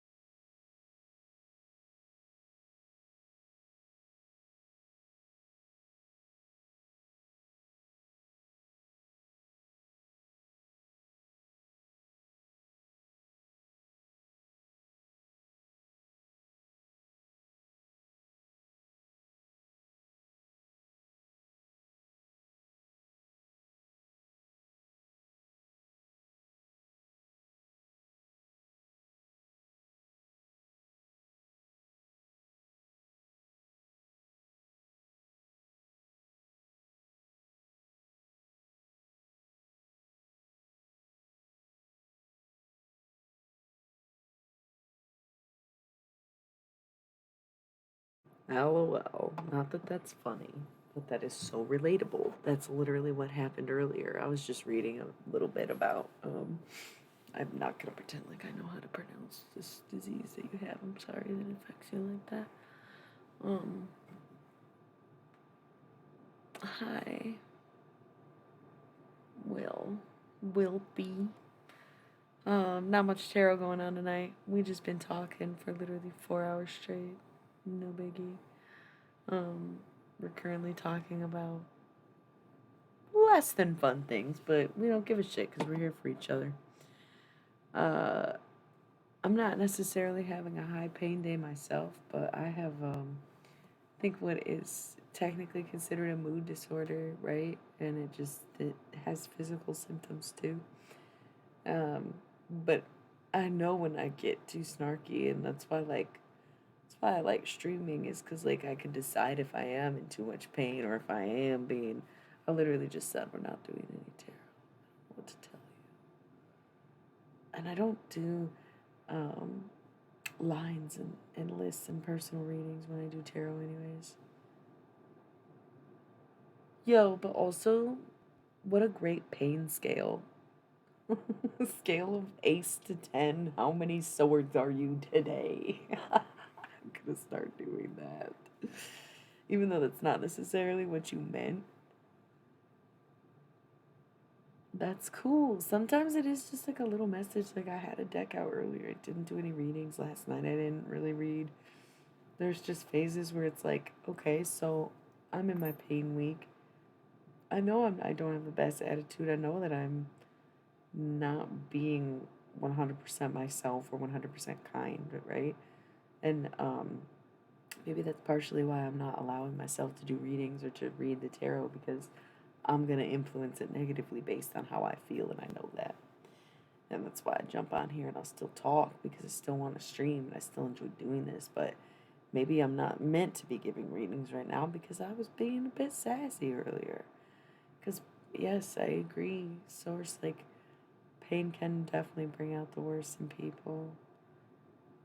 Sometimes I think people don't even fathom the pain they're in until they are told how bad they are, right?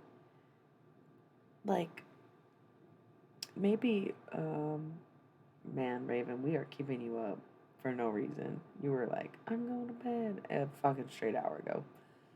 But maybe similarly, because you weren't diagnosed until you were 40, but dealing with it since you were 20, like when you don't know what it is, it's like very hard to even recognize that it's happening, right? Um, so I wouldn't really register what I was feeling as physical pain. I didn't even understand the concept of headaches for a long time, because it was just like, not that I didn't understand, but I would get headaches so far and few between that I'd be like, oh man, what is that feeling? It's like, it's in my head, and it's always like, blah, blah. And someone was like, you got a headache? And I'm like, oh yeah, that's what it is. Now I get them all the time. Um,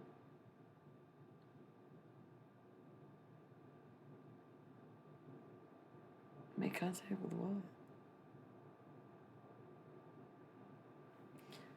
What do you mean? Oh, when she was okay, I get what you're saying. Yeah, it's definitely, it just depends, right? I think sometimes if there's a specific message where it's like, I don't know, there are times where I know, like, I'm doing these readings, I'm gonna do zodiac readings, blah, blah, blah, blah, blah. And even if I am kind of in a low or like being sassy, then if I'm still inspired to do the reading, there's probably a specific message for someone, or the delivery is meant to be blunt, or it's meant to be harsh, and it's not meant to coddle. But prefer to do not necessarily gentler readings, but you know, to be able to hold back and to not be over the top or bully people in a sense, you know. So days like today, where it was like, I don't care what deck I use, I don't have any messages in particular. Everything is totally random this week. We'll just stick to talking. Yeah, that's pretty much my style of reading. I consider myself like a punk tarot reader because it's just like non-traditional. If you watch some of my old YouTube videos, you'll see what I'm saying, especially the Capricorn ones and your Capricorn rising, so whatever. I would find that there were certain signs you could be a little bit harder on, and certain ones you had to be softer on. And on here, I don't do as much zodiac readings because it's just like I've figured out a way to do it now But for a while, there was just no good way to do it. Like, I couldn't figure out how to, like, manage 12 signs and draw cards for each one or whatever. Other than only drawing one or two or three cards at a time for each one instead of doing full readings. Because otherwise, you have to do a stream, do them all in one stream or 12 separate streams, and then people interrupting constantly, not knowing what you're doing. It's like, just no good way to do it.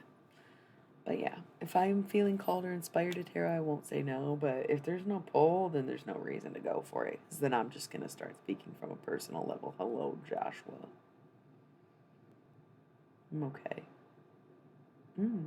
I have my D&D dice here that I sometimes incorporate. Thank you for the follow, Josh. Into my readings. Because I'll just like use the dice for different things. Thought they were in here.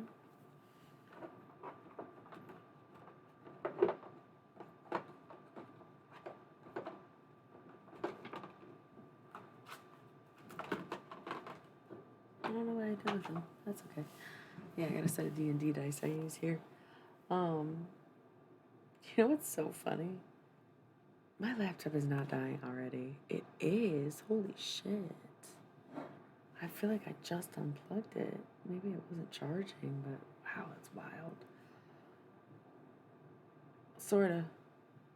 I wouldn't say like 100% I can just tell the future, but I think it's easy to make semi-accurate predictions to an extent because it's all forecasting or foreshadowing, if you will, and it is merely a device to tell your tale and heed a warning more than anything, rather than predict a precise outcome in which nothing can change it. 4:20, bro. 4 hours and 20 minutes, not the time. I know a lot of readers would be like, I don't tell the future, but bitch, yeah, I do. I talk to dead people. They tell me so much more than you could ever know from living people, right? Yes. Yes. I would say mildly I can not tell the future, but I see it sometimes.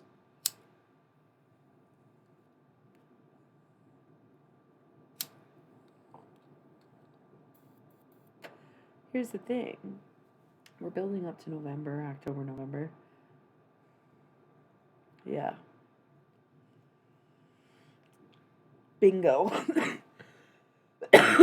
Exactly what I meant in like way simpler terms and in writing. There's always variables, too many variables. It's a prediction. It's not like it's a prediction of the future is how I would put it. Like I make predictions for sure. And I've noticed like in my own experience or even in my personal life, if you will, like having hallucinations or experiences that you don't understand in the moment, but then years later it comes true and it's like, oh man, I did not want it to be like the future. That's wild. Maybe a lot of those things weren't like great, but then other things were like so great. And it's like, man, if not trying has brought some of these things into fruition, then how do I bring the other things into fruition if these just happen naturally, but I know these things are meant to happen? It's the what I would call the Raven conundrum. I'm sorry that Raven North is here because that is misleading. The Raven conundrum, as in that's so Raven, where she'd get flashes of the future and then she'd be like, oh no, I gotta stop this. Hello, ninja darling.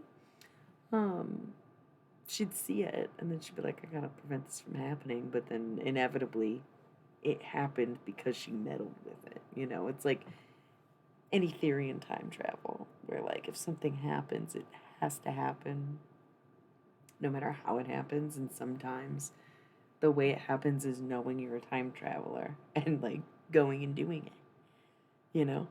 It's how you create the loop in the first place. It's just by knowing like I have to do this, or I know I go here, so I'm gonna go there right now. And that is the moment you're there, right?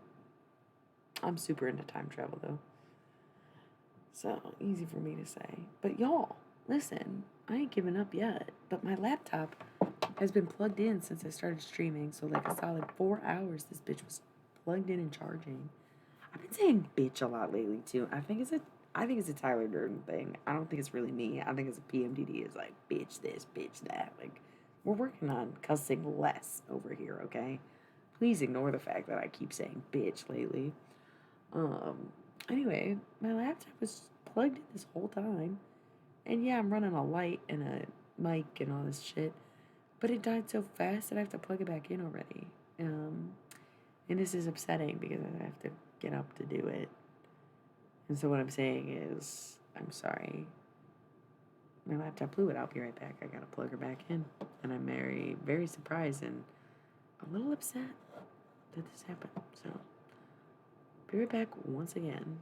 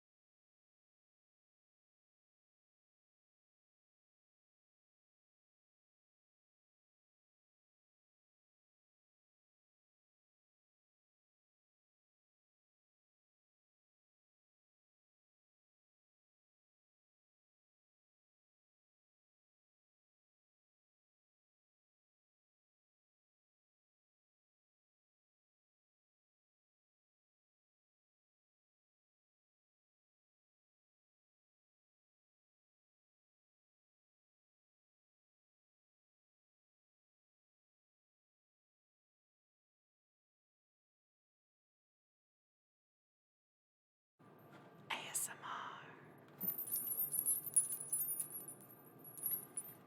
I'm back. We're charging. It is a bitch move of the battery, but I swear this battery is usually pretty solid. A bunch of bitchery. Love that. Um, it usually gets a pretty good charge where this shit'll last like 10 hours if I'm just doing regular stuff.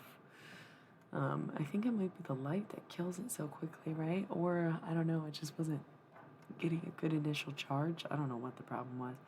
It was like half charged when I plugged it in, and then apparently just never charged. Yeah, yeah.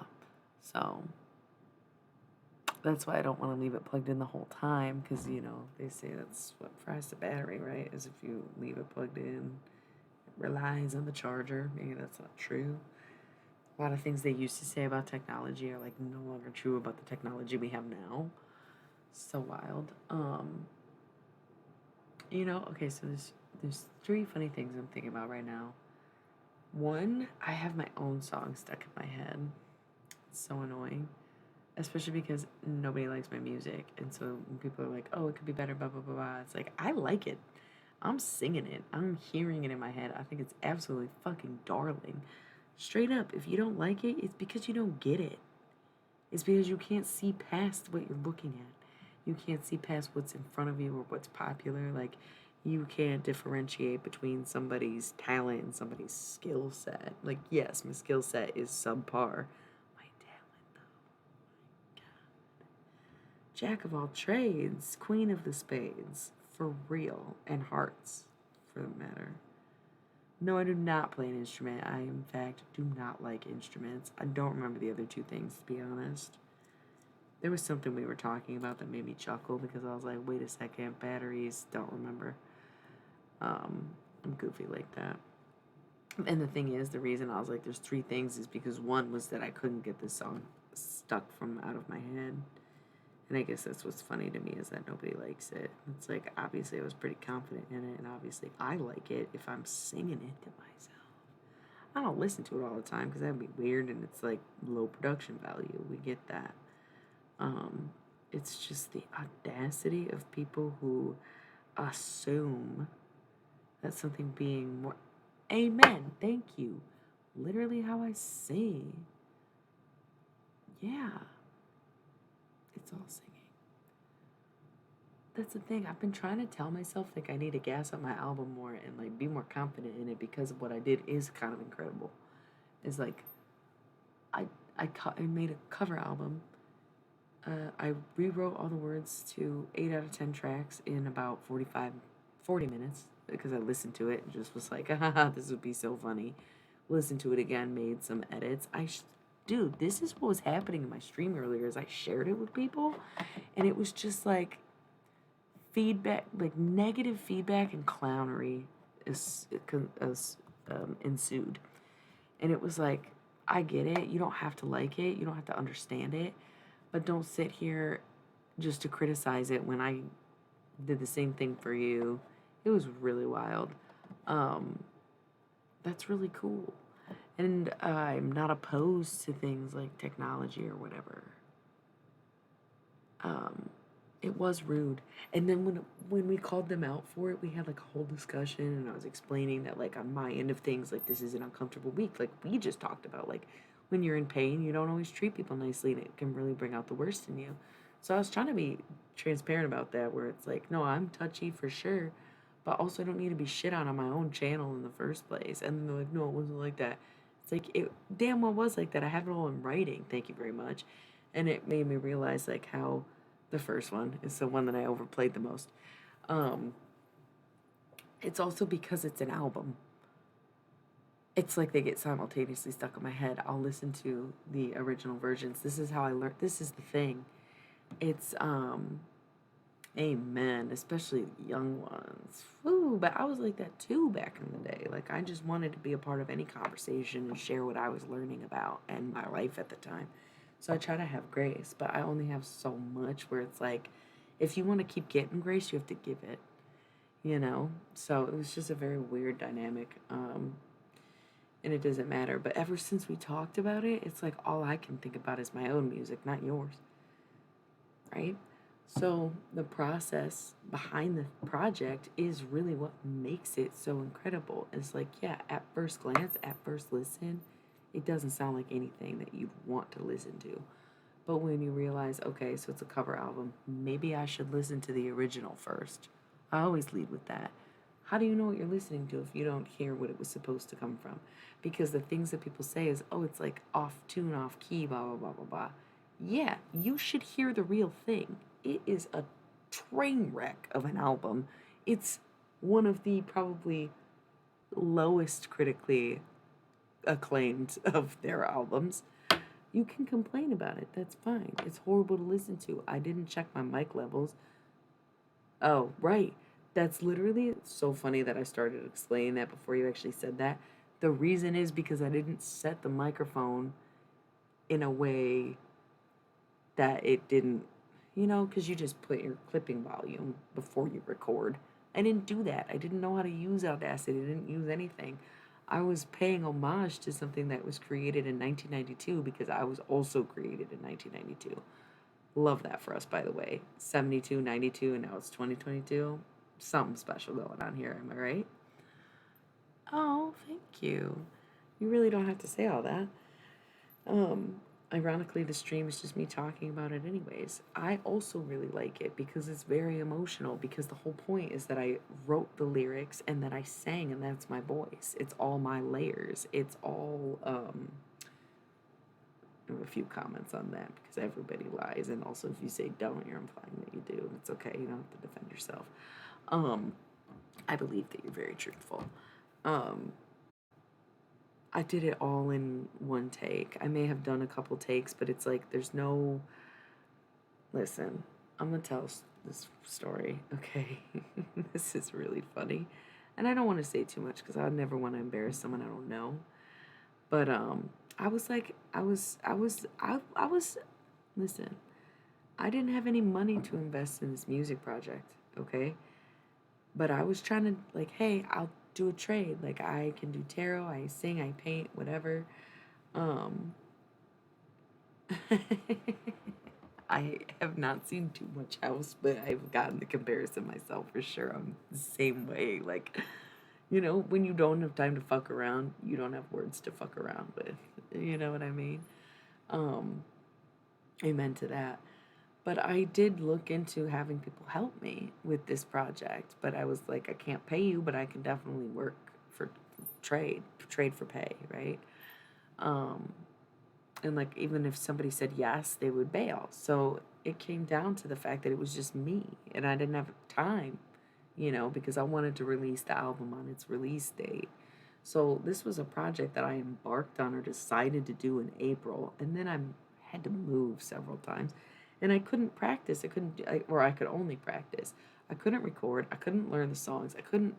I was in a space where I was unable to record or be very loud and like actually sing or figure out any of the instrumentation for most of the months that I had decided to do this, right? I live closer than you might think, which is really funny because I'm not Canadian, but I'm on the same half of the, you know, I'm close, but that's not even the point. I also know people with studio equipment, and that's what I'm saying, where I did seek help and I asked people to collaborate on this, but nobody wanted to. I didn't. It was mostly like I was literally staying with family and they had kids. Like there just wasn't space for me to do it. So I finally got into my space that I'm in now where I did have the opportunity to record it, or I had like one day on the moon. I did the whole album one take. I sang the whole thing 40 minutes straight, no breaks. Like I didn't pause and stop. And that's what the album is. And that's why not every track sounds good, because I'm still experimenting, because I thought I'd be able to re-record it and I didn't. I couldn't. It's all one take. Amen. That's what I'm saying. I've been blessed by John Lennon. He's the first one to be like, listen, you're clearly talking to dead people. You gotta stop ignoring them. It was like it took him coming down from the high heavens to just be like, bitch, are you serious? He told me about Ravi. I didn't know who the fuck Ravi was. I don't like the Beatles. I do now, but I didn't. So, like, I hear that. I feel that. And it is fucking legendary, bro. That's what I'm saying. I did that shit in 10 days. I gave myself 4 months to work on the project, but like I said, situationally, it was just meant to happen in the way where I had to just get it all. Bob Dylan's still alive, sweetie.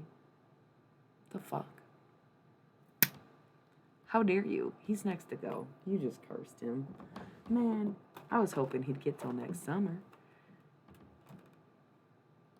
Amen to that too. So you kind of understand the vibe where it's like, it's really for the fun of it. It was the whole point. The album is about my PMDD, and it's a cover of from a band that I had like a very, I don't want to say questionable, but like a long running experience with, where it meant a lot to me.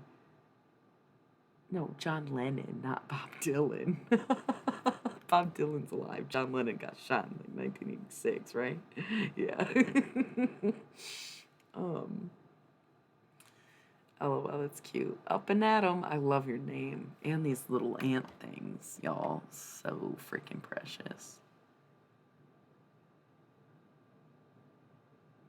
Up and greeting. You do not have to be quiet just because you're tired, but if you're tired, also, like, be quiet if you need to.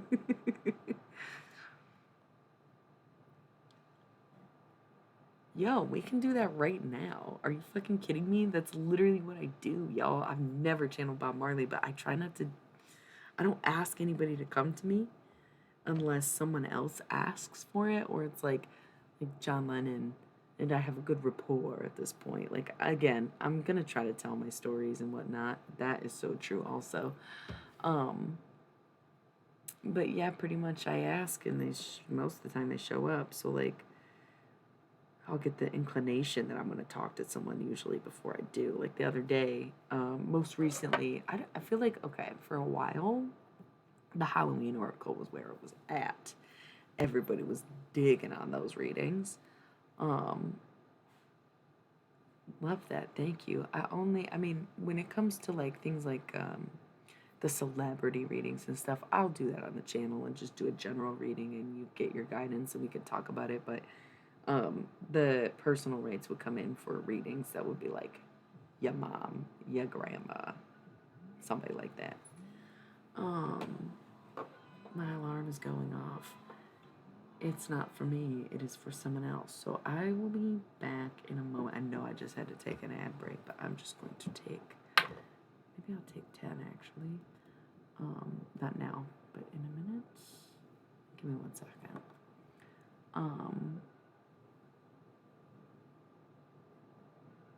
I love that even more. Super, super cute. Yeah, so people like Bob Marley and stuff I'll just do on the channel, but most of the time people don't pick anybody to do the readings. So like the other day, the most recent one that I've done, even though, like I said, the Halloween Oracle was easily my most popular deck for a while, but then I got more decks and people's interests change, I think. Um, that's cool too. That would be really cool. Um,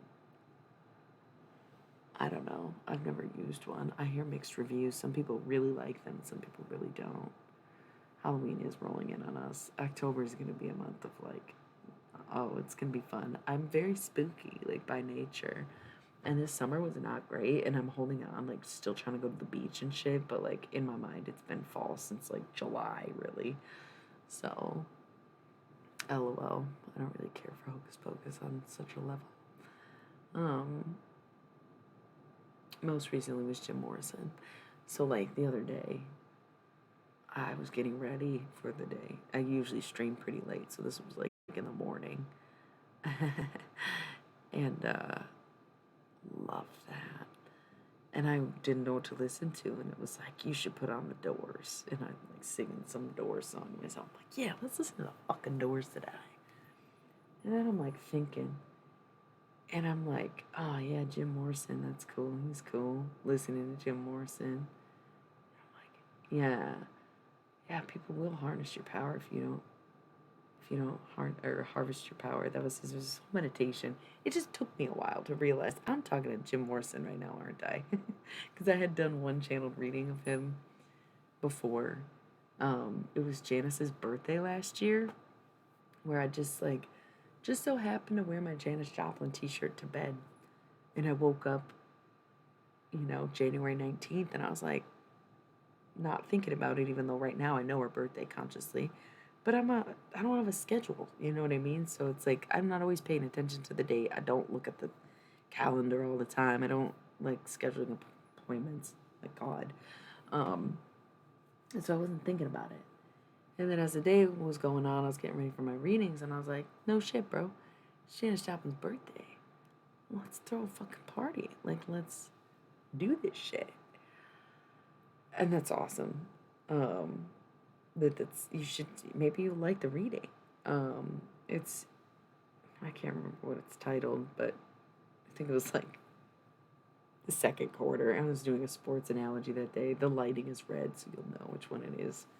But it like took me a second to realize as I was getting ready that it was like I'm getting ready to talk to Janice. Like it's her birthday. I'm wearing this shirt subconsciously. Like wasn't even thinking about it. So I was like, okay, let's channel Janis Joplin tonight. And so I was like, all right, let's do this. And that night, it was so dope. It was like getting to talk to Janice, Jimmy, and Jim all in one night. Like they just showed up for her birthday.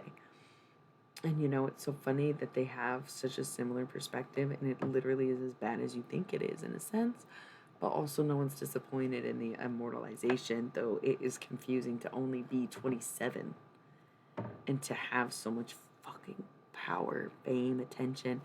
And the biggest thing for not all of them, but both of them, I would say, because Jimmy was a little more soft spoken from what I remember. But Janice and Jim were both like, who the fuck's getting paid for this shit? Like, they've been using our music since day one. They've been getting paid off us since the beginning. Who the fuck's making the money now?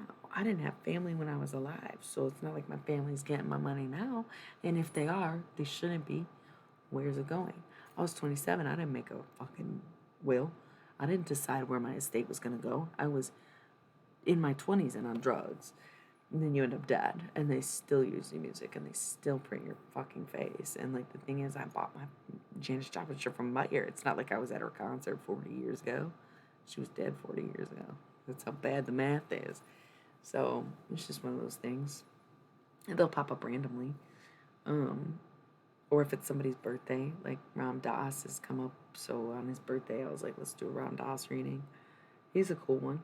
It's oftentimes it's people I don't really like in my life or didn't like in their life that will approach me or come to me. And I think that's my favorite part is like not being forced to learn about someone or hear someone out, but just the fact that someone could understand that maybe I don't like them or resonate with them and still want to approach me and work it out and explain themselves. And like, I carry that with me in my own life and try to be that way for others. Like, be able to be someone that you can talk to or someone who will say, hey, I know what I did was maybe wrong and it wasn't perfect or what have you, but it's what I had to do in the moment, you know? Um, there was something. But yeah, it's cute. So maybe we wait for Bob Marley's birthday, but we can definitely do that.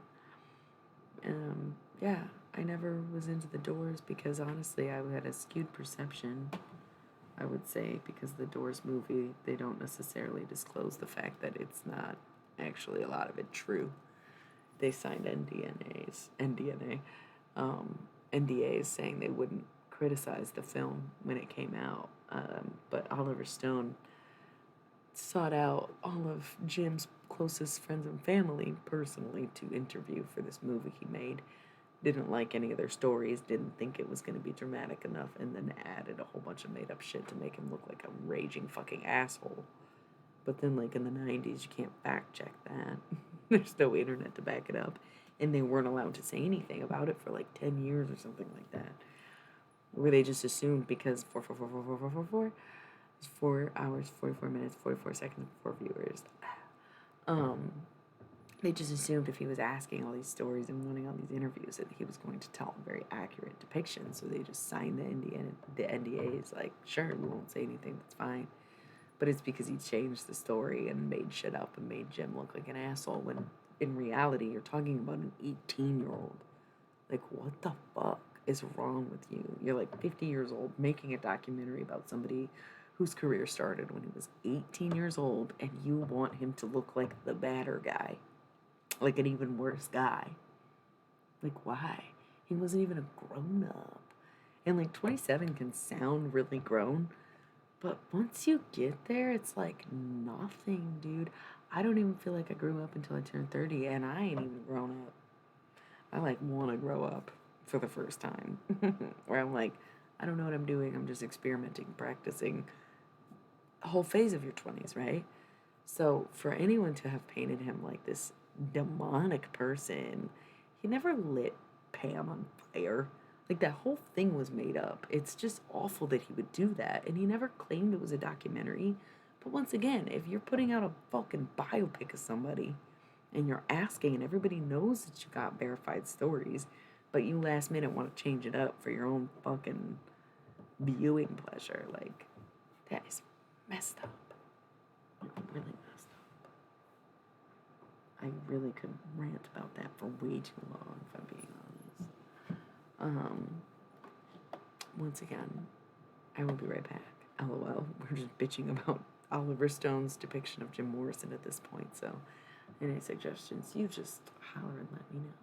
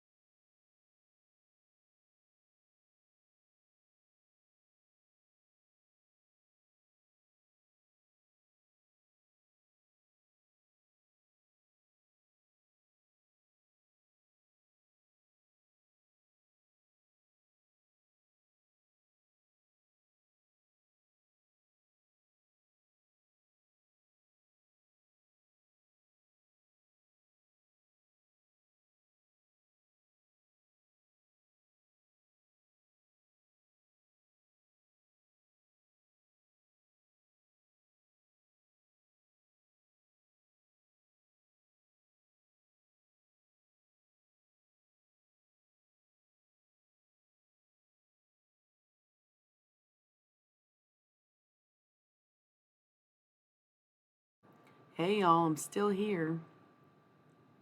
I know it seems like a long break, but my partner's getting ready to go to work, so I just want to hang with my boo for a minute before he leaves. And I kind of have to pee. So I will be back if you're patient with me, but if I come back and no one's here, that's okay too.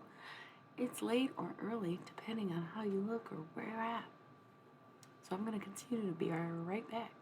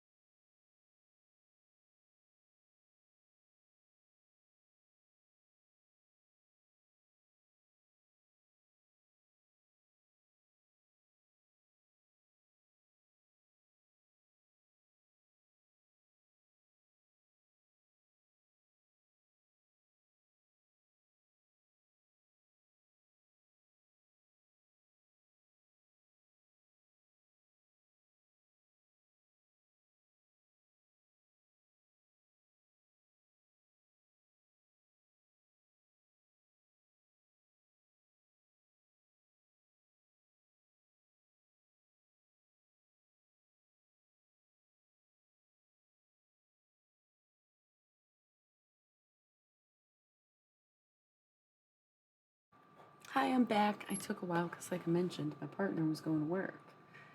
It's about that time for some people, and I'm getting off work because it seems like while I was gone, everybody dipped out, reasonably so. It's just kind of that time.